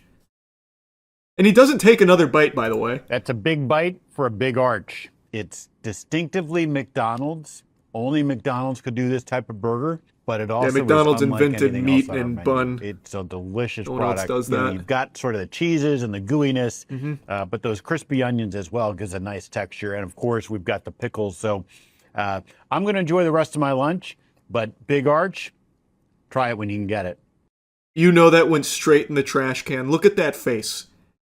That face says, I'm going to go force myself to throw up in the toilet like it's a bulimic episode right now. He hated that. I really don't know what the thought process was here. I really don't. Should have gotten the guy who's eaten 50,000 Big Macs to be in the video. They absolutely should have. That's Dave Gorski. Dave Gorski has eaten 50,000 Big Macs. He's had like 1 or 2 Big Macs a day since like 1956 or something. I don't know why they wouldn't just bring someone that actually likes the product to review it. This guy doesn't even know what he's holding. Yeah, it's some kind of like sesame poppy thing going on, and of course pickles, right? Distinctly McDonald's. Being forced to eat the peasant gruel. True. But he loved it. That was his lunch. Can't wait to pick this shit up when it's available, the Big Arch Burger. Because they would have to pay them. Not really, brother. David Gorski would have done this in a heartbeat. He's gonna go get fucking 3 of these on launch, I bet.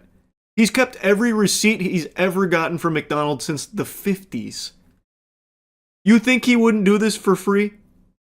His whole health is reliant upon this franchise. 50s is crazy work. He's actually like a really cool guy too. Don! Jesus Christ, Don Gorski, not Dave Gorski. My bad, Don. Dude must have bowels of steel. I mean, he's fine. I imagine he is completely fine. Every time they do a checkup, they're like, yeah, I'm still alive and actually like super healthy. I live off Big Macs and pretty much nothing else. Because again, calories in versus calories out. I guess it doesn't... He's like a very living proof that it doesn't matter where the calories come from. And he lives a pretty active life from what I recall. When I started eating Big Macs in 1972, they came in a 70s, box like not this. 50s. Donald Gorski ate his first Big Mac on May 17th, 1972, and he says it was love at first bite. I actually ate 9 that day. I went there at 11 o'clock. I had my first 3 Big Macs ever. I could get 3 Big Macs, a fry, and a Coke for $1.87. In 1999, Donald set his first Guinness record for most Big Macs. I forgot that he keeps these too. That's actually adorable. He keeps his receipts, but I forgot he also kept these. I've had a big... I think he's just a pretty cool guy. Like, as odd as it is to live solely off of Big Macs for your main nutrition, he's like a normal guy outside of that. He's just a little quirky. Man's got a hobby. He thinks Big Macs are perfect, so he doesn't deviate from the path of God. You should find him and take him to Culver's. Imagine. I try and convert him. Don Gorski ate 34,000 Big Macs, and then one stupid asshole in Florida took him to Culver's and changed his whole outlook. Now he eats 24 chicken tenders per day. Have him do blind taste tests with different food places, see if he can tell the difference. That would be fun. I am confident he would be able to identify the Big Mac immediately. But I am curious how well versed he is in others. Because he does eat other things. It's just primarily what he consumes on a daily basis is Big Macs. From what I recall. What do you get from Culver's? It depends. But mainly I've been getting their chicken and broccoli. They have legitimately the best broccoli in the game. Usually if you're getting fast food broccoli, you're begging for salmonella. Or like a listeria outbreak waiting to happen. But Culver's, their steamed broccoli is divine. And their chicken tenders are great. Also, it's not salmonella from broccoli. It would have been like E. coli, is what I meant to say. There's no Culver's near me. That's tough, man. I'm sorry to hear that. I think it's the best fast food out there, but soon it will be ruined. It can't stay that good forever. Private equity will step in at some point like they do everywhere else and tank it and shitify it. So I'm just enjoying it now while I can. Will you try the Big Arch Burger at McDonald's? I guess. Maybe. What Matt and I said we'll do is try the Big Arch Burger and the new Burger King Whopper, since they're changing the Whopper. It'll be a nice afternoon of mid for lunch. Well, shit for Burger King, but Big Arch will probably even it out with mid.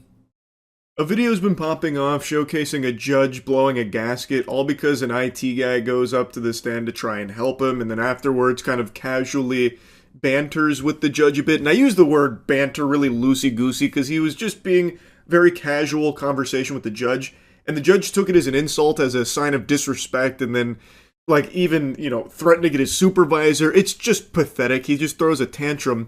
So we're going to talk about that video in a second. We went over it on stream, and it turns out this judge is known for this. There's an entire channel dedicated to showcasing his constant anger and his fury. He has a shorter fuse than a fucking bomb-omb out of Super Mario 64.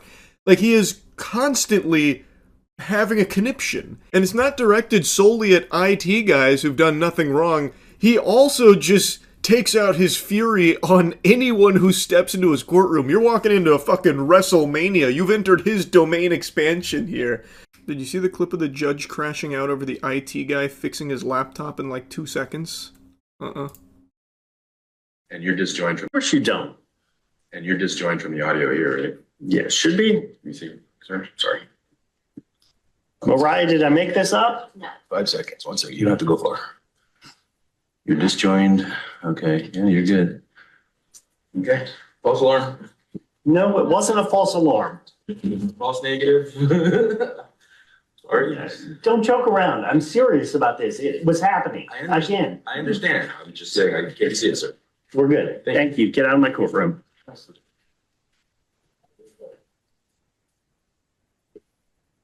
Find his supervisor. Jesus Christ. What? Sick and tired of this bullshit today. What? I don't even understand. I don't understand. This looks like the biggest fucking dweeb. That guy is so used to seeing the inside of toilet bowls from all the swirlies he got growing up. Now he's got some power, so he likes to exert it, it seems. What a loser, man. Then I found out there's a channel dedicated to him called Court Disorder who clips all his freakouts. No way. Wow. The IT guy did nothing wrong, and here's Nerdy Nathan going ballistic over it for no reason. Mods, can we ban this guy? Get out of my courtroom. And find me his supervisor ASAP. Now, in a couple of the cases that we watched, it seems as though he was rightfully upset in certain cases at some of the lawyers who showed up unprepared or didn't show up at all previously, so he was kind of calling them out on some bullshit and doing so pretty aggressively. It's like he is a judge that is solely born from League of Legends solo queue toxicity, it feels like. Anytime there's anything even slightly out of whack, he just, melts down about it and goes off the rails. He just has a complete inability to control his emotions. He just has no impulse control at all. And when watching him handle some of these cases, it feels like he just makes immediate decisions based off of what mood he's in. So in a couple of cases, they're trying to present him with things or tell him things or ask him to look at things, and he's like, no, I'm not doing that. I'm not doing that. Nope. Can't make me do that. And it had me going up in arms like, how is that fair? How can you just decline to look at some of the things they're presenting to you when presiding over this case? So it feels like if he just doesn't like the cut of your jib, he might just not even bother looking at or listening to any of the things you try and show him or present to him. It was very peculiar. Now, of course, I don't know all of the nuance to the cases. Maybe he was really brushed up on the case before they got there, so he didn't want to waste his time, his invaluable time, reading some of the stuff they try and put in front of him. I don't really know. But his smug attitude about all of it really felt very unfit for a courtroom. It was not conducive to a professional environment on a place that's supposed to be very serious. Not that I'm aware of. Is this in regard to the KSG law firm? Ma'am, I don't know. Do you have a lawyer? Yes, I do. Are you responding to that lawyer? I haven't had any. I'm assuming the case has been closed. Who's he looking at? He saved someone the stink eye big time over here. Oh, it must be her lawyer. Her lawyer must be sitting over here, and he's like, uh-oh. Uh-oh, bud. I'm in Harris County. I'm in Houston. Could you give me an address? I'm not comfortable with that. Well, ma'am, I don't really care if you're comfortable. I'm calling from a court, and I'm the judge sitting on the bench. I'm trying to deal with your case to help. How is she supposed to know that, Nathan? Anyone can say that. You don't have, an official number that pops up like, this is the judge. I am Judge Nathan contacting you. Anybody can say that, man. Obviously, it's a very natural thing to be like, I don't know if I'm comfortable just giving this complete stranger who's fucking cold called me my address and everything. Your minor child. You don't know my voice? I'm Judge Nathan. True. That's so true. This is Judge Nathan Miller, and I'm calling from the 215th District Court in Harris County. Who am I speaking with? Well, Ben. this is a case on behalf Ben Dover. I need to know where you are right now. Where are you right now? Sorry? Where are you right now? He's like if Review Brah donned the Green Goblin mask. Like, it's like when Osborn got fully taken over by the Goblin persona. Man. Yes, Your Honor. Well, we're here today, Your Honor, because the court set the emergency hearing for. Because you requested one, sir. Your Honor, what happened was... You didn't appear at my hearing yesterday again. If I may... I like his facial expressions a lot. Staring daggers through this man right now. He is tweaking. Respond, Your Honor. Please, I'm waiting. So, Your Honor, as it relates to yesterday, in non-appearance for yesterday, the short answer is that it was not on my calendar. Were any of the other 6 hearings you didn't attend on your calendar? I believe it was 6 hearings that I missed. You want to go through the record again? No, Your Honor. But Your Honor, what happened on yesterday as it relates for hearing, as the court is, my client. I instructed him to be here today. Where is he? Okay, I have no. I'm about to issue a bench warrant. Where is he? Your Honor, I have no idea where my client is. Okay. Your Honor, may I explain? You may not. I'm asking where your client is. You don't know. Your Honor, if I may. See, these moments right here, he's like super justified. This guy's fucking slapping him. By the time I got the order and tried to reach out to him, I could not reach out to him. I could not contact him. Why don't you contact him right now and see where he is? If I may, Your Honor? Yeah, absolutely. We'll do it on the record. I'd like an address where he is because I'm about to send out the constable. Yeah, get him on the horn. I want to hear him. Hey, Chip, where you at, bud? Dave and Buster's. Brother, you got to be in court. All right, just hurry on over. You're in contempt. Don't you ever cough in Nathan's courtroom again. This is probably the 10th phone call that I've made. Please record your And this is what I get. I've sent an email. I've sent text messages. When did you send the last email to him? Last email was sent to him probably at about 5 o'clock this morning. Why don't you show me that email? 5 o'clock this morning? Mr. Rhodes, frankly, I don't believe a word you're telling this court at this point. Well, wait till you see this email.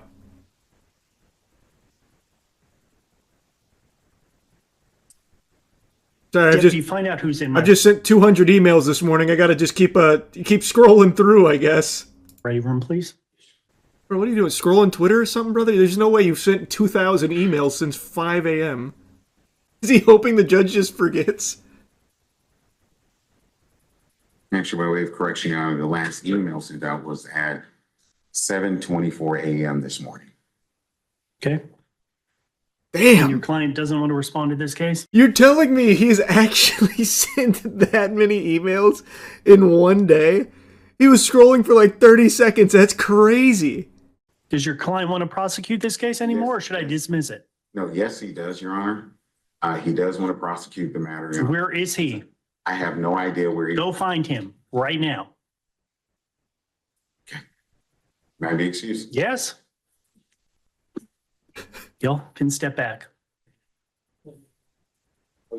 See, in moments like this, I'm fully on Nathan's side. This guy is just fucking no nonsense. All right, now get out of my sight. Get the fuck out of my sight.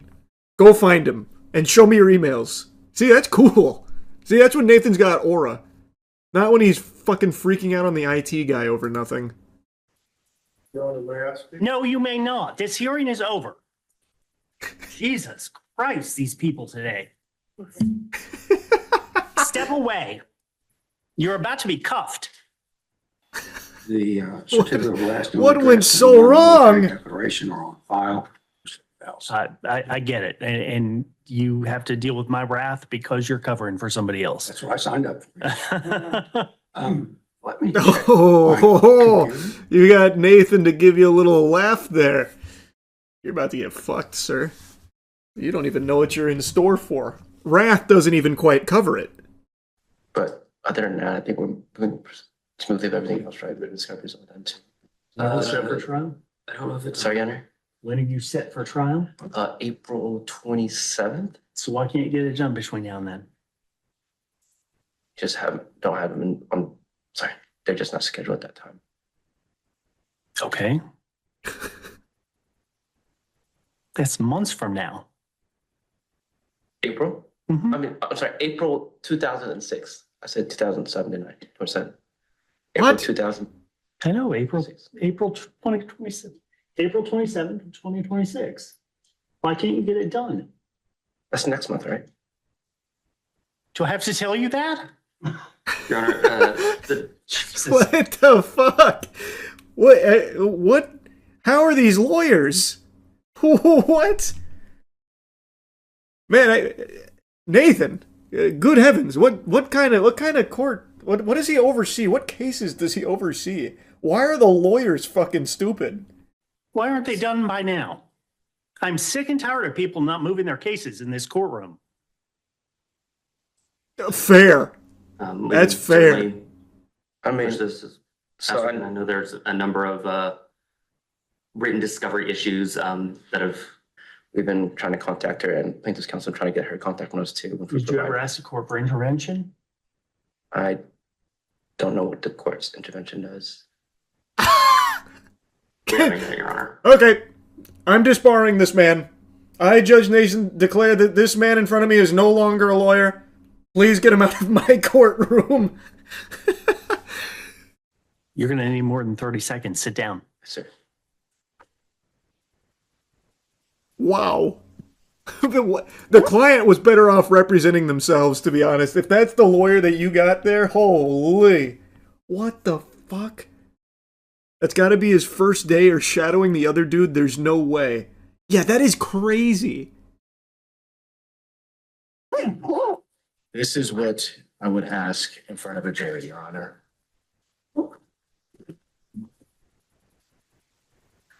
You've got to be kidding me.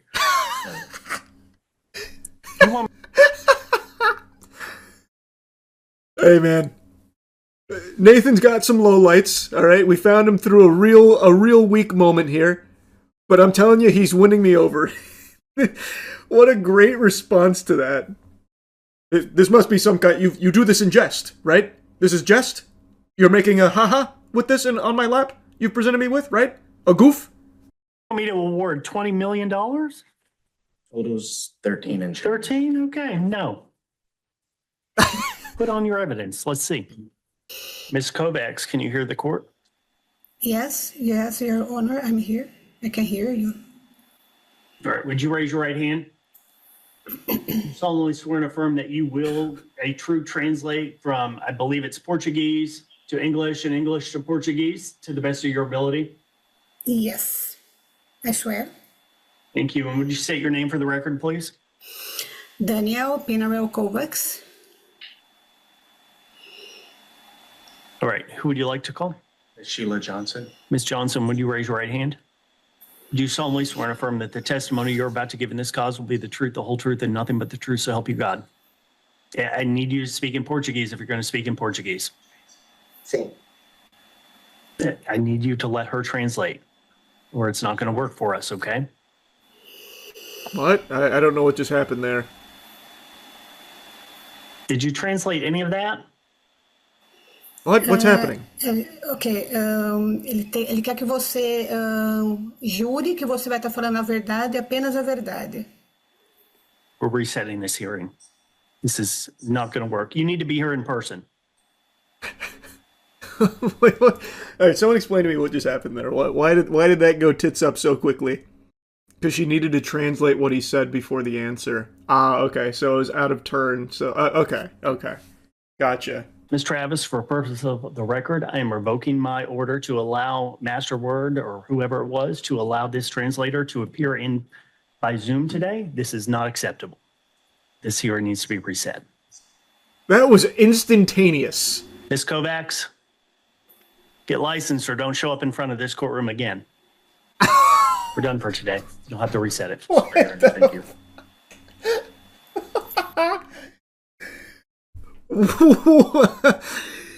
Wow. Jesus Christ, that was like a full-blown, like, Reddit mod moment. You posted cringe, you're banned.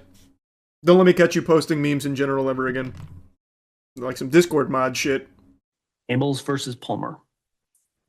We had a PowerPoint to go along with our presentation. I don't have time for a PowerPoint. I have a jury in the box. Let's come up here and have your hearing. We're here on today? Just you're on a plea and abatement. What if, wait, can he just, I imagine the PowerPoint was probably part of the case, right? Can he just be like, I don't want to see it. Fuck that. Do something. Can he do that? I feel like that, the PowerPoint was probably important. They can? Can they if they like fully submitted the PowerPoint? Well, I guess it wouldn't, they're not onto evidence or anything yet, so I guess it would be like a preliminary thing, so I guess it wouldn't be like admissible or whatever because it's not evidence. I don't know enough about court or anything here, but damn. It was a motion to transfer venue and I see the motion to transfer venue. Where was the plea and abatement? they were filed in the same document. When was the notice? Judge, may I briefly respond? Sure. And this is the a portion of the joint venture agreement where SNCP is signing this agreement on behalf of its. Can't read that. Okay. Those are the overlapping stores between the. What? What do you mean you can't read that? Isn't it printed off? It looks like it's just normal printed text. This one's confounding. Here, so if you'll take a look at this, here's some evidence in front of you. Can't read. Next. Also, if you... he didn't even put his glasses on to try and read it.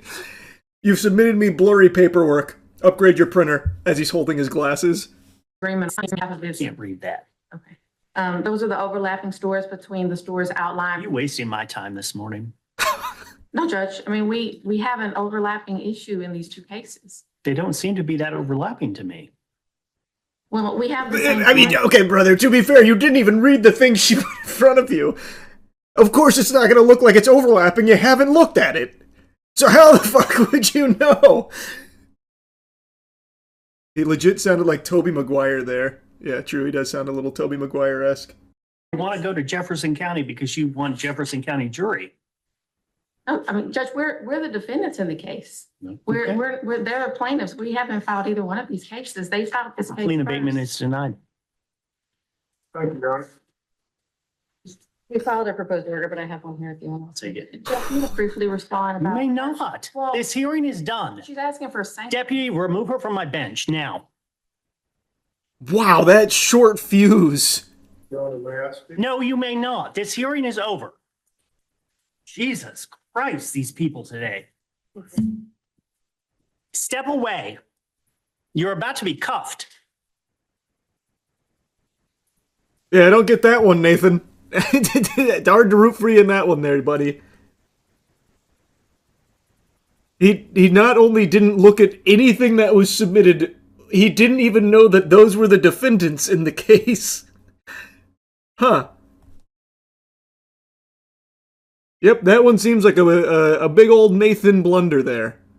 Have we made any progress? Uh-oh. Oh, God.